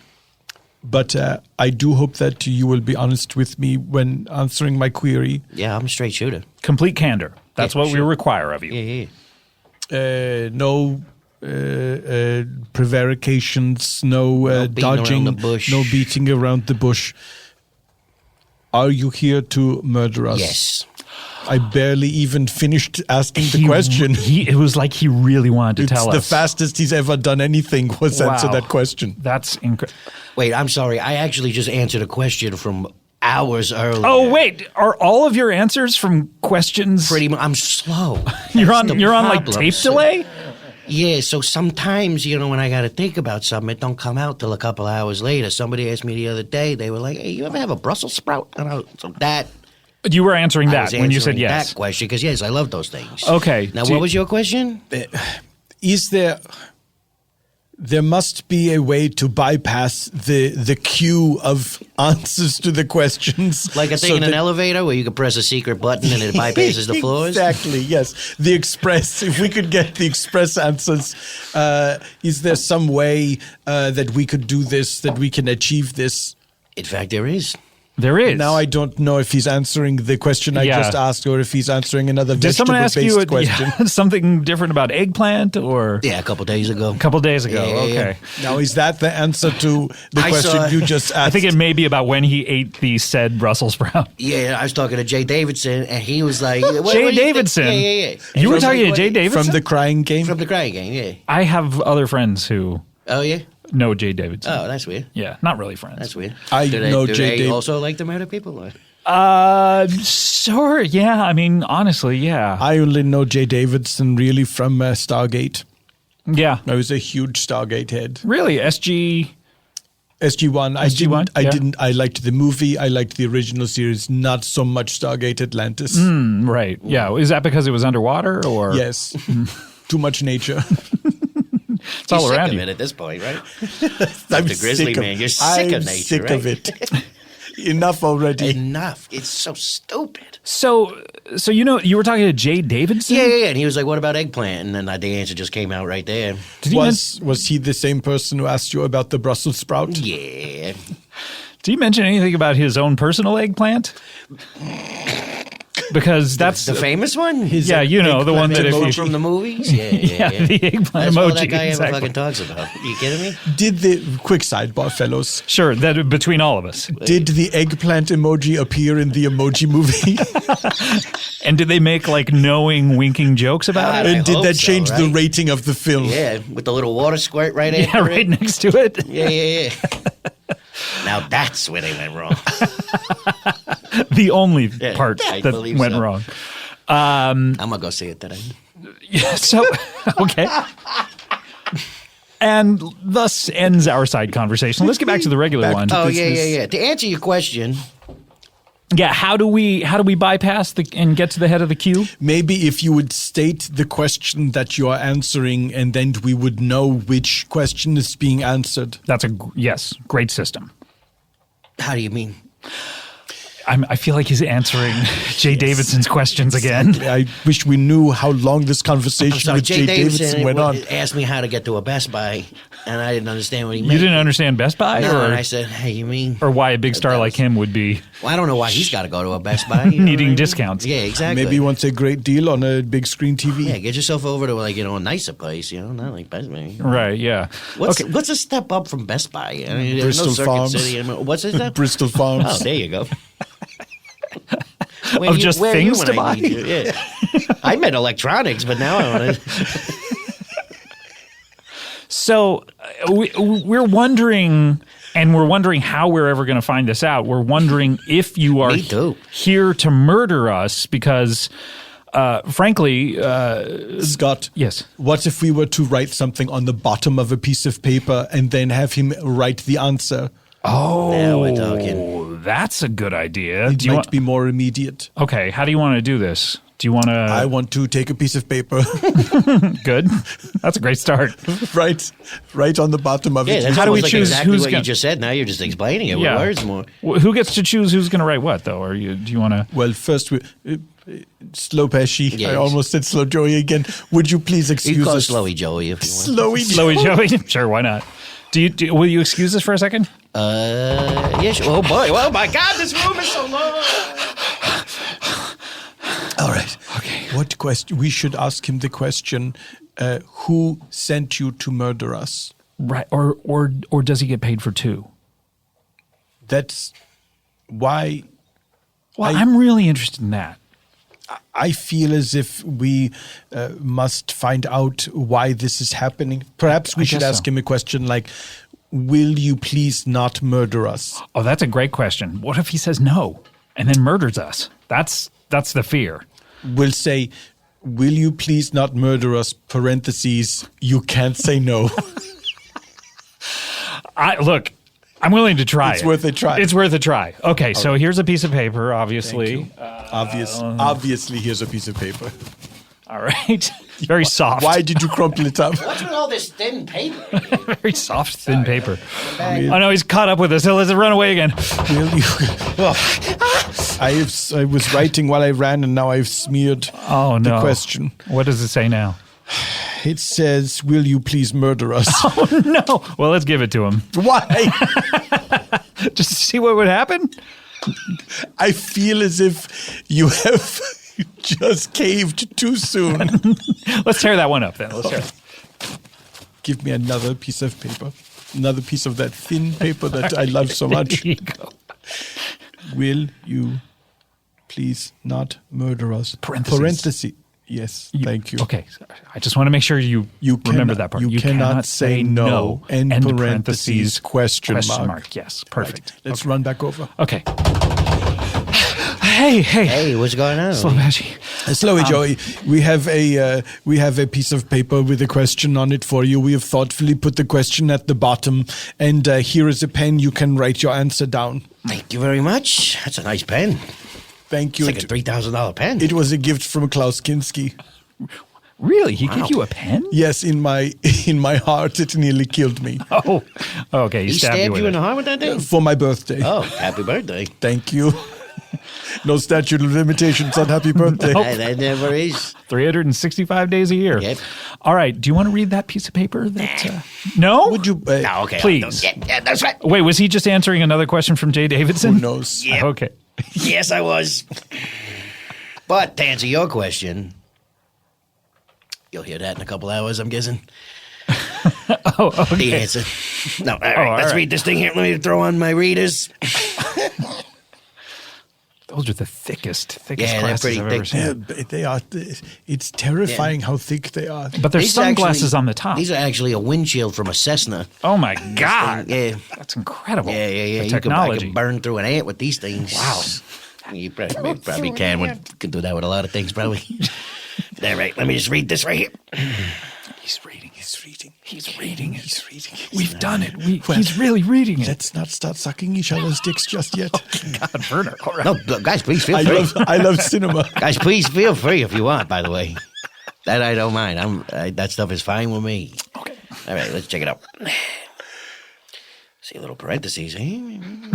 Oh, thank God he read the He's gotten parentheses. to the parentheses. Okay. All right.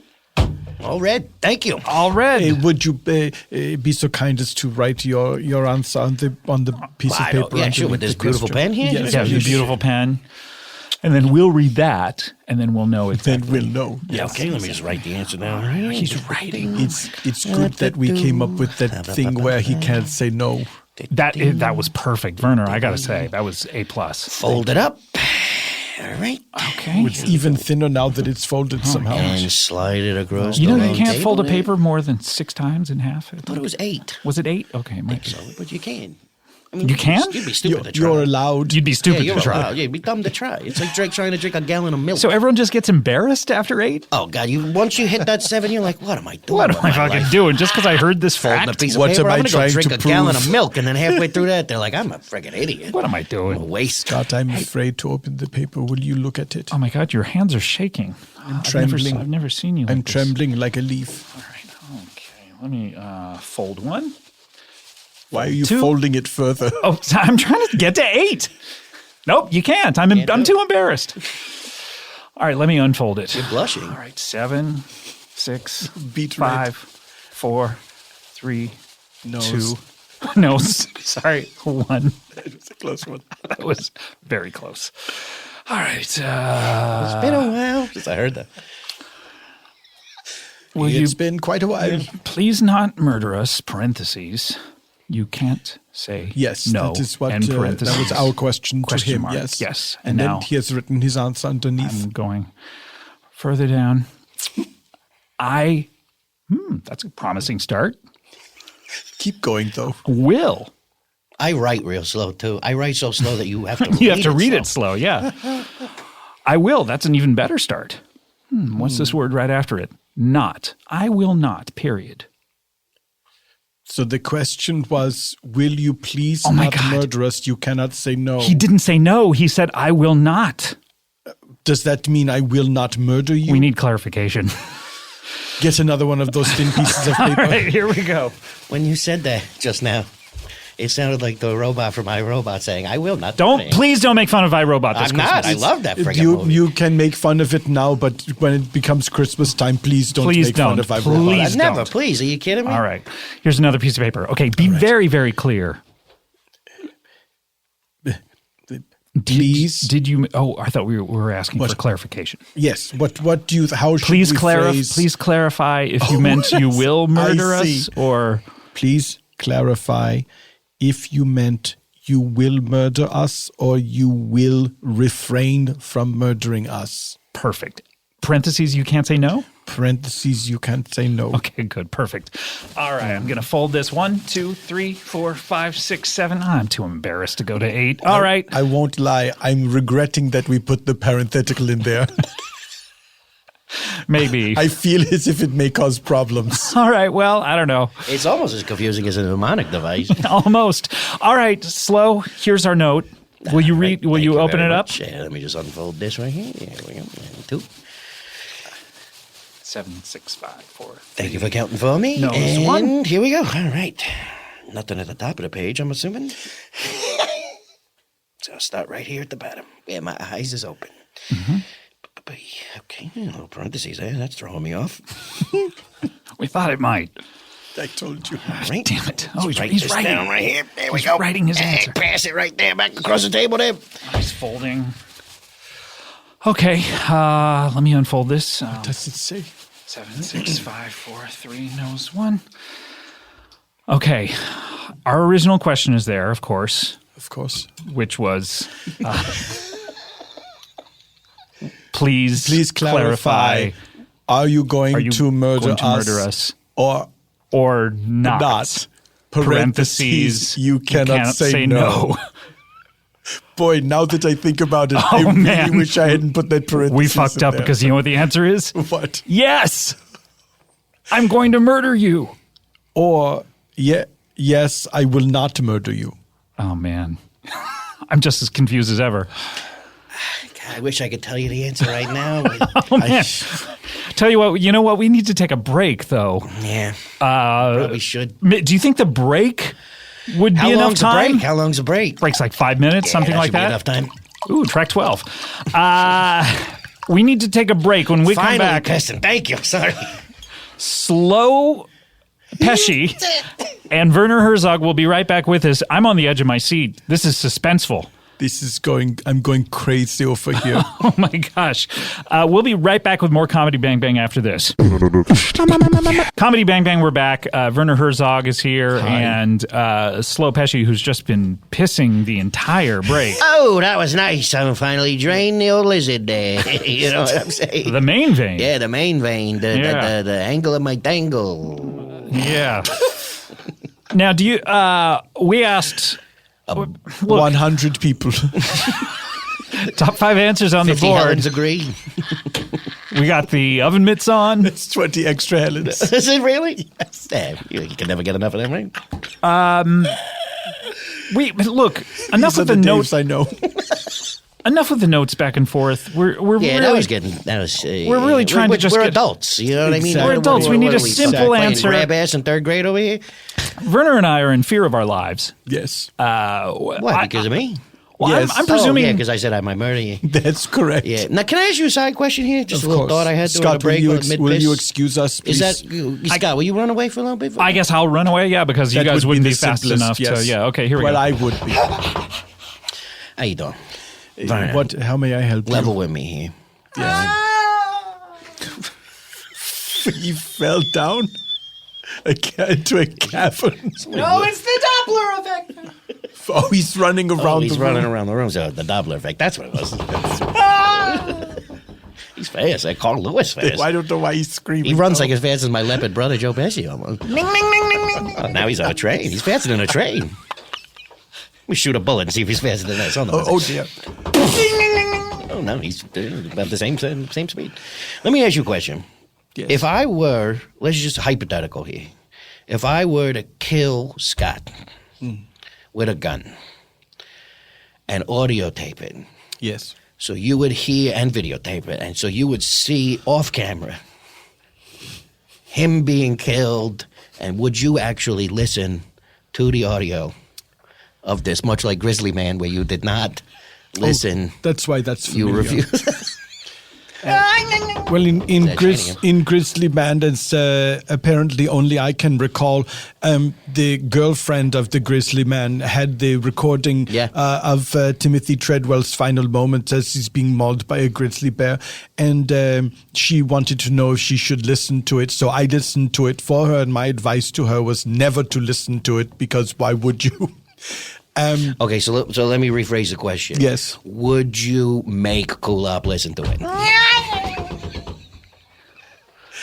I mean, I would have to listen to it first to determine if she should not listen to it. This Grizzly Man tape, it was terrible to listen to, but if you shot Scott, it might be kind of funny. I don't know. I wouldn't know until I heard it whether or not it was worth his widow listening to. Oh, hey guys, I can't run anymore. You ran quite a distance around the room. I'm only as fast as Joe Pesci. I'm only running like 60 miles an hour. That's like 60, 70, 80 miles per hour right Yeah. there. You didn't conserve your oxygen very well with that screaming and train noises. Yeah. It's fun for me. Plus, you were just eating like clam chowder that whole time. That's a weird thing to do when you're running, you know? Oh, look, what are you guys talking Your about? makeup looks crazy. My podcast makeup? hair's all a You muss. should have slowed down to a standstill to I think put I got your some makeup birds on. in my mouth, too. I don't have a windshield. Yeah, there's some in there. You're covered in bugs. Like a regular There's Bob like Marley over here. 15 types of bugs on my face. God, I hope that's true. Listen to me. A15. So let me ask you something here. Yeah. You can ask me anything. What's your AIM? My AIM. What's your handle? Where you go by? I'm Scotty's Scott. What? I beg of you not to give Slopesh your AIM handle. What? I don't know why. I'm sorry to break your confidence, Oh shit, Werner, Slopesh. you double crossed me over here. Slopesh did indicate to me in very strong terms I did know his indicating. intention to kill you and This is- record your these are dying moments and have me play them for your widow Kulop. Werner, you're killing me over here. Is that a reference to something? What? Skip it. That shouldn't be your main Yeah, concern. look, we're almost done here. We're just. You want to murder me and not him? I don't want to murder nobody. You know what I mean? If I could do, well, you know what I want to do? I want to sit on a boat, watch my stories. That's what I want. What are your stories? You know, Guiding Light, Bold and the Beautiful, these things, you know. I'm a big Brother fan. You're a Big Brother fan? Oh, yeah, I love that thing. Well, we'll get into that another Did time. you ever get watch Duel at all?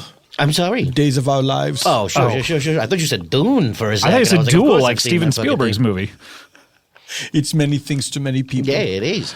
But Look, wait, I don't want to kill these are people. you just here to Look, murder anyone? Look, and you all need I'm to... saying is a little tiny boy gives me a piece of paper and he says to me, kill this guy, and then I go do these things. So Hold on, that's hold all on. I'm doing. What I don't know Hold what the on, problem hold is on, over hold on. here. Little let's tiny just get this boy. gun out over here and just start loading her up because I think we all know what the answer to my question is, even though you won't hear it. until Thank much goodness he's loading it so slowly. later. Right, let me just get my 6 bullets out here. This should take about 3 fucking days. Scott, I can tell you that I, Werner Herzog, personally do not know of any murderous Can you little boy. compact this? I feel like even though he's really slow, I you don't just have to say- finished. Now Oh, you're okay. admonishing me. You talked over the very end. Werner Herzog, I know who you are. Like, just Right. we're under a time constraint here. He's loading a Certainly. gun. I, Werner Herzog, That's one. have no personal knowledge of a murderous little boy. I mean, it's faintly ringing a bell to me. I hear Jay Davidson. I hear murderous little boy, and something in my brain is saying those two are connected. I'm the loading bullet number 2. Only 4 more. I bet you feel bad about harassing me about the time because look how slow he's going. That's he true. truly is living up That's to true. his name. I should have let you just It's okay. luxuriate in. It's okay. I'm just needling you for fun. This is fun. We have a good time. Even though one or both of us may be It sounds dead like at the end it of will this. be you, I think. Although he doesn't know either of our AIM names It's at this true. point. He maybe just has an AIM name written down. It seems to be the magic talisman he needs in order to know whom to murder. What is your AIM name, by the way? Very clever, but I will not tell you. Shouldn't we shorten it to name, N-A-I-M? AIM name just seems like a waste of time. Doesn't it? How many bullets you at? Still at 2. Still at 2, wow. Having a little trouble with 3. And that's 3 right there. Whoa. Do you know what I will miss about AOL Instant Messenger, even though I have not used it in many years? What's that? The door opening noise, Oh, which I love that. always enjoyed. It was so nice because it's like someone's here. Exactly. Or someone left. That would No, be there the was door a door closing. closing noise, which always, it was sad. It's an ending. Shouldn't a door opening noise and a door closing noise be the exact same noise? Technically, because it's the same thing. Then that's bullet number 4. I guess if you don't close the door back, it would be two separate noises. But you know how in life they're not the same sound? No, I do, but who walks into a room and just leaves the front door open? Well, rude people. You close the door, so it should be an open and then a close, and then when you leave, it's an open and a close. No one walks into a room and just leaves it open and then closes it when they leave, right? Number 5. 5? We're up to 5 already? I think that if you are walking into a room, an empty room with a closed door, you may open the door and leave it open because now you are in the room. Yes, if it's an empty room, but if someone's joining it, look, Let's really break this down. Okay. A front door, certainly you would not want to leave that open because you would either be air conditioning or trying to heat the whole neighborhood. Unless you had a screen door, then you would leave the front door open and you would... If the inside were a little hot. God damn it, they all fell out. Oh. Seems like we have way more time than I thought. All right, this is bullet number 1. I'm glad. Let's say you had those phantom screens that are hidden within the wall of the door, and then you pull that. So then, of course, you leave the front door open and you close the screen, but it's not even really a screen door. If it's a sliding in there, it's a pocket door. Right. It's a different principle. Shut the front door, some people say. That's what I think. You think shut the front door in all events. Yeah, you know what I mean? It's rude to leave it open. In any case, what is your name? Scott, I'm afraid to say it because I feel that if it is overheard by a murderous friend, that it could lead to my premature demise. Well, I mean, wouldn't it be better for us? These bullets are they're rolling all over the place. One rolled to the other side of the room. Maybe we don't have to be worried at all. Yeah, maybe we can just end the show. He's never going to get around to it. And 2, 3, 4, 5, 6. Whoa! Here we go. Oh, shit. There we go. All right. Oh, loaded and ready to go. Little boy. You mentioned little boy. I'm sorry. No, I'm a little man. How you doing? Of course you're a little man. You mentioned a little boy earlier. Wait, are you just talking to Jay Davidson again? Yeah, that was an answer to it. Is that about your penis? Question. Yeah, no, I mentioned. Yeah, it is. I call him little man. He must be very jealous because he doesn't have a penis anymore because Forval cut it off. Forval! Why are you saying this? Name? How do you know that fucking name? Forval, the little orphan boy? I am in the dark. I'm Werner Herzog. How do you know? How do you know that fucking name, Scott? Is Forval the one who hired you? I don't know if we're talking about the same one. Is he a little orphan baby boy? Wait a minute. Why do you sound like Forval? Zip. Oh, shit! Sorry, I just got to take a piss real quick. Okay. Boy, he's back to taking a piss. I was worried when he said zip that he was going to peel off a whole false skin. Forval, while he's taking a piss, Forval is a little orphan. You've never heard the Time Bobby episodes of this program, I would imagine. None of those words mean anything to me. Lord Andrew Lloyd Webber, does that mean anything to you? You guys have never been on the show together. I don't believe so. We were on one show together one time, but it didn't get recorded. Right, along with Ice-T. That's right. A whole bunch of people. Right. But we've encountered this little orphan boy who runs around the studio looking for scraps named Forval, and he's tried to murder us several times. That's the short version of it. You can listen to previous episodes. And now this little orphan boy has contracted a killer to kill you? Or you. Why would he kill me? He has no idea. I have no relation to him. I'm Werner Herzog. Maybe he saw Jack Reacher and he wanted his money back? I can't imagine anyone who saw my performance in Jack Reacher wanted their money back, not to sound boastful, but I was pretty good in Jack Reacher. You sound very boastful. Well. Are you done with your piss? Zip. Up. You know, they both sound the same. Kind of like a door. Yeah, door opening and a door closing. Yeah. It should be unzip and zip. Yeah. Okay, who are you here to murder? If that's not too if that's not too presumptuous. Look, I got a piece of paper over here. Right. Yeah. And the bottom. All I know is when I wake up in the morning, a little orphan baby boy has dropped off a note in my house with an AIM on it. And as I look here, as I unfold this, not embarrassed, because it's my job, I see an AI. Thank you very much. What do you think it'd be? It's literally the quietest paper. Whisper silence. It's whisper paper. And I see an AIM right here. What does it say? It says Scotty Scott right here. Scotty Scott. Oh, Is no. that yours? It's mine. Oh no, Werner. Why do you have? I am a big But- paper towel fan. But as I look at it, I see that one's in my handwriting, and the other one is in different handwriting. Like little orphan Like handwriting. little orphan boy handwriting, like greasy. It is like gristle on here. Gristle, yeah, exactly, Couple yeah. scraps on the side there. Couple What of specifics scraps. were there? This is classic Forville. Yeah. These are all his catchphrases. Can't believe you know that name. Yeah, he's terrorized me for years now. I'm good friends with his brother. Fievel? 4.5ville? Oh, no, that's his son, I think. I don't know. It got very It's, complicated. yeah, But what I'm trying to say here is maybe you were too boastful there, huh, Werner? Maybe I was. Maybe I'm not a fan of boastfulness. Oh my God, what does it say underneath? He's reading. He's really slow at His reading. eyes are slowly passing over the letters. This is the most climactic moment of the show. Please answer the question. Nah, probably going to slow it down a little bit more. Oh, God, slow, Pesci. The answer says, killed a man with not enough fingers. That's me. Oh my God! I didn't tell you, but in between the last week's show and this show, I chopped off 3 of my fingers. Why did you do this? You know, you know how trepanation when you're trying to drill a hole in the back of your head To let the evils out. Yeah. What is it? Trepanation. What's that? It's like when you're trying to get oxygen into your brain because you think it'll give you a high. Like what Dama used to do? Is that what he was doing to those people? He used to drill that hole? Yeah, you know. Pour bleach in there? Yeah, Come on, everyone knows that fact. It's like a Bob Marley fact. Yeah, it's like a Bob Marley fact. Jeffrey Dahmer used to drill holes in Asian men's heads and then pour Put bleach in there 15 so kind he of could make bugs them in there. sexual slaves. Why do you know that? Why do I know that? Who told you that? You're not going to believe this. Whoopi Goldberg. What? So wait, who are you here to kill, him or me? I'm here to kill you. Oh, no, For Forville. my boss, Forville. Forville, God The damn little it. orphan boy. But you, I'm just not a fan. You're doing him for lied free? Earlier, I said, I was a fan. That was what the French call a lie.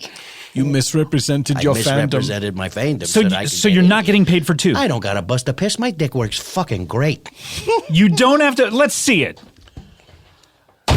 Oh my God! He was using a fake penis before. That was Jay Davis's penis given to me from the bandolier of Forville.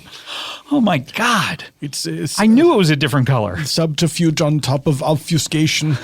God bless you. We are in a terrible web of deceit. I knew I'd seen that penis before. I was like, every time he whipped it out to bust a piss. It's maybe quite the most arguably famous the penis most in the famous world. penis in the world. Oh, Slow Joe. Please call me Seth. Slow Joe. Slow Pesci. Thank you.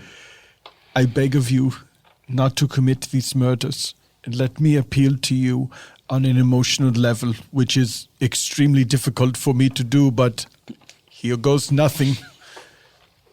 Perhaps it is that living in the shadow of your famous brother Joe Pesci has caused a bitterness inside you that has led you to this murderous pursuit, and I know a little something about it because I live in the shadow of my brother, Werner Herzog.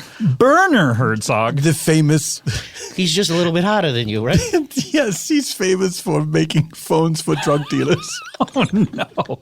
He makes them. He doesn't sell them. He makes them. He makes a special brand of cell phone that drug dealers use that it dissolves after 24 hours. I loved his work on The Wire. He outfitted all of the burner phones for The Wire. And, of course, he's hugely famous in Germany, and no one really knows who I am over there. And they think that my name is just a joke name off of his, but in reality, I am his older brother, and I've longed to crawl out from under his shadow.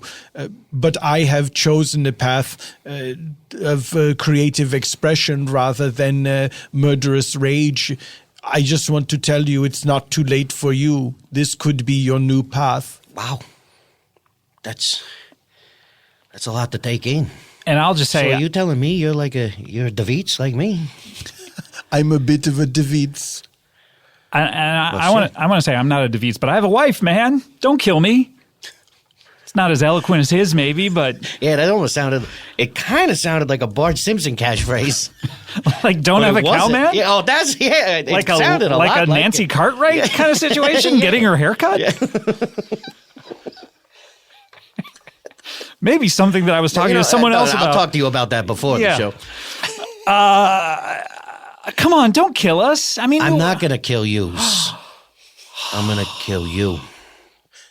Who are you pointing at? You're doing it so slow. It's up in the air right now. It takes a while for it to come It's around. coming down. It's coming down. Oh my God. It's pointing at Werner. Yay! Nope. It ended up on you. It ended up on me. looked Damn away it! I too looked soon. away too soon. Oh. Look, I'm sorry. It's my job. It's my jib-jab. I got to do it. So I'm not a jib-jab. I'm a human being. I know. I don't have but- cartoon legs. Look, man, take all the stuff out of it. You know what I mean? This is a job. I got the piece of paper. I do it. He gives me the money, and I got to do it. And if he said I got to kill you, you probably did something wrong. Wait, Slow Pesci. How much money is this Forvel paying you to kill Scott Ackerman? Because I'll double it, and then I'll double that, and then I'll double it up to 8 times. Well, no, I'd get embarrassed. 7 times. I'll chip in some DVDs, Blu-rays. Okay, now we're talking.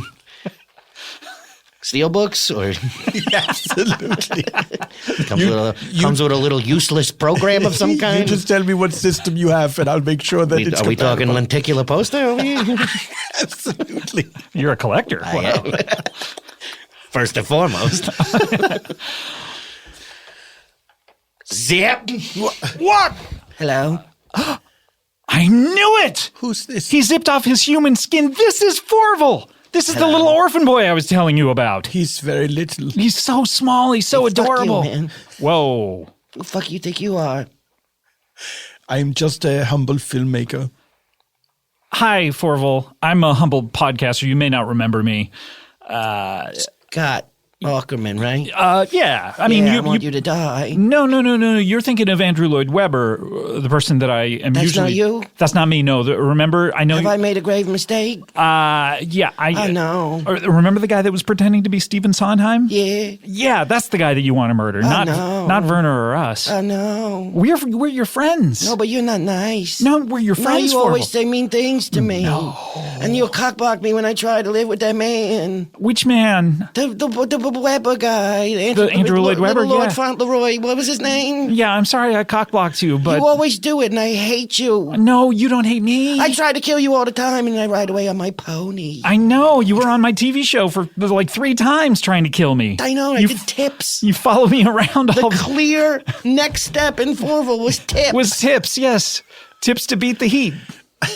Tips to make it in Hollywood. Oh, that's right. Yeah. all my classics. Wait, were you on 4 times? Yeah. I think you were actually. Because I'm with Bill Hader. Right. I was- Season Amber 2. Tamlin. I was on once. Yeah. Right, I don't think I yeah. ever did how come we never did one with I Andrew Lloyd don't- Webber? Weird. That is weird. Yeah, I think it may have been like a booking thing. Probably.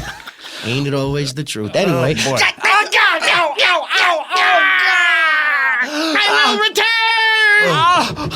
He's too fast. Come on, Rottweilers! Where do those Rottweilers come from? The Doppler effect. Scott, are you all right? You seem to have been stabbed multiple times by that little boy. I am slain. Actually, now that I think about it, his knife is so small. It really just kind of poked me. It was a proportional knife, yes. Yeah. It was yeah. Almost like the proportional strength of a spider that Spider-Man has. It's like a little mosquito has bitten me. I wonder if that's one of the bugs in Bob Marley's. Spider Forvel? Oh, no. Spider Forvel, you're back. Twit. Hello. Oh, no, look. His hair is coming out in patches. Oh, I don't feel so good. This is not that bad. He's never really stabbed me before. Because I didn't want to do it. I want us to be friends, please. I want to be friends too, Forvel. It's just that you keep trying to cockblock me. I just need scraps and love in my life. Look, you have the ultimate scrap. You have Jay Davidson's penis. It's the best scrap in the world. The ultimate scrap. It's the ultimate Werner, scrap. may I live with you? I'm not going to stand in out your of way. this. I'm not going to. Once and for all. I'm going to stay out of this. Totally. Forvel, I will tell you that life in my home would be a daily bath in cold despair, starting with a grim, bleak morning, going into a crushing numbness of an afternoon, and then wrapping it all up with the cloak of ignorant darkness, in which you would cry out in fear and pain every evening as you go to sleep. But if that's okay, then you can crash with me. That's the most beautiful thing I've ever heard. I come from the streets. I've had a rough time. Why don't you get in the pocket of my vest and I will take you home? You have a lot of pockets on that vest. I'm a filmmaker. Oh my God, he jumped in there. They made a little sound when I did it. He's so tiny. Oh, he jumped out. It's the exact same sound. Yoinks. Oh, the exact one. He's back in. Wow, it's almost like you're in the movie Her and you have that iPhone in your pocket. Fuck that movie. Fuck that movie? Really? I concur. Fuck that movie. I liked love it. you. You're going to be my papa. I guess I never really thought about it, but you guys are sort of made for each other in a way. I mean, maybe we are. You're so bleak and you're so murderous. I would have listened to the tapes of Timothy. Is that a reference? I think so. It's still a reference. You know, Forval, I've been missing a murderous little demon in my life ever since Klaus Kinski passed away. Perhaps this is fate that we have been brought together. This is the most beautiful day of my life. And mine. I can't believe it, but you both have found your soulmates almost. Thank you, Scott. Thank you, Scott, for bringing us together. I'm sorry Big Sue didn't work out, but if you want to go on another date, we'll pay for it. I would love to go. With the same person with which the date did not work out? Yeah. Why would I do that? Well, that's right. Okay, so Forval is better for you then? Yes, he would be my kleine Kinder. I'm so happy for the first time in my life. What a beautiful ending to the saga of Forval. And I guess the saga of Werner Herzog. That's right, you'll never see me again. Wow. So this is your retirement from the show. Yeah. We can call you former podcast stars. Absolutely. Absolutely, starting after we finish. Thank you, Scott, for finally bringing us together. It's my pleasure. But one last thing. Yes? A real knife! A real knife! I'm also being stabbed. It was all a ruse! I will return in maybe 2 years! Doppler effect. Come on, Rottweilers. All right, well, we're bleeding out. Put pressure on mine, if you wouldn't mind. Wife, I'm a little busy with mine. Okay, I guess let's put pressure on each other, or why don't we just handle our own wounds? MYOB, in other words? MYOW. All right, well, you know, as we bleed out, we're running out of time. All we have time to do is a little something called plugs. It's time for plugs. It's time for fun. Yeah, let's talk about the stuff we've all been working on for months. It's getting very dizzy. All the jokes that we've been singing, all the tent that we've been slinging. Time for plugs. Yeah, it's time for fun. I've been shot before, but this is worse. This is worse. This is a gut stick. It's a real gut stick. That was, speaking of gut sticks, that was Slung Tent by Anarast. Oh, man. Recorded off of an iMac microphone, apparently. Meow, I know. Claws in, cat. Speaking of claws. What a bitch. All right.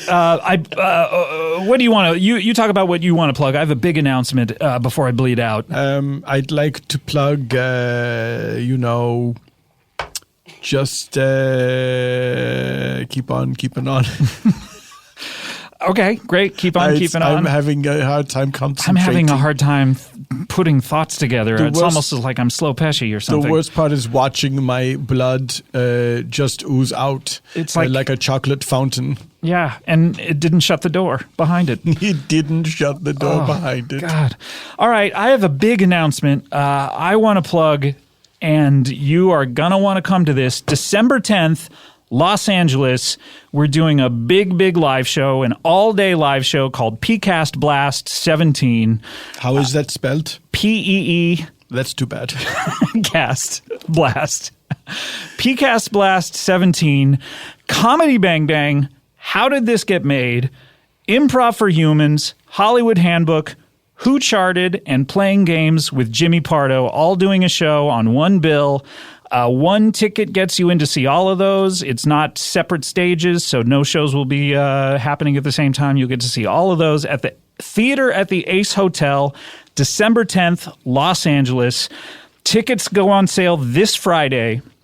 Oh, God, I'm bleeding. But I hope I make it. But if you want to get early tickets, we're doing a pre-sale this week on either Wednesday or Thursday. Check our Twitters about it with code word BLAST for all the fans. You can get in early and get the tickets before they go on sale to the general public. Code is BLAST to get early tickets. It's going to be really fun. We talked about this at Comic-Con. We said, hey, what if we did a show where all of us teamed up and did a show together? And so we're going to do it December 10th. Come in from out of town. We're going to make it really special. Special guests, Comedy Bang Bang, Paul F. Tompkins. Do you know Paul F. Tompkins, comedian Paul F. Tompkins? You were on. You did the Ace Hotel the last. Oh, you are really looking bad right now. Oh God. He's okay. I almost have to wrap it up. Klaus. Tickets on sale Friday, but go for the pre-sale.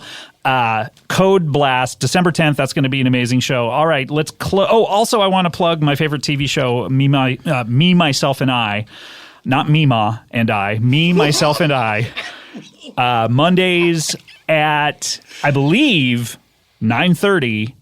8:30 Central. Fat Sheldon, 9:30 on CBS. On CBS. Our good friend Bobby Moynihan is on that show. I wanted to and plug... Mandel Mon. You want to plug something? Mountain Dew Code Blast. Oh, my God. No, PCast Blast. PCast Blast. Mountain Dew Code Blast. It'll make you crazy. No, PCast Blast 17, December 10th. Hillbilly Hero. All right, let's close up the old plug bag. Talk about bags and bags. I'm talking about opening bags. I'm talking about oh, God. The pain. I feel very warm and calm right now. There's like a light. Yes. Do you see it?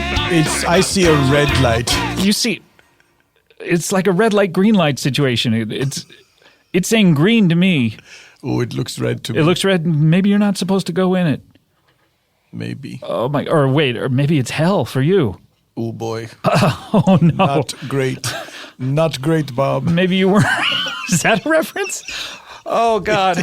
All right. Well, I want to thank you, Werner, for being on the show. It's great to see you again. I'm sorry that I brought this upon your doorstep. That's all right, Scott. Thank you for having me on the show so many times. And it's too bad I'll never be on it again because of death. I don't think I'll be on it again. I think I'm going to die next to Todd here and all the other people that have died on the show. Makes me feel a little better. Todd came back to life, though, I think. Yes, he's the only one. Oh, God. And our thanks to Slow Pesci, a.k.a. Forvel, wherever he is, Spider Forvel. It's very generous of you to thank him. Well, I guess I shouldn't, but I'm a generous soul. It's almost Christmas. We're 4 inches deep in Octy Doggy. All right, we'll see you next time. Oh, God. Step into the light. Step into the light. Oh, God. It's warm. It's getting hot. Oh, see you next time. Thanks. Bye.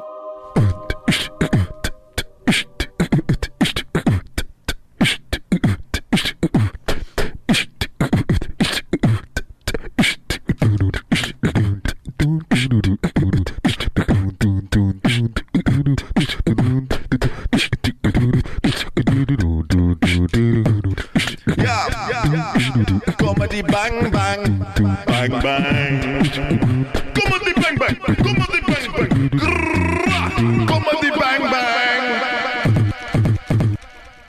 Yeah, we're here at the Warner Theater, and I could think of no better guest than someone whose name sounds a little bit like that. Please welcome Werner Herzog.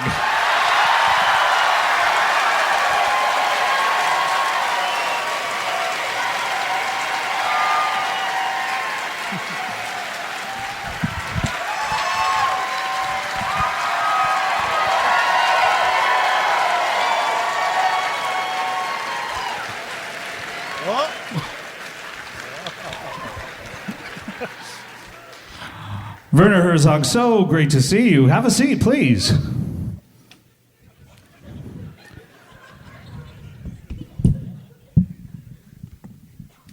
Thank you. It is a pleasure to be here, Scott. Thank you for having me on your show once again. It's wonderful to see you. I have not seen you in, it seems like a dog's age. It has been quite a while, yes. Certainly not as long as the lifespan of a dog, but perhaps a dog who was unsuccessful in his battle against nature. What is the average age of a dog? I've never really tracked that kind of data. It is the same as the average age of a human, except in dog years. Mm-hmm.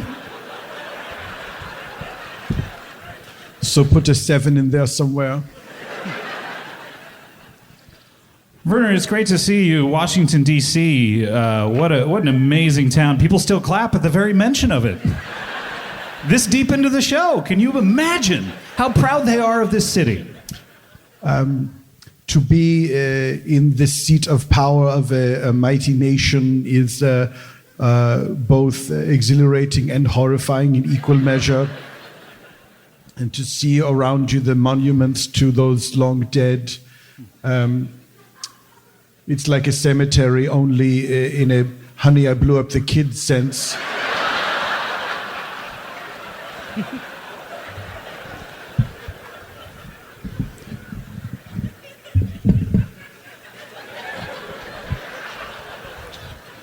Speaking of which, you ever see that Planet of the Apes movie? No. Okay. I've seen very few films. That's interesting that you say that. I want to talk to you about something, but before we did that, we're talking about Washington, D.C. Who is your favorite American president? Do you have one? Probably William Howard Taft, because he was so comically rotund that he needed a special bathtub built. Like, a bathtub is usually one size fits all, but this fellow looked at the problem and said, I have the solution. I need a bespoke bathtub. Bathtubs, as far as I'm concerned, are normally ovular. Do you think they widened it out to be circular in nature, or so he could just plop right in, or? I have seen very few full body pictures of William Howard Taft, and believe me, I have searched, but I cannot get a sense of his dimensions accurately to know if the tub was especially built to conform only to his body so that he would rest in there. Do you think it was like a Play-Doh mold where he's just like, it's exactly his body and he's just lowered right into it? That's what I was getting at, yes. Or if it just, they decided to hedge their bets and just make an entire room into a bathtub and let him have fun in there. It does seem fun. You have fun in a bathtub? Rub-a-dub-dub, all that? There is only so much fun to be had in a bathtub. The initial pleasure inevitably turns to disgust as the water cools and you realize you are sitting in a pail of your own filth. Well, that's certainly one way to look at it, Werner, but... It's my way. Not the highway, certainly. Certainly not. Werner, I did want to ask, you mentioned that you see very few films. It's true. You are a film director, for those of you who have never heard of Werner Herzog's That's work. also true. The Tenacious D special. But I read something today. I read an interview with you in, I believe it was Variety magazine. I read it online, not in magazine form, if that's okay. I have no stake in that. You may read it however you wish. Okay. Perhaps someone will whisper it into your ear on your deathbed, and it would be the last thing you ever hear. That's up to you, my man. Would you, speaking of which, that seems like a good side hustle for you, is whispering things to people and having it be the last thing they ever hear. I would pay for that. You would? I would. Like, you get to choose, I guess not the celebrity, it would always be you. Although, if you broaden it out and widen it out to all different celebrities, choose a celebrity, It choose could be the a passage, business, yes. choose the passage you want them to say, or whatever you want them to say. This is like, what's that? Cameo. This is the ultimate. The ultimate fate of Cameo is paying celebrities to whisper things to you on your deathbed. And then the race is on, because what if you outlive the celebrity? Can you do it in advance? Say, I expect to die in 30 years' time, so I would like, I don't know, say Logan Paul to whisper something to me on my deathbed. But perhaps the mobs will have caught up with Logan Paul before you can die of natural causes, and he will have been torn to pieces in the streets. And then you're out that money. Because, of course, no refunds. I'd like it to be in person, though. How much would it cost for me to hire you to whisper something to me on my deathbed? It would cost more money for me to not do it.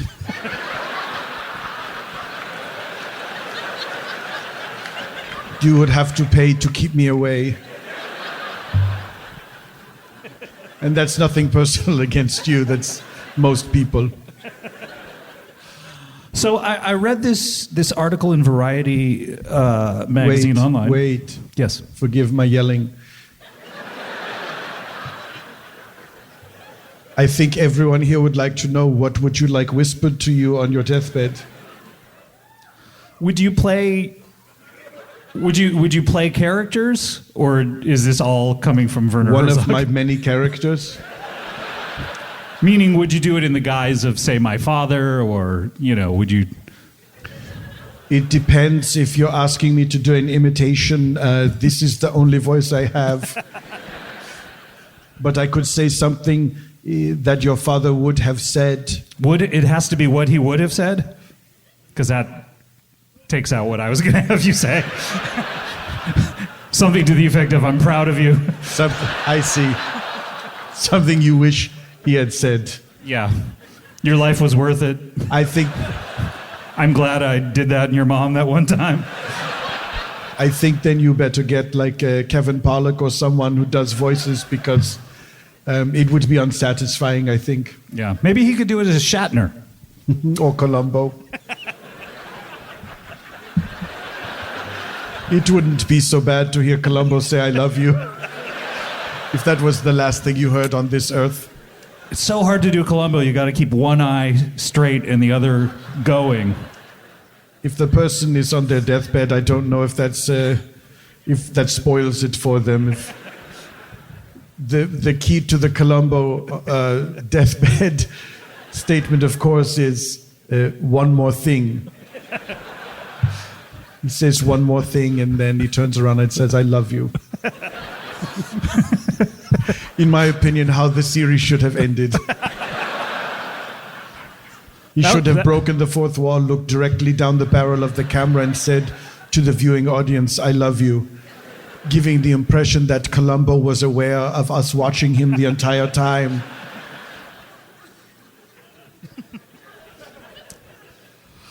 Well, in any case, I read this fascinating interview with you. It was very brief, but I packed a lot into it. Yeah. You, I can't recall who the journalist was that spoke to you. Nor can I. But you covered a lot of ground. A lot of very interesting things were talked about. True. And I'll bring up what these things are, certainly. The reason for the interview was a new television program that I am an actor in, has premiered today, The Mandalorian, which is a Star Wars something or other. I play a Star Wars man who interacts with other Star Wars people, and we talk about Star Wars things. And then there's lots of Star Wars going on. And this is on Disney Cross or whatever it is.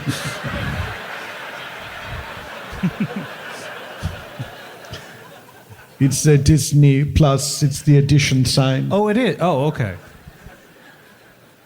You can tell because the arms in the symbol are equidistant, they are the same length, whereas a cross that is used for a crucifix, the vertical line must be longer because it has a man hanging from it, and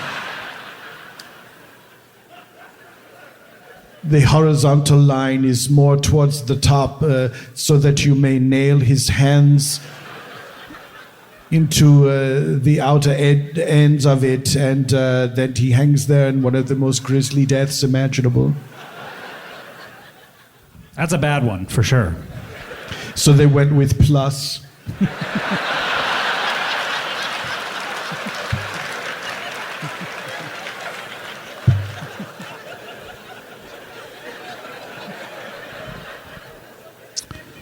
So this is The Mandalorian. This appears to be about... I may be him, by the way. I'm not sure.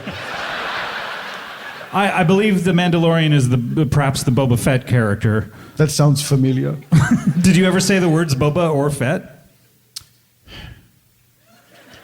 I have definitely said the word boba before because of the T. Fett, I'm not so sure. Maybe as part of a larger word, certainly. Unfettered, perhaps. Little Miss Moffat? Veterinarian.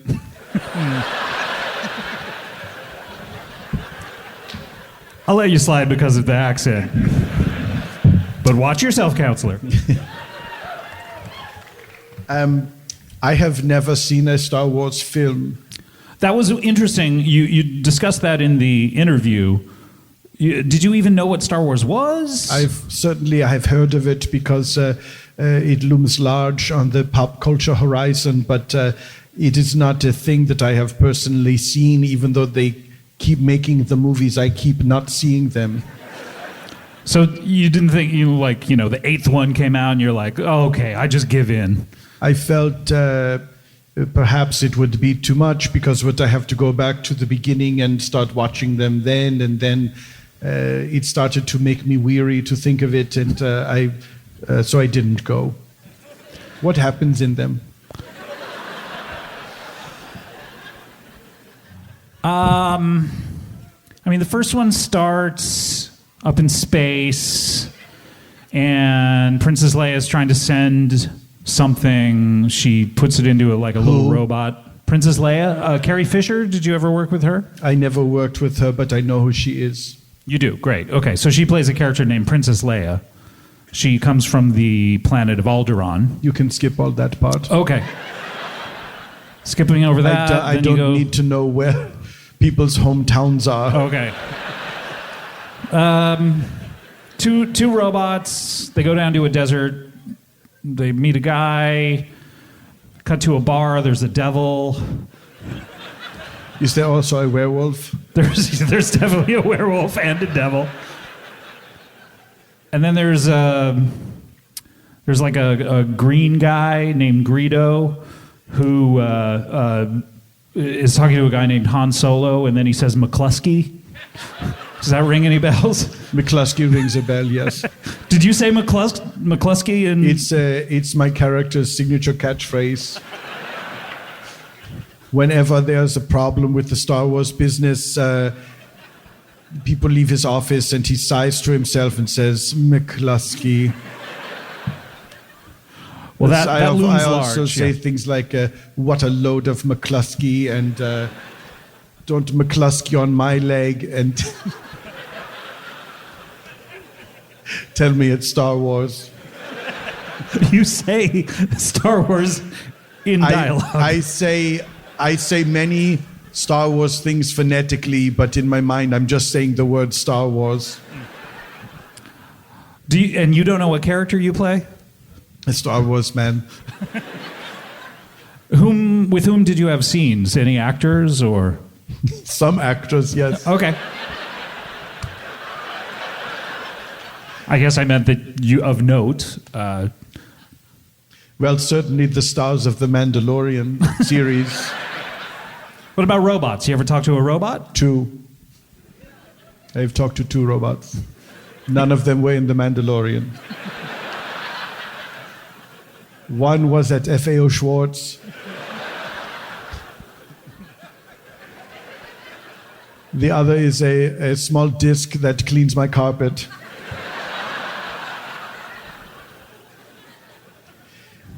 I turn him on, and then he sings a triumphant charge-like song where he is announcing, "I am going to clean the carpet. This is my song of battle." Do you like robots? I mean, they're Yes. not made by nature. I like robots because eventually they will replace us, and I can't wait. I don't know what the holdup is. A lot of times I would look at appliances in the kitchen and say, "Come on, guys, get sentient already."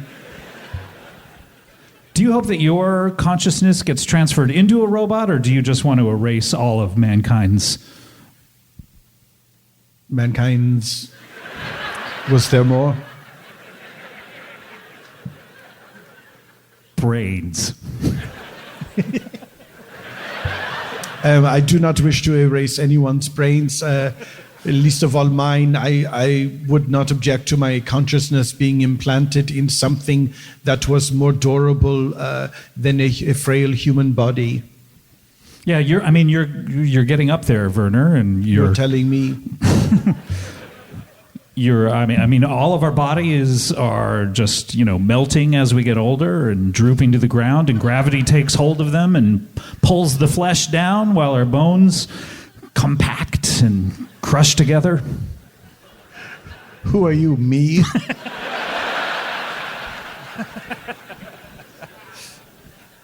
I guess it's rubbing off on me, Werner. That's. I have that effect. Yeah. So you, The Mandalorian, a big hit for Disney Plus. I will never see it. Jon Favreau directed it. Was that fun for you to? Who you say? Jon Favreau, the director. Yes. Forgive me. I keep forgetting who he is. He was shouting action and cut, presumably? Yes, that fellow, yes. I'm not overly familiar with him. I've never seen any of his films. He has acted as well as directed.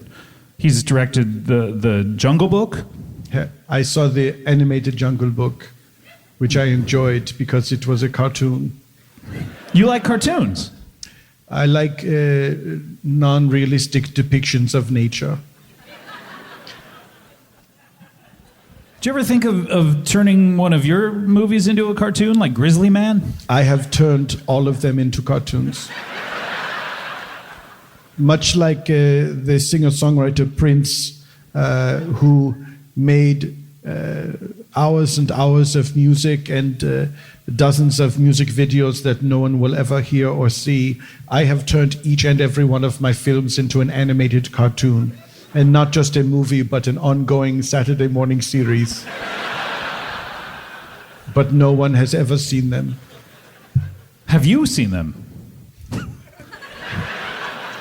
I have seen them because I have created all of them myself. Mm. So Jon Favreau, he It's a series of flip books. They're just in flip book form. They're not. That's correct. In my home, there is a vast library, and you think, oh, Werner reads a lot of books, but guess what? Surprise.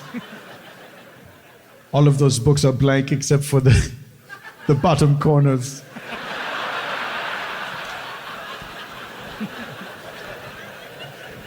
There you'll see 4 seasons of Fitzcarraldo, the cartoon. Bagheera, the Wrath of God, the animated series. Little Dieter Needs to Fly in color. Do you do what the Saturday morning cartoons did and add characters like Godzuki and Scrappy Doo? Oh, both of them, yes. I alternate between Godzuki and Scrappy Doo.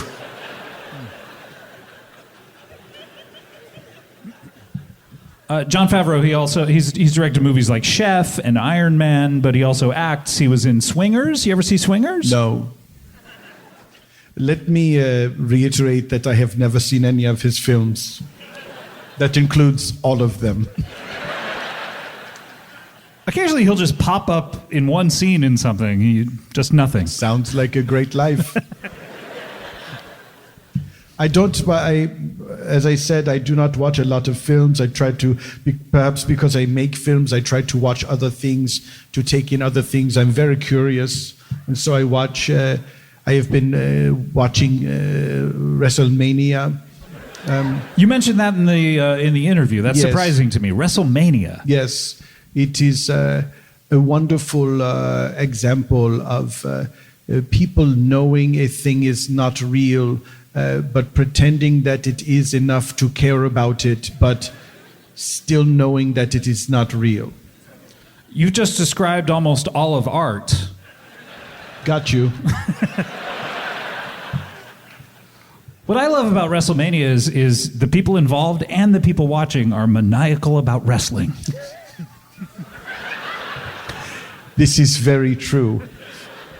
If you are a wrestler or a wrestling fan, wrestling is the thing for you.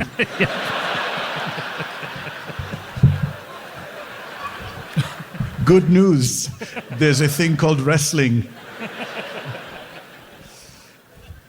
I've also been exploring keeping up with the Kardashians.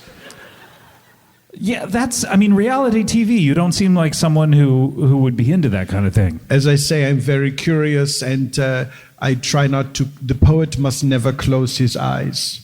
And so, even though the Kardashians seem very vulgar on the surface, they are also vulgar below the surface. Several layers of vulgar. To the core. Vulgar to the bone. Those WrestleMania and Keeping Up with the Kardashians were both mentioned in the article. Is there anything that occupies your time that you hadn't mentioned in the article? Yes, I am obsessed with fail videos. Describe these for me. Basically, it's any video where someone tried to do a thing and they failed. What's your favorite one? It's hard to choose. There are so many that are wonderful. Perhaps my favorite is any involving an animal who falls in some way, because we think of animals as these creatures who are made entirely of instinct, and they can not put a foot wrong because they are just dumb animals who only exist to hunt and eat.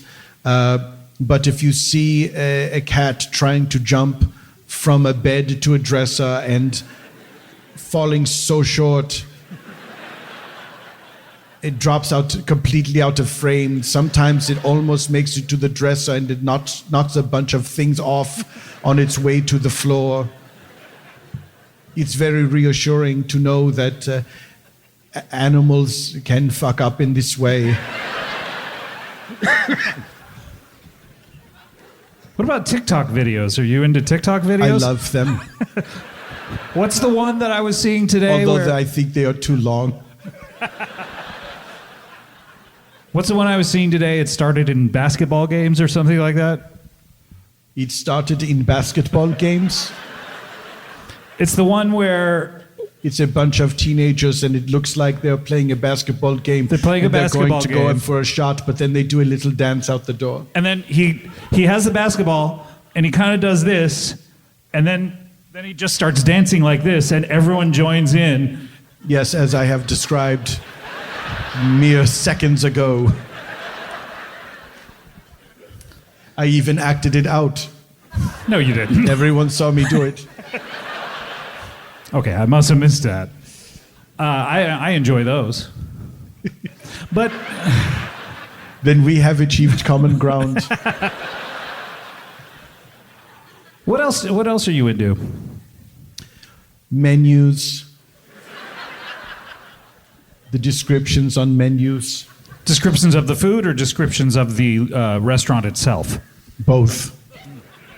When a restaurant takes it upon itself to tell you how this restaurant came to be, what struggles they went through to keep the business open, an uncaring person reading the menu you cannot help but read the whole thing because you cannot believe it has been written out. Who could care about such a story?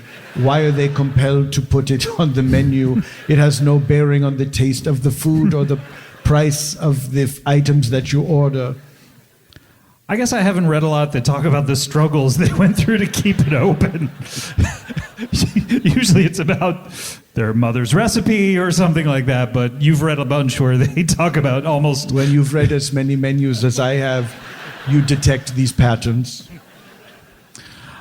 I also like slime. I make slime. You make slime? Are we talking the kind of slime that Nickelodeon, you can't do that on television style slime? I don't know. It certainly looks like that. I don't know if it's the same exact consistency. I was never invited on that program. Nor have I ever been invited to the Kids' Choice Awards, which I think is a real snub. With this Mandalorian, though. This could be my shot. Perhaps I could get slimed on television.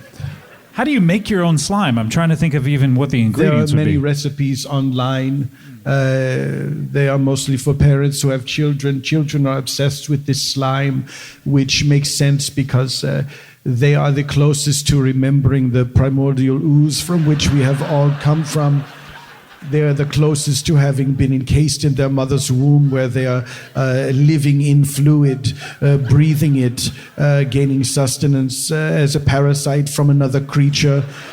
And so I think when kids look at this slime, they feel a kinship that adults have forgotten. Also, it's fun, it feels gross.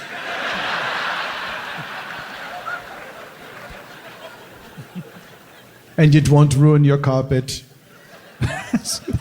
You pour it on your own carpet? Well, things happen when you're playing with slime. It gets all over the place. Do you put it up in a bucket above you and then pull a thing and it comes crashing down? Or? Much like my colleague Steven Spielberg would not touch an Oscar before he earned one by winning it at the Academy Awards, I have never allowed myself to be slimed until it is on the Kids' Choice Awards. Dankeschön. But you'll play in it. You'll play with it. You'll play in it. I'll play with it, yeah. Okay. That's irresistible. You just put it, you have it in the bowl and you pick it up and you watch it goop down. It's fun. Yeah. You put other things in it. Ooh, like what? Action figures. You have action figures?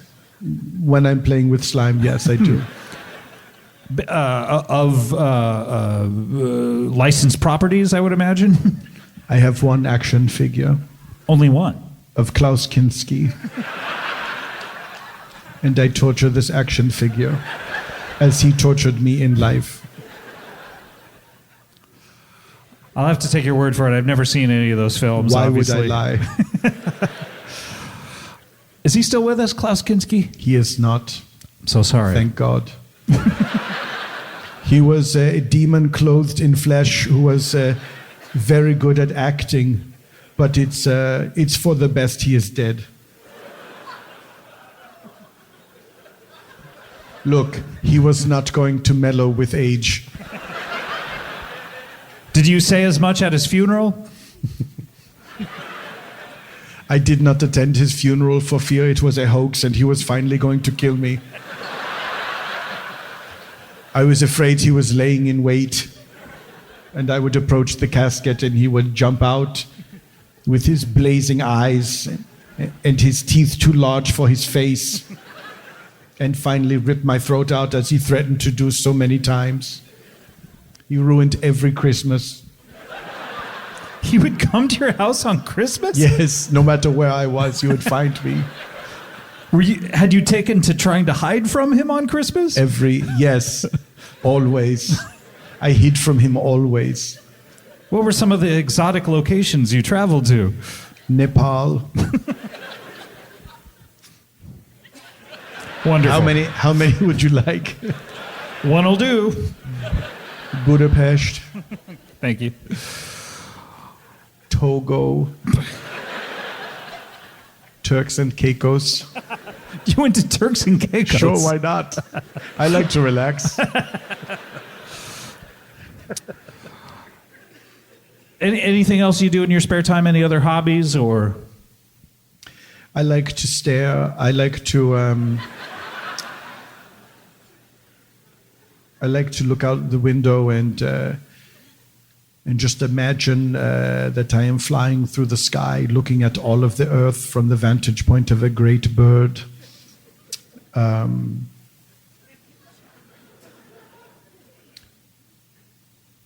Also, that's it. That's the end of the list there. That's right.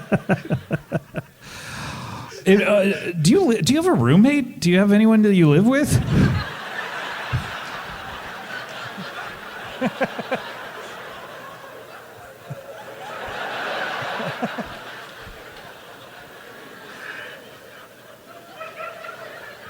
I know it has been a while since we have seen each other, but your interview style remains as curious as it always was. I guess I'm just thinking about you splitting the rent with... Most adults would ask a fellow adult, are you married?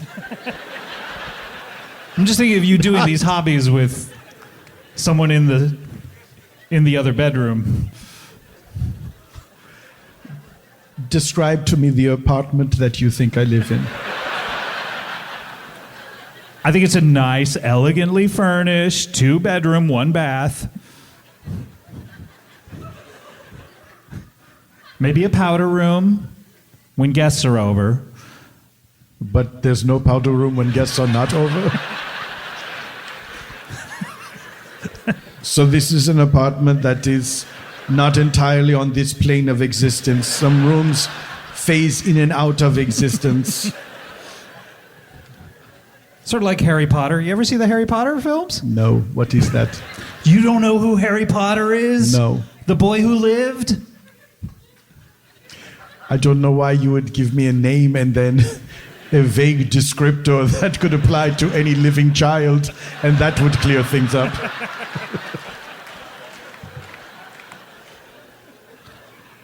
Well, you're a fascinating guy, Werner. Yes. And are there going to be more Mandalorians? I guess I mean episodes, not more Boba Fett's? Yes, that was a question I had. Are we just doing the one episode? But they said, no, it's going to be multiple episodes.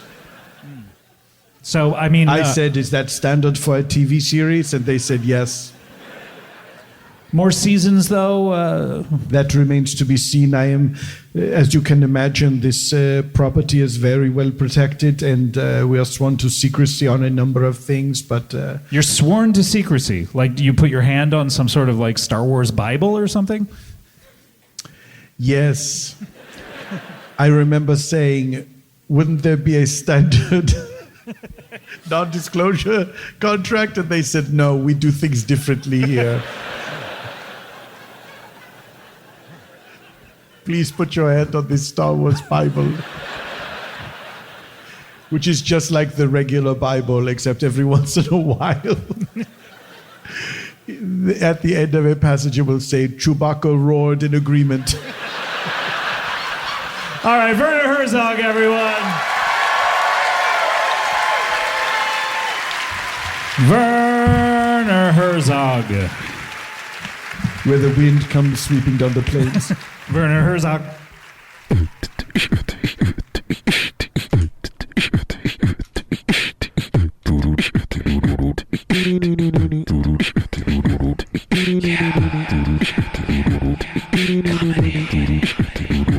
Yeah, comedy bang bang, comedy bang bang, bang bang, comedy bang bang, bang bang goes the comedy. You are listening to comedy bang bang. Mentions they are someone in the entertainment industry.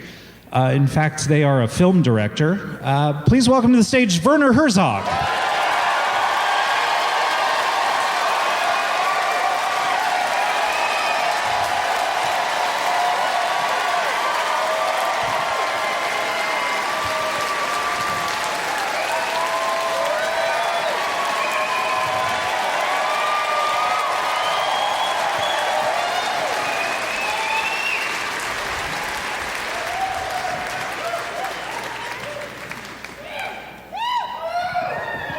Hello.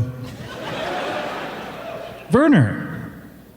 Scott, it's a pleasure to see you again. It's been quite a long time. It really has. It's been a minute, as the kids have started saying. It's been a while. It's been... Werner, you're one of our oldest friends on the show. We've been talking to you for now a decade, I feel. It does feel in many ways as if we have always been involved in the same conversation. Although there are many detours and tangents, we always seem to find our way back to this, saying hello to each other. It's usually how we end our conversations. We say hello, and then we turn around 180 degrees, we walk.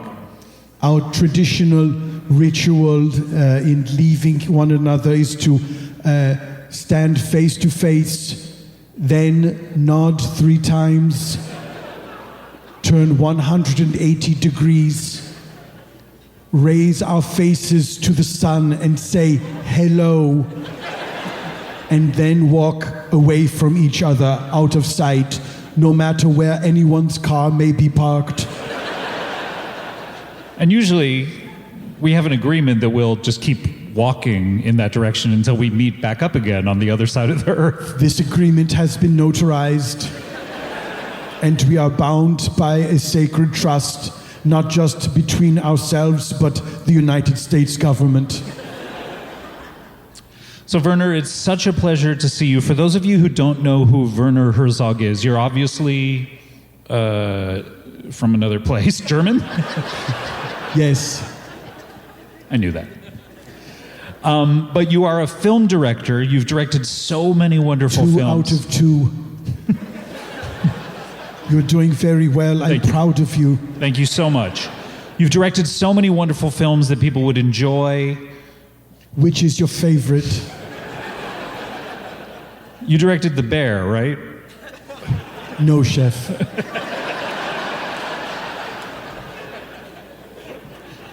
You directed something about a bear. Something about Mary. It was more about a man who is in close proximity to bears. Yes. Does this give you a clue now? Yes. The Grizzly Man. Grizzly Man. Oh, Grizzly. Oh, Not okay. the Grizzly Man. He was not portrayed by Robert Pattinson. Although at the end of the film, spoilers, it's pretty grisly. It remains grisly the entire running time of the film because it begins when the man in question is already dead. Does it? So it's like a... I think so. This is my recollection. It's been a while since I directed the film and seen it, so... But I believe all of the footage is posthumous, but now that I'm saying this out loud, that seems unlikely. But that's just the most popular of your films. It isn't. Oh. Or it may be. Did you do one called Fitzcarraldo, or is that someone else? Fitzcarraldo, why don't you come to your senses? You've been out riding fences, dragging boats over hills.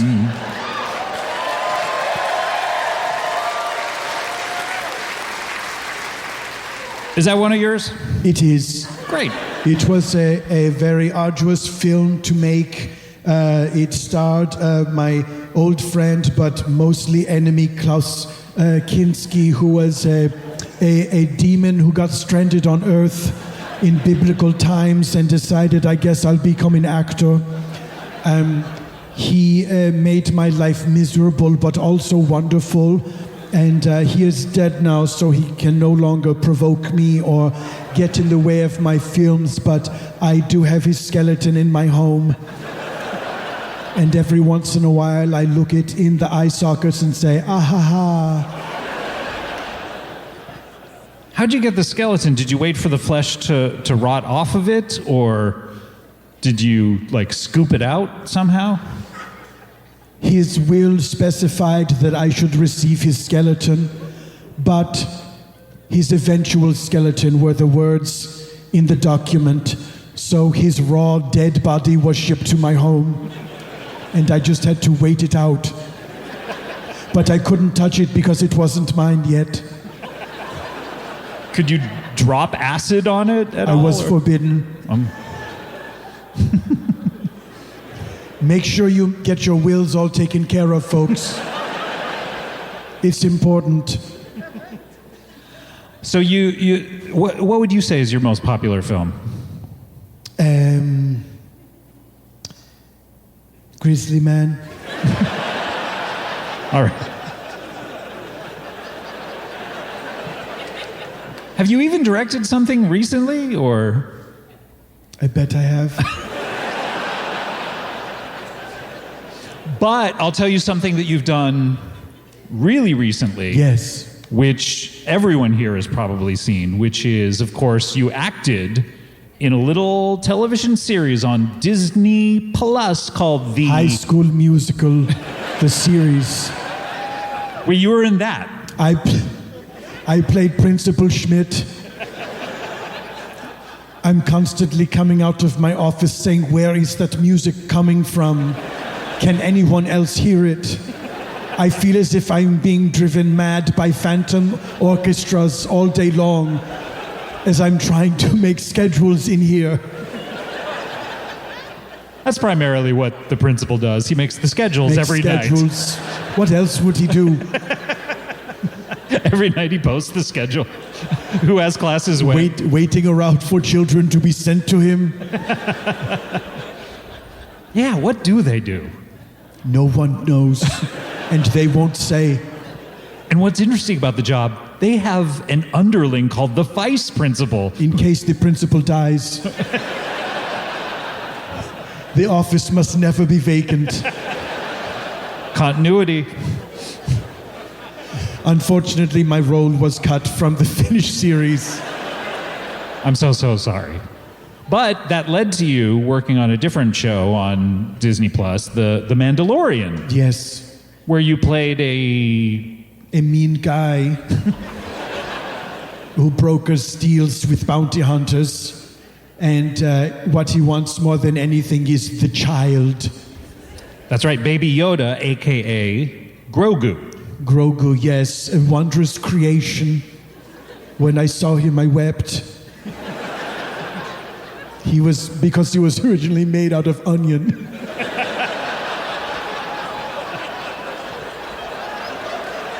It was a long process to get the puppet just right. They tried many foods first, several gourds.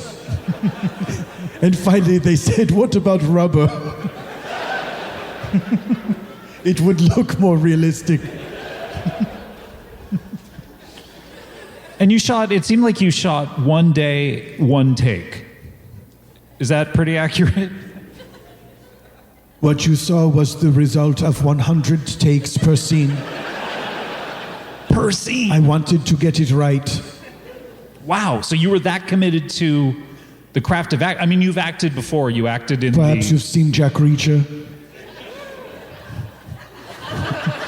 You are miming reaching.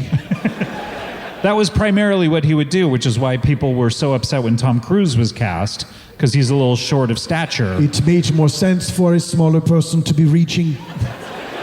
But luckily they have corrected this for the fans, and now there is a show on Amazon Prime where Jack Reacher is a giant shaved gorilla whom some people inexplicably like. Did you ever work with Tom Cruise again? I can only imagine like you being in Rock of Ages or something like that. I played Tom Cruise's manager in Rock of Ages. I would come out of my office every once in a while saying, where is that music coming from? I am being driven mad by a phantom orchestra. It didn't make the final cut. You'll get it in there one of these days. So yes, the Mandalorian, he's from Mandalore. How deep did you get into the lore, Mandalore, the mythology of Star Wars? you know? Not much before going to set.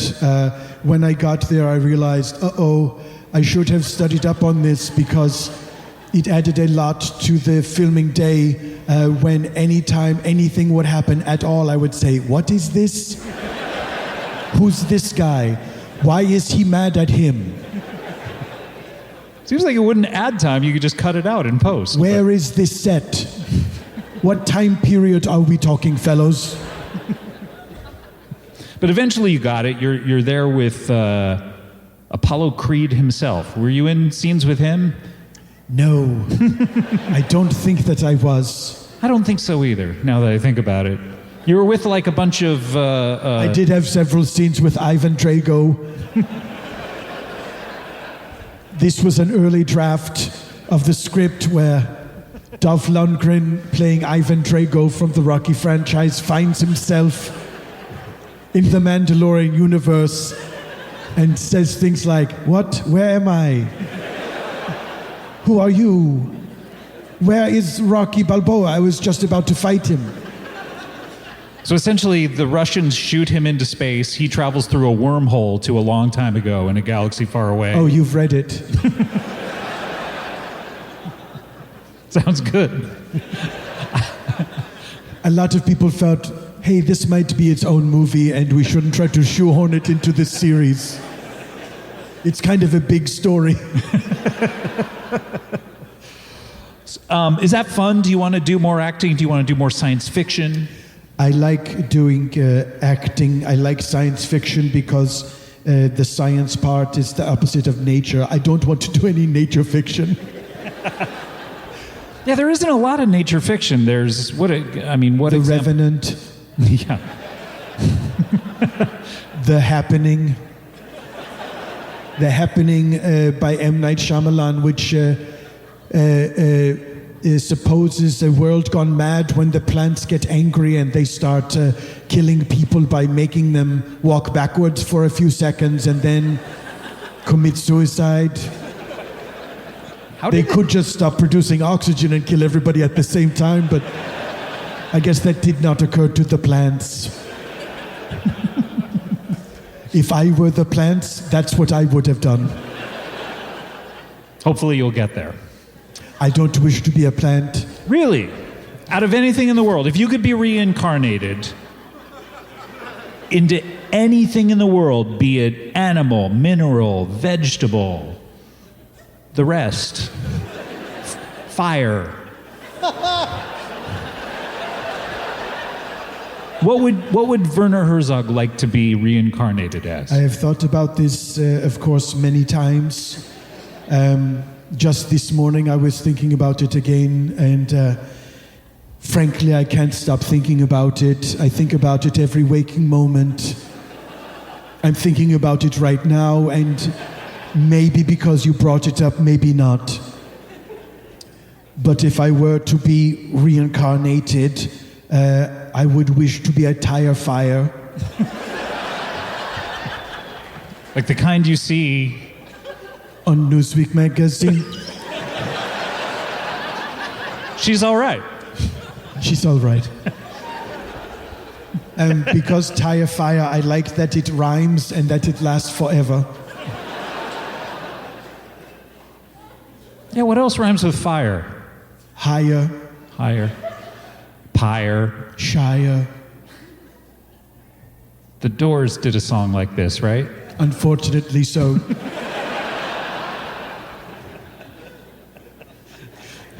What kind of music do you like, Werner?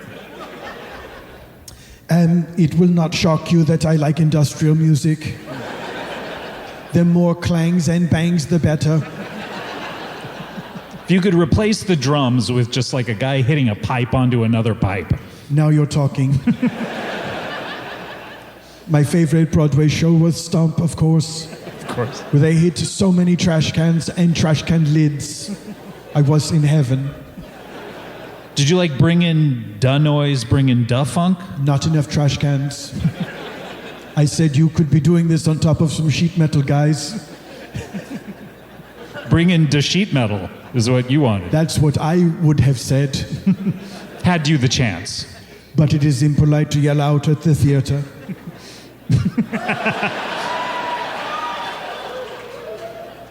They're taking that as a request for shouts. I should have seen that coming. Well, Werner, you had such a career in the past, but we can... I still have a career. What I'm trying to say is we can only live in the past. In the past, we need to live in the present and ultimately the future. Are you going to ask me what are you doing here in Maine? Yeah, what are you doing here in Maine? I was giving you a long wind-up to it. I appreciate it. I'm working on my new film. Do you recall several years ago I made a sequel to a film that I had not made originally?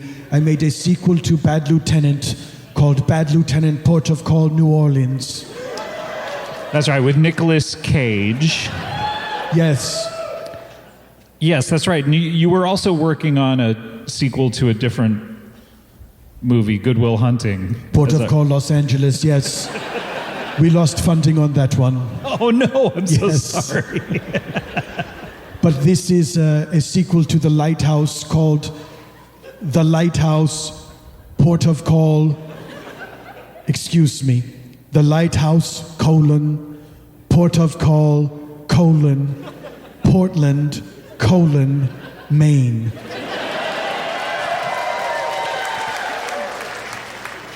The film in question, The Lighthouse, starred Willem Dafoe and the Batman himself. The aforementioned Robert Pattinson. Yes.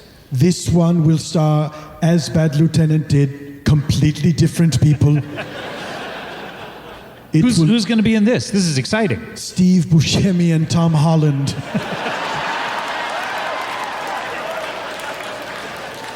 Sounds about right. Rather than two men in a lighthouse being driven mad by isolation, this is two men in a lighthouse being driven mad when a pigeon gets in the lighthouse. It's very difficult to get the pigeon out. I gotta ask, do they open the door? They open the door, several windows, but the pigeon won't take the hint. They employ blankets and pillows, and at one point, even a broom. Even a broom! Eventually, the pigeon finds its way out of the lighthouse. He couldn't stay in there very long because the lighthouse is not very big. We're shooting on location at a lighthouse called Bug Light.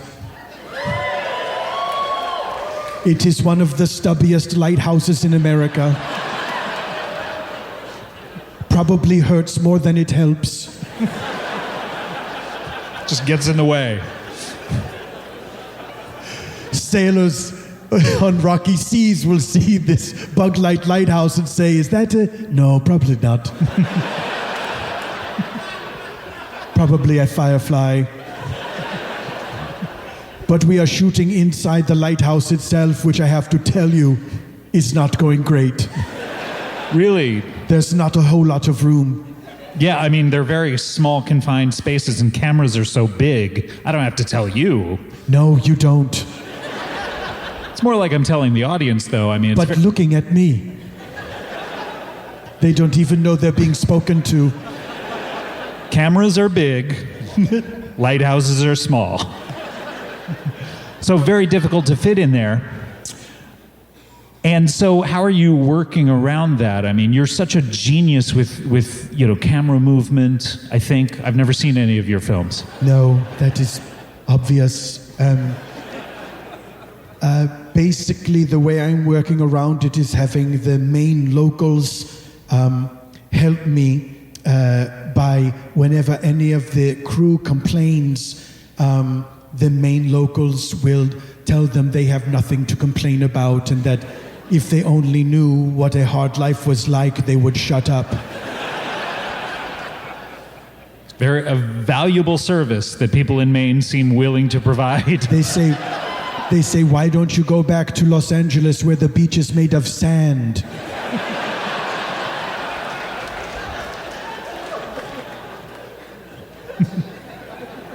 But of course the problem now is that many of the locals see that there is some friction between myself and Steve Buscemi. Oh no, really? What's going on? Well, we have disagreements on how the film should be shot. For instance, Steve Buscemi feels we don't need to be in the actual lighthouse and we could be on a set. And I say no. And the locals have offered to kill him for me. I don't think I want Steve Buscemi dead. I mean, he's... No, nor do I, and I thank them for their generous offer. And I say, maybe a rain check? How has Tom Holland been to work with? He's cinema's Spider-Man. He's a wonderful little boy. I believe he's a grown man at this point. 30-ish, maybe? If you say so. It's never come up? When I see him, I just see a little boy. Not unlike my friend Grogu. You still keep in touch with Grogu? Yes. He just had his first Holy Communion. I gave him a card with a $5 bill. That's nice. I'm so proud of that guy. But Tom Holland and Steve Buscemi have started to go insane off-screen, which is too bad because they're supposed to be pretty happy after they get the pigeon out. Really? So this is a movie that is supposed to have a happy ending? It was to be my first musical. Let me guess, you play someone in a neighboring lighthouse who... I play someone in a neighboring lighthouse. Who comes in... They're usually pretty close together. Sure. And I yell from the lighthouse, hey, what's that music? And they say, we're doing a musical over here. And I say, oh good, I thought I was going crazy. Hopefully you'll keep it in this time. It makes sense now.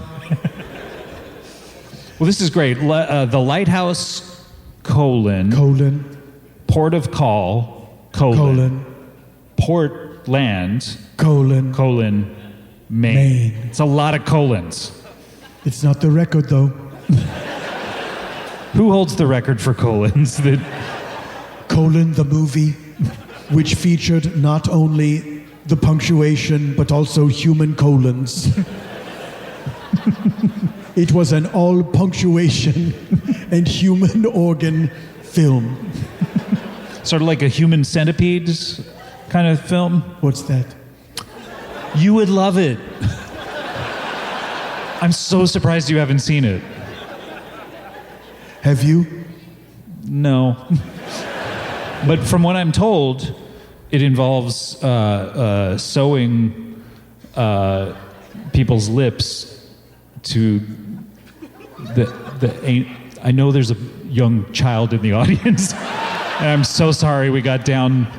Check out Human Centipede on video now. Is it on demand? On demand, you can demand it. Yeah. Show me Human Centipede.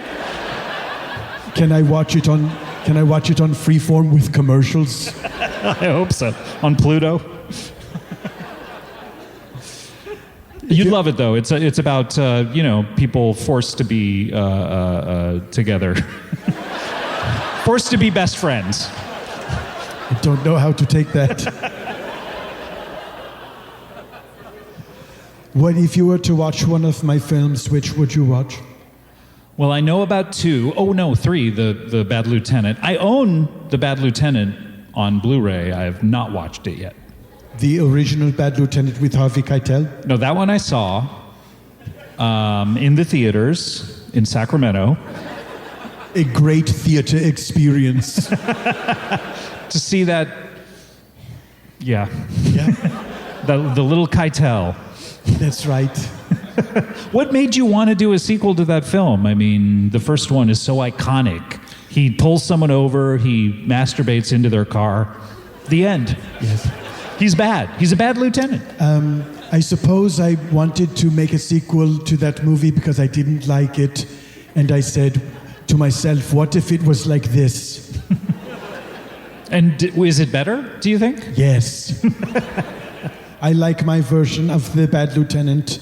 Better. It has more alligators. How many? One. When I saw Bad Lieutenant with Harvey Keitel, I could not have been the only one thinking, where are the gators? As lieutenants go, though, Harvey Keitel was bad. On a scale of 0 to terrible, he was bad. On a scale of sergeant to lieutenant, he was a lieutenant. Yes. If I were to make a movie called Terrible Lieutenant, I think it would not be shown in theaters. If you saw what the Bad Lieutenant did, you don't want to see what the Terrible Lieutenant does. Well, this is exciting. I really look forward to seeing your film. One movie of mine? Yeah, one of these days before. I swear, next time you're on the show, I will have seen. What's the one that I should see? Fitzcarraldo is a fave. Agira, the Wrath of God is also good. Little Dieter Needs to Fly. Are you making things up right now? I swear to God, I am not. How many have you seen? Of my movies? Yeah. I've seen all the ones I just mentioned, and a few more besides. All right, Werner Herzog, everyone.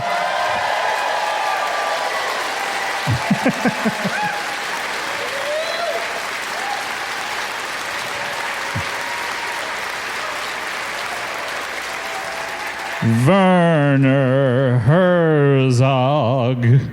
Werner Herzog. That's one of the songs in the Lighthouse. Oh, it is? Colon, Port of Call, colon, Portland, colon, Maine. Really? People just singing Werner Herzog. Werner Herzog. Herzog. I think I'm doing it to something from Les Miserables, aren't I? Like Werner Herzog. Master of the House, perhaps? Perhaps.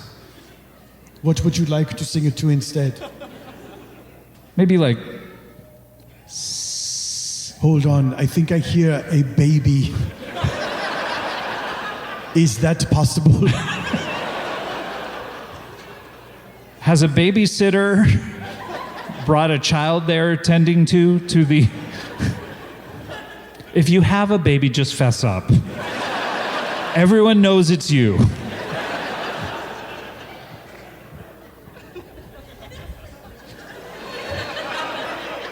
In the balk.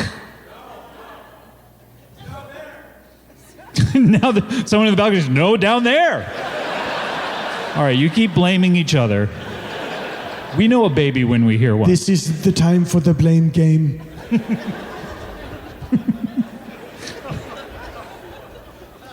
If you have a baby, pass the baby up to us. I wish to see this baby. We'll take care of the baby the entire show. We'll raise the baby. As our own.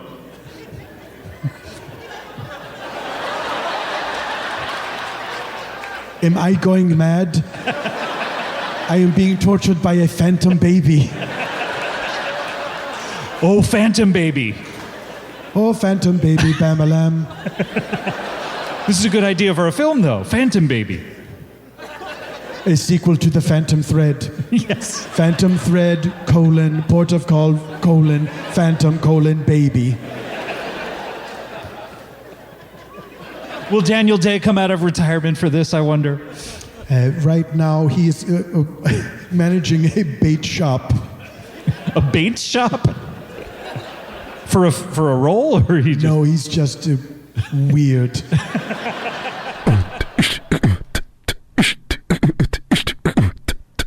Werner, when you're in have you ever been in a relationship? Yes. But you're not married. I might be.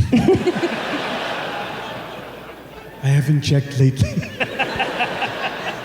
I haven't been me in a while. Do you have your phone? Yes, shall I look it up right now? But what are the types of things that men say in relationships that are confusing? Yeah, so sometimes men are like, I'm gonna go to sleep. That is one of the worst things that you can hear. They are so upset with you. They're furious. They are mad at you. They being the men are mad. Yeah, the men are mad at you. They're just not good at communicating. So, actually, Randy Snuts, he and I are currently together, which is so fun. I love it. But I'm still looking at you in your little shirt with your little things on it. What are you looking at? What's special about this shirt? Do you see his little shirt? He's got little. What's on that shirt? I wouldn't say it's little. It's No, it's a little shirt. It's alligators. Hey, Werner, gators. Thank you.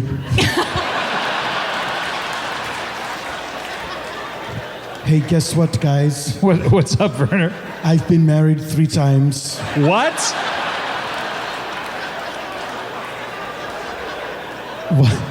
Once in 1967. That was so long ago. Once in 1987. And 1996. Did that one stick?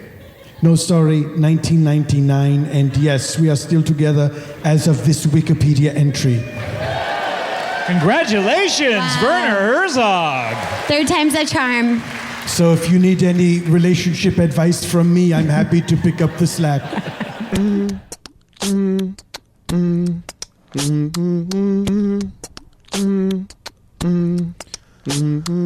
Comedy, bang, bang, comedy, bang, bang, bang, bang, with a comedy edge. Comedy, bang, bang, bang, bang, bang, bang, bang, bang, bang, bang, bang, bang. You're listening now to comedy, bang, bang. This filmmaker did not come from here, but he's a great friend of the show. Please welcome Werner Herzog, everyone.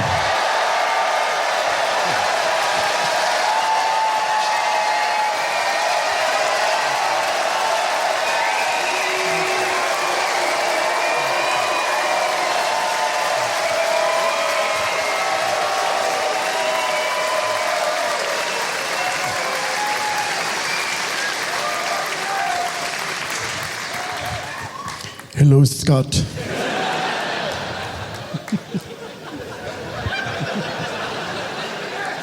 It is a pleasure to see you in such a far-flung location from where we usually see each other. Yes, now we usually see each other in the confines of Los Angeles, California. That's correct. Yes. Where I do my nightly patrols on Mulholland Drive to see if any celebrities have flipped their cars over. That's a deep cut. Your Nike patrols, did you say? Nightly. What do you think? It's a toss-up, quite honestly. Sometimes I forget who I'm dealing with. Werner, it's wonderful to see you. You are a filmmaker of renown. You have... How many of my films have you seen? Seen or can name? Let's try the latter and then the former. I'll tell you how many I can name. 1. Grizzly bear or grizzly man or just grizzly? You can't even name it all the way. It's grizzly man? Grizzly? Better not tell you now. Magic 8 ball. Now, how many have I seen? That's going to be 0, Yes. unfortunately. But I'm a big fan of you personally, and shouldn't that matter more? No. My work is a representation of who I am, and if you don't enjoy it or even bother to look at it, then maybe I cease to exist in some way. How many episodes of Comedy Bang Bang have you listened to? Every single one. What? I love Harris's Foam Corner.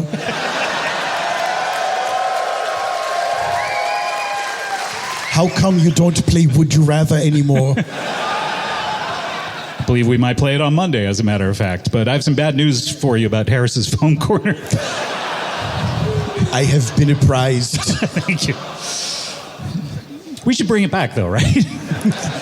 If it's possible.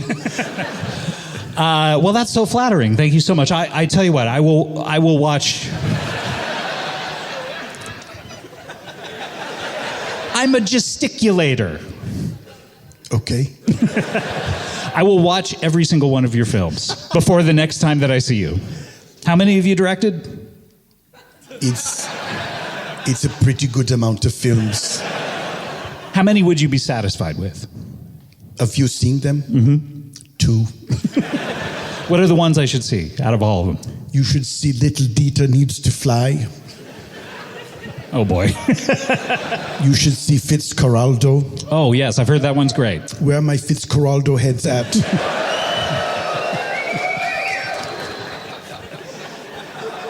Is Fitzcarraldo a place? Is it a submarine? What is it? It is. I'm intrigued to know how submarine got in the mix. It could be about anything. Like you hear a movie called Jurassic Park, you assume it's going to be about a park. Why couldn't that be the name of a submarine? It's a great way to expand the franchise. Red October is the name of a submarine. Why not Jurassic Park? But it's not the hunt for Jurassic Park. Because everyone knows where it is. I never said it was. It's a good point. What is it a place? Is it a slide? What is it? Fitzcarraldo is a person, a madman, who drags a boat over a mountain in order to build an opera house in the jungle. That's all I shall say. Does this star your frequent collaborator, Klaus Kinski? How did you do it? Congratulations, my congratulations to you. Yes, Klaus Kinski, the madman who, thank God, is dead. A devil made flesh.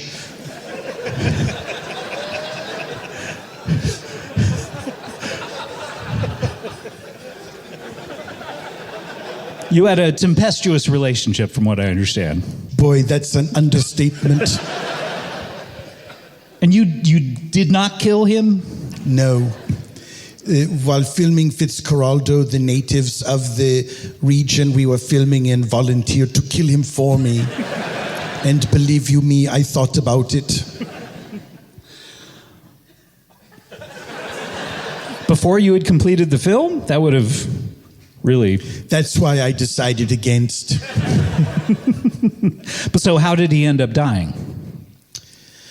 He just eviled himself to death. And the Grizzly Man is not a frequent collaborator? He wasn't even a one-time collaborator.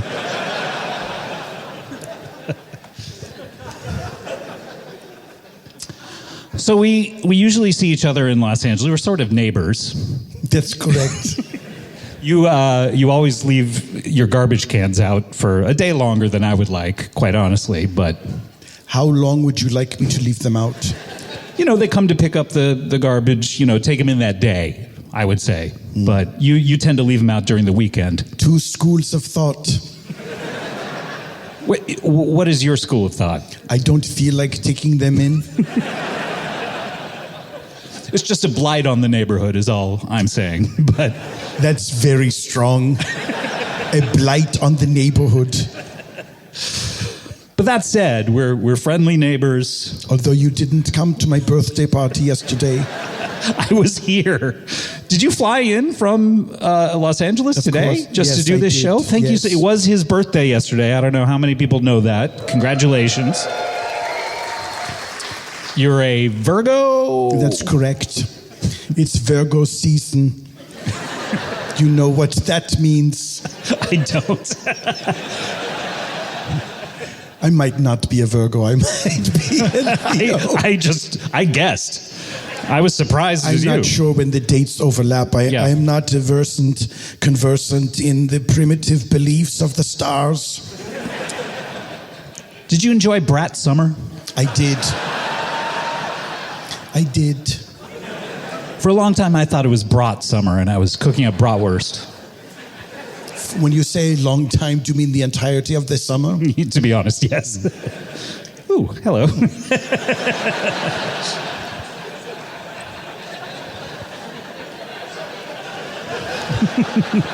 We were playing footsie. A game where everyone wins.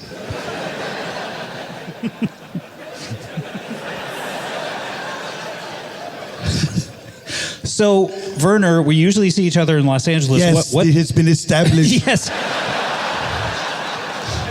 You're not curious about my birthday at all. You want to get back to the fact that we live near each other. How was your birthday party? I'm sorry I couldn't come. I was here in London. It was a lovely celebration.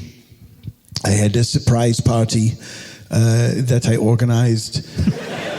And I was very surprised, and everyone was there. The whole gang.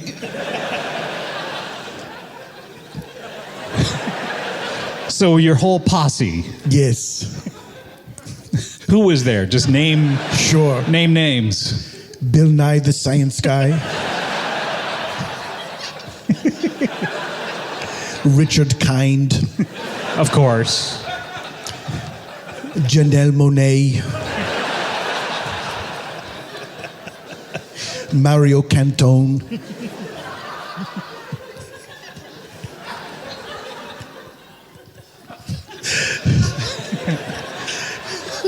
Hall of Fame pitcher Steve Carlton. I thought you were going to say Hall & Oates were there. That would Oates was there.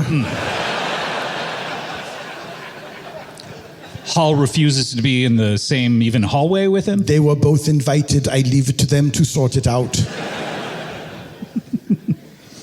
I heard they travel on different planes as well, so that if anything happens to one of them...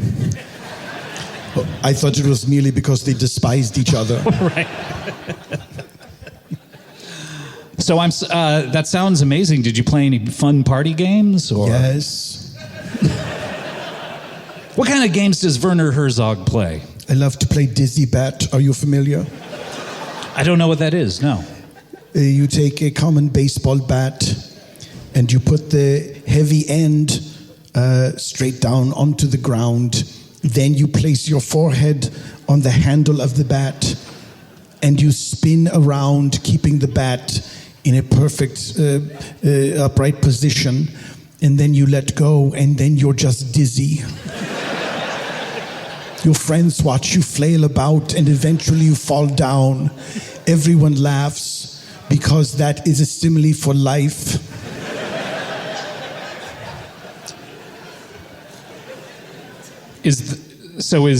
We go through this life lurching from one experience to the next, struggling to keep a semblance of dignity and balance, but ultimately we are brought down by the forces of gravity, parentheses, death.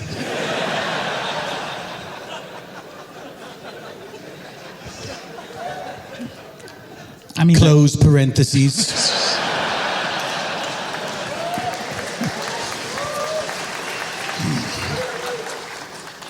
That's one way of looking at it, but the dizziness can be fun, can't it? It is fun. Life can be fun. Yeah, what do you do for fun? I never said it wasn't fun. It's just your whole Werner Herzog thing, you know.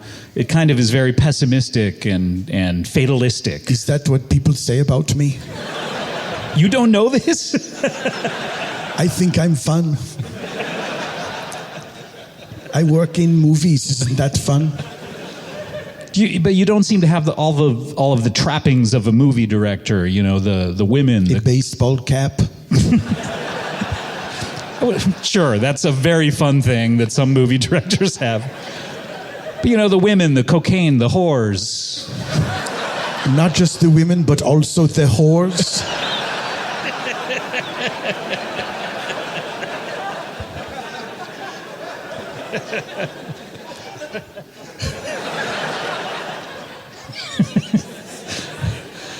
It's just that to you is fun. Cocaine, women, and whores. When I think of Werner Herzog, I just think of you sitting around pondering what happens to us after we shuffle off this mortal. I could not be less interested in what happens after. Really? You're focused on the now? Because after there is nothing. Why would I ponder that? A waste of time. Are you afraid of it, though? No. Will you welcome it? No. I'm trying to have a good time, you know? Do you know what my favorite thing is? I have a Play-Doh fuzzy pumper barbershop where I can give hairstyles to the clay-haired patrons who come in each and every day. What's your favorite hairstyle to give? The Rachel. It took me many months to master the Rachel in clay. It's a tough one, even on hair. Agreed. Well, that is fun. I mean, you know, the few times I've met you, maybe how many times? A dozen, 2 handfuls? Sure. You are a fun guy. I'm a fun guy. In fact, perhaps you saw my role on The Mandalorian. I did. You were in approximately 1 or 2 episodes of The Mandalorian. I kicked it off. Yes. And I got to meet the animatronic puppet of the baby Yoda. He, after the episodes you were in, was then named Grogu. Yes. Spoilers for The Mandalorian. I knew him as the baby. And you got to meet this puppet. Yes, I said, I would like to see the baby. And they brought the puppet out, and I cried. He was so beautiful and cute. I was so taken with this experience that it informed my next film that I begin shooting very soon. This is incredible. Now, news of this has not leaked. Or at least I haven't seen it. Then again, I don't know if I would have, because I don't know anything about any of your work. But have you talked about this at all? I have not. This is a scoop for you. Fantastic. I'll take 2 scoops, if possible. This isn't Raisin Bran.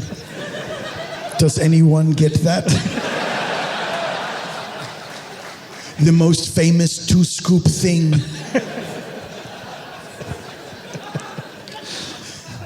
So what is this new film that you're working on? It's Paddington 3. Subtitle, Paddington, Port of Call, Alaska.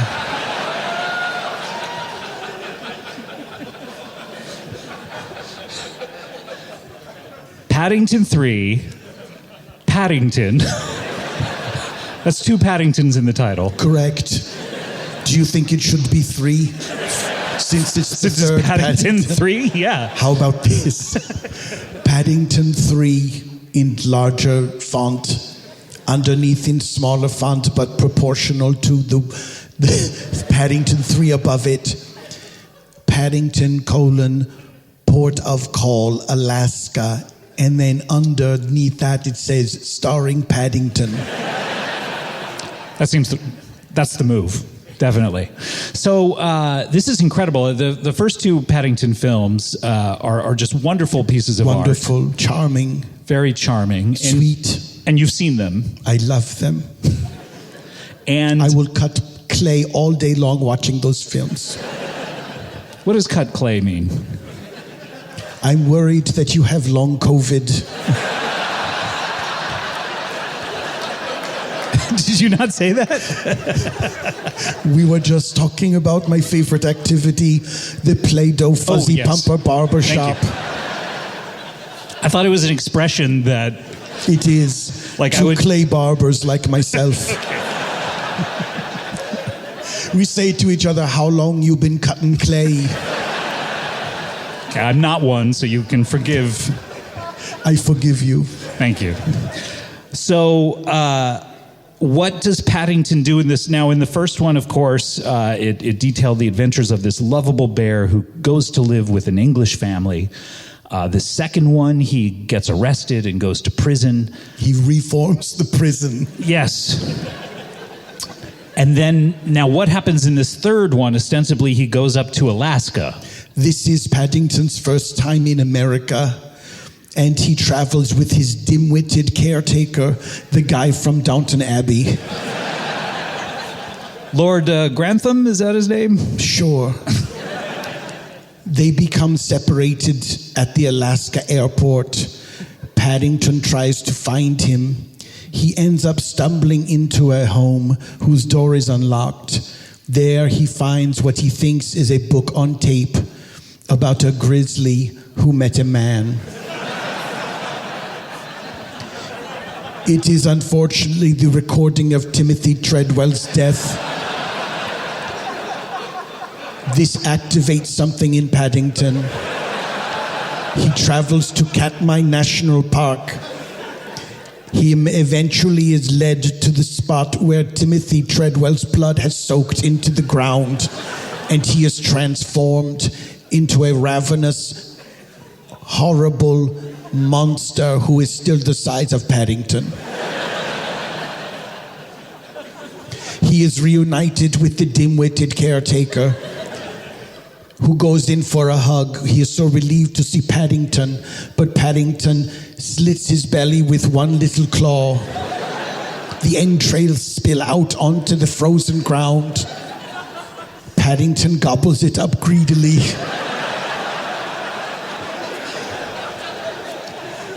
Then looks at the camera and says, "Sure beats marmalade."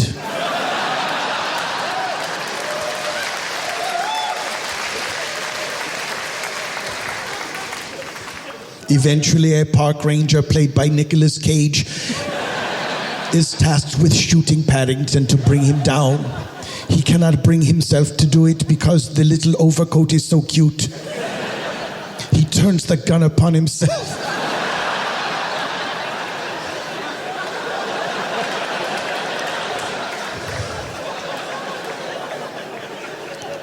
Accidentally, that was a close call. He accidentally turns the gun He turned up. it around and he was like, whoops. So he's fine. Sorry to scare you there.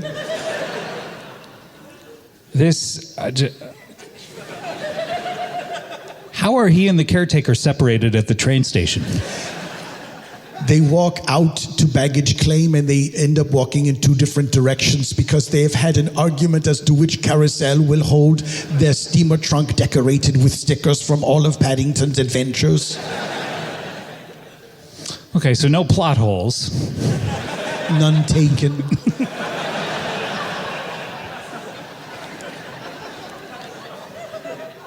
Werner, I worry that this is... Very. I'm sorry, Vuri, I worry that... No, Werner. Werner. I worry. Humor me. We're having fun. We are having fun. I like Werner, you. I love you. We're friends. We are friends and we like each other. Yes. Werner, I worry that tonally this is going to seem out of place in the Paddington series. Very not. That is intentional. Oh, it's intentional? Yes. Because the previous Paddingtons were for the whole family, and this one will be for just some of the family. And that will be clear going in? Probably not. But pretty soon after the movie starts. Oh, wait. How long elapses before he turns into a murderous bear? 10 minutes. So it's just 90 minutes of carnage? Yes. There's also a musical number.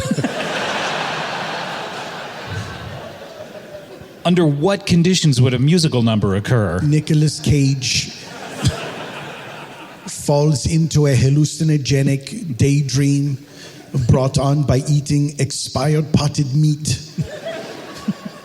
And he imagines himself and Paddington doing a little dance.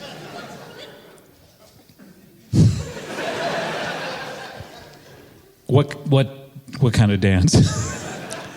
It's a sort of a waltz that ends in a breakdancing competition. Who wins? I have to know. Who do you think wins? And then I'll tell you if you're right.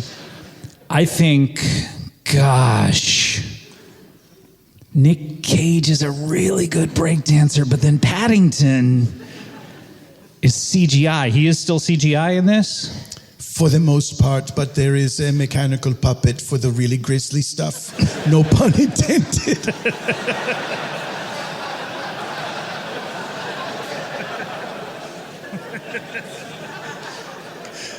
I gotta think that Paddington wins. No.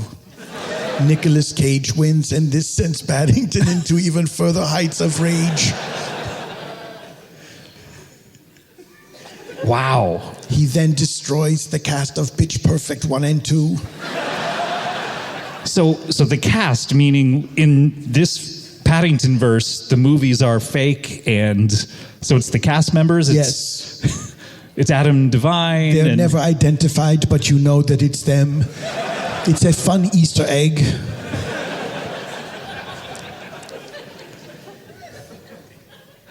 And then how does this end? Are you sure you want me to tell you? It will ruin the entire film. Yeah, I guess. I mean, I really have to judge whether I'm going to go see this or not. So yeah, please. Is this the way you usually decide how to see a movie? Tell me the entire thing. And then I'll be the judge whether it's good or not. Fair. Paddington stows away on a boat back to England. He one by one consumes each of the passengers and crew, till finally it is just Paddington and the captain who pull into the harbor. Paddington emerges down the gangplank wearing the captain's hat and wiping his mouth on his sleeve. And his family is overjoyed to see him again. So it's a happy ending. It seems to be. But as the iris closes in on the family hugging Paddington, he looks directly at the camera and winks.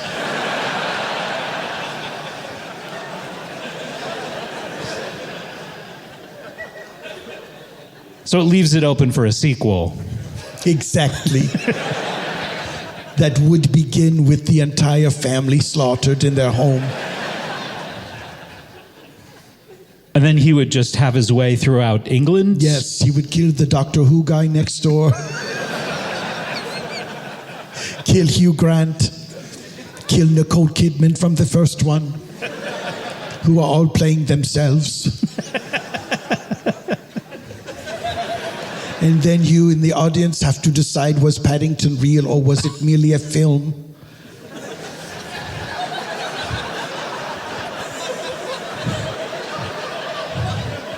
Is your mind blown? I mean, it sounds like an incredible piece of work. Thank you. I just don't know whether I, as a Paddington fan, can support something like that. I mean, Oh, you're one of those guys. What kind of guys? What do you mean by that? The guys who are mad at Rian Johnson for that Star Wars movie. Come on. You're destroying my childhood. I just don't think anyone would go see a film called Paddington. Call it something else. Wait, I do sound like those Star Wars guys. Exactly. You're trying to tell me this isn't canon, but it is. J.J. Abrams is welcome to make Paddington 4 and erase everything that I have put out.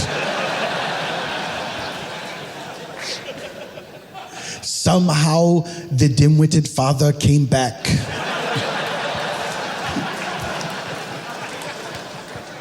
It was all a dream, maybe, that Paddington had after having too much marmalade. Maybe. I just don't know anyone who would go see a Paddington film and would want to see this lovable bear that we have grown to care for so much turning upon the humans that have loved and accepted him. I mean, all of his neighbors, they love Paddington. They supported him when he went to prison, even though he was convicted by a court of law.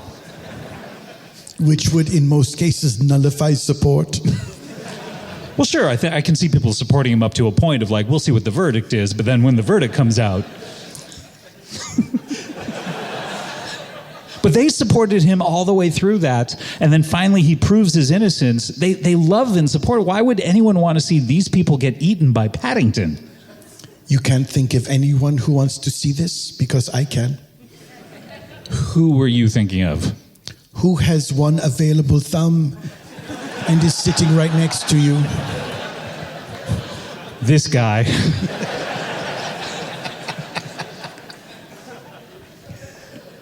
But art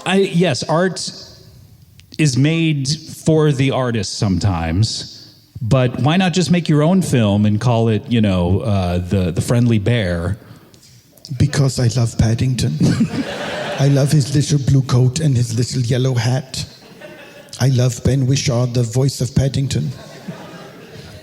Cue himself from the James Bond series. He often has to cue himself.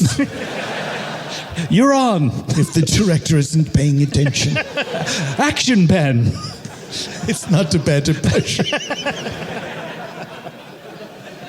You've captured something. Something about him, yeah.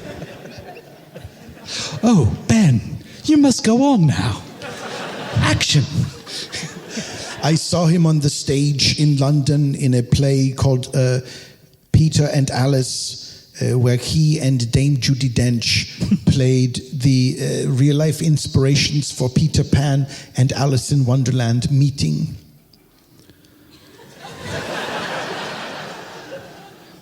Did they... So... Let me just try to unpack this. So the real-life Peter Pan was like presumably a boy that J.M. Barrie met one day, or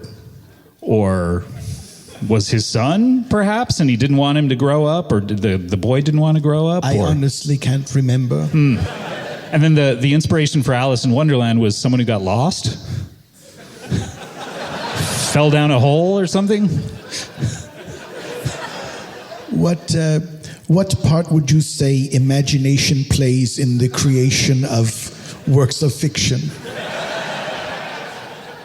I'm not saying that she met the Queen of Hearts and, off with her head and all that kind of stuff. But you think the story of Alice in Wonderland was inspired by someone getting lost? One day, everyone was like, Alice, oh, she fell down this hole. And then, that gives me an idea. Peter Pan, a boy, done. Sure. That gives me a lot to work with.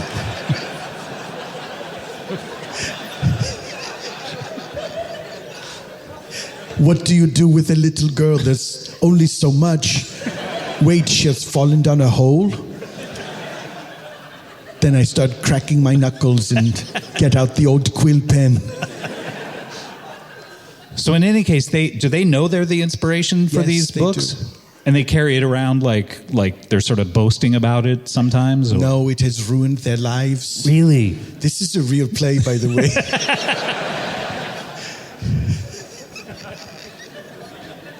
And they meet and they're like, do they do the Spider-Man thing where they're pointing at each other? I forgot to mention they are also dressed as Spider-Man. It was a very confusing play. The Green Goblin makes an appearance. I mean, people loved him in Spider-Man Turn Off the Dark.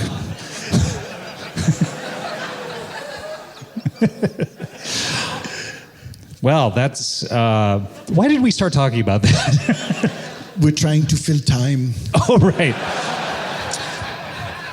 Going backwards, let's see. Ben Whishaw, he played Q. He's the voice of Paddington. You went back too far.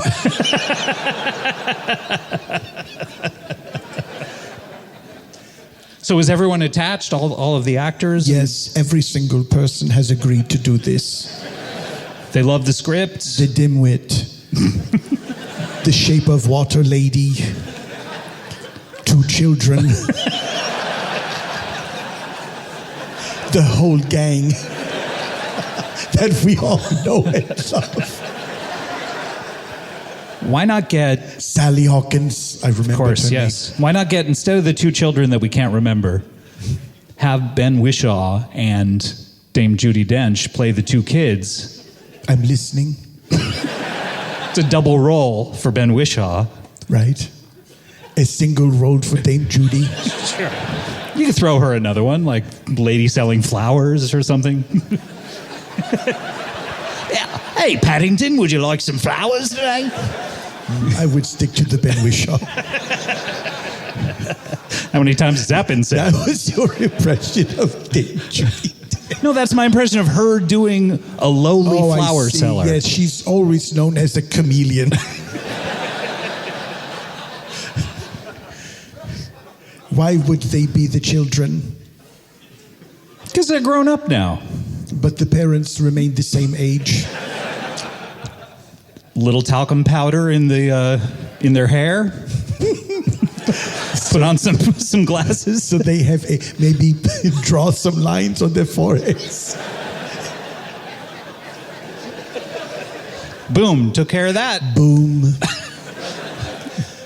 And why are we so far in the future now? Well, I mean... It would By the way, this is not me shooting it down. Sure. I'm liking this. First of all, it would give you a great opportunity for some world building. I mean, you've done so many films, but have you ever done one set in the future? Nope. So, what does Werner Herzog think would be in the future? Like lasers or... There will be lasers. Everything is white and silver. Cars are flying. Wow. Robots are serving you dinner. And is that all they do all day? They also clean the house. They wear aprons. I gotta say, this sounds a lot like the Jetsons. Who are they? Did they steal my idea? Famous cartoon, Elroy, the rest. James Elroy wrote this. Does it have someone peeping into a house, stealing women's undergarments? Is that something that happens in his books or something he did in person? Both.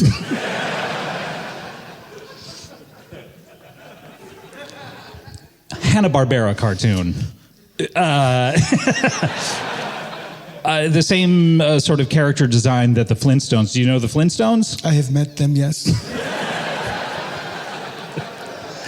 In the way that the theme song invites me to do.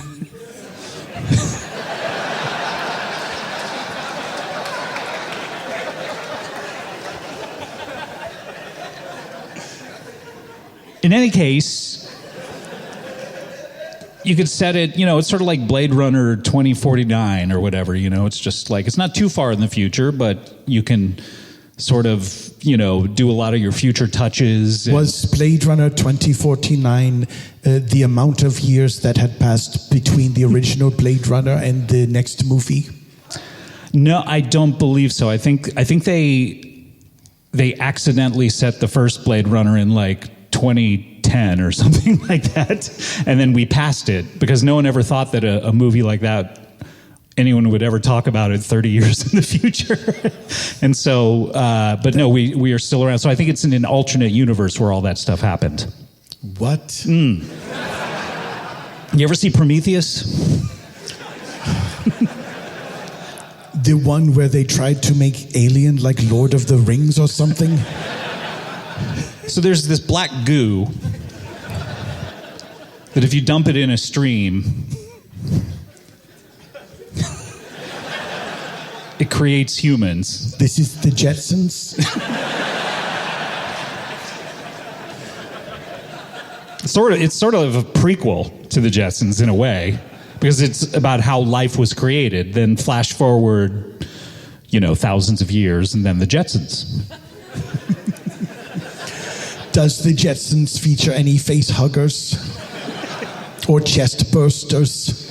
What does that mean to you? I mean when somebody gives someone a hug, but just on their face. Well, show me what you mean by that.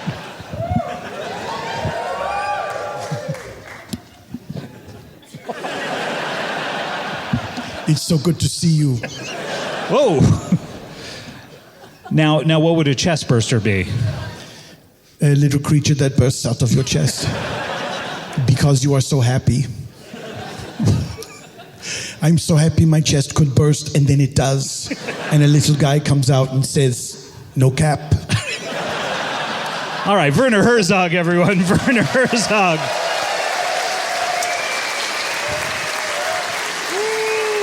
Woo! Werner Herzog. Now we have to take an interval. We are going to come back. We're going to have the author that I mentioned, as well as the other two guests. Everyone enjoy. We'll be back in a half hour. Thanks, everyone.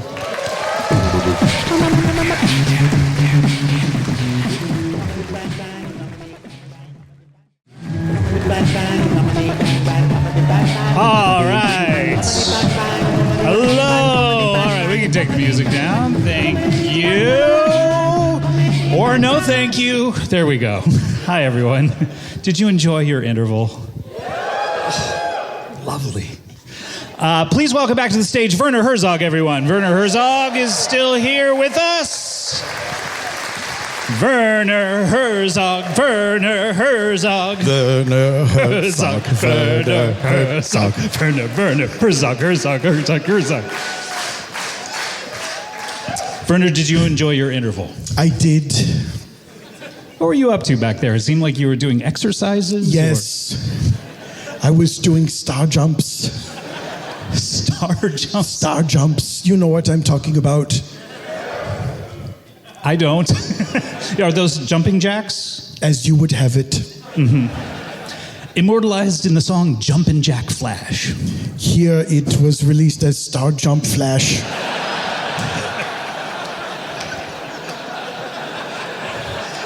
It's a good change. Love to hear that version. I bet you would, you little weirdo. I'm teasing you. I love you, Werner. I love you. You're my best friend. Say it back. You're my best friend, Thank Werner. you. We love each other. We love each other. We're neighbors. We're neighbors and we friends. Love each other. We love each other. Yes. The old saying has it, love thy neighbor. Yes. We took that to heart. We're doing it. Give me a high five, my man. Oh, that sucked. Let's try it again. I feel like you're going in on it. You have to look at the elbow. Oh, okay. But you're not supposed to just stop. I know, there but I was every looking day. at the elbow. Let me do it my way for a third time. And I'll do it Mike's way. Here we go. Fuck yeah! It felt like you tried to steal the high five away from me. Well, Werner, it's hot in here. It's the summer, is it not? Does this still count as the summer? I believe it does. Yes. This summer ends, I believe, on September 22nd. Really? Anybody? Someone whistled like wee, like it was attractive that you said that? I'm still feeling the high five in my hand. You know, me too. It hurt. A high five isn't supposed to hurt, right? Much like the famous meme that can be applied to anything, we didn't need to go that hard.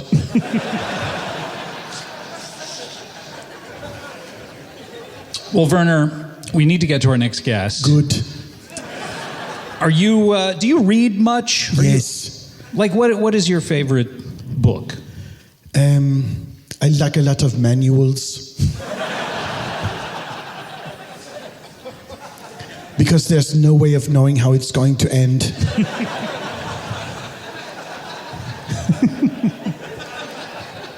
Usually it's with a warranty or... I consider that to be the sort of special thanks.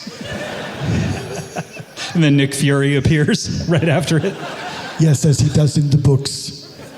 Are you sorry that you were never part of the Marvel Universe? Yes, I cry. Every day. Who would you like to have been? Craven the Hunter. His name was Craven. That's how you know he's a bad guy. Yeah.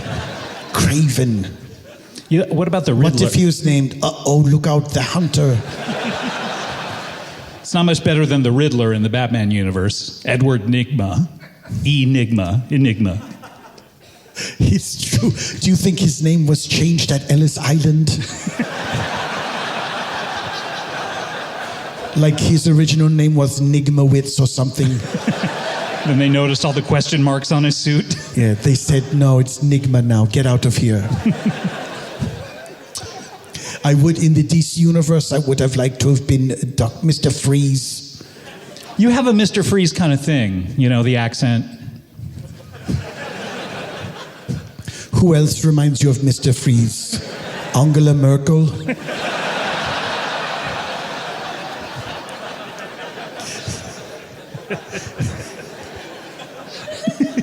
It's good casting. You think she'd ever be in a movie? If Yes. anyone like straight up asked her and said like $20 million. I think she's dying to. Ever since she got that unsolicited back rub from George W. Bush, she felt a calling to be an actor. This is what it feels like to be on set. A director comes up behind you, gives you a creepy back rub. That's how you know you're really in the biz.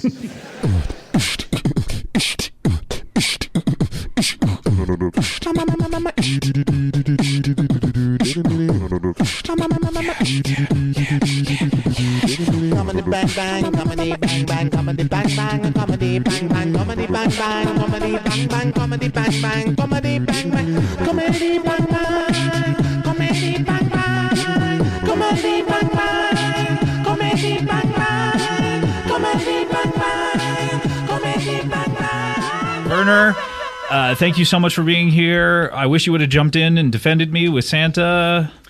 I felt it was important to capture it on film in case there was litigation.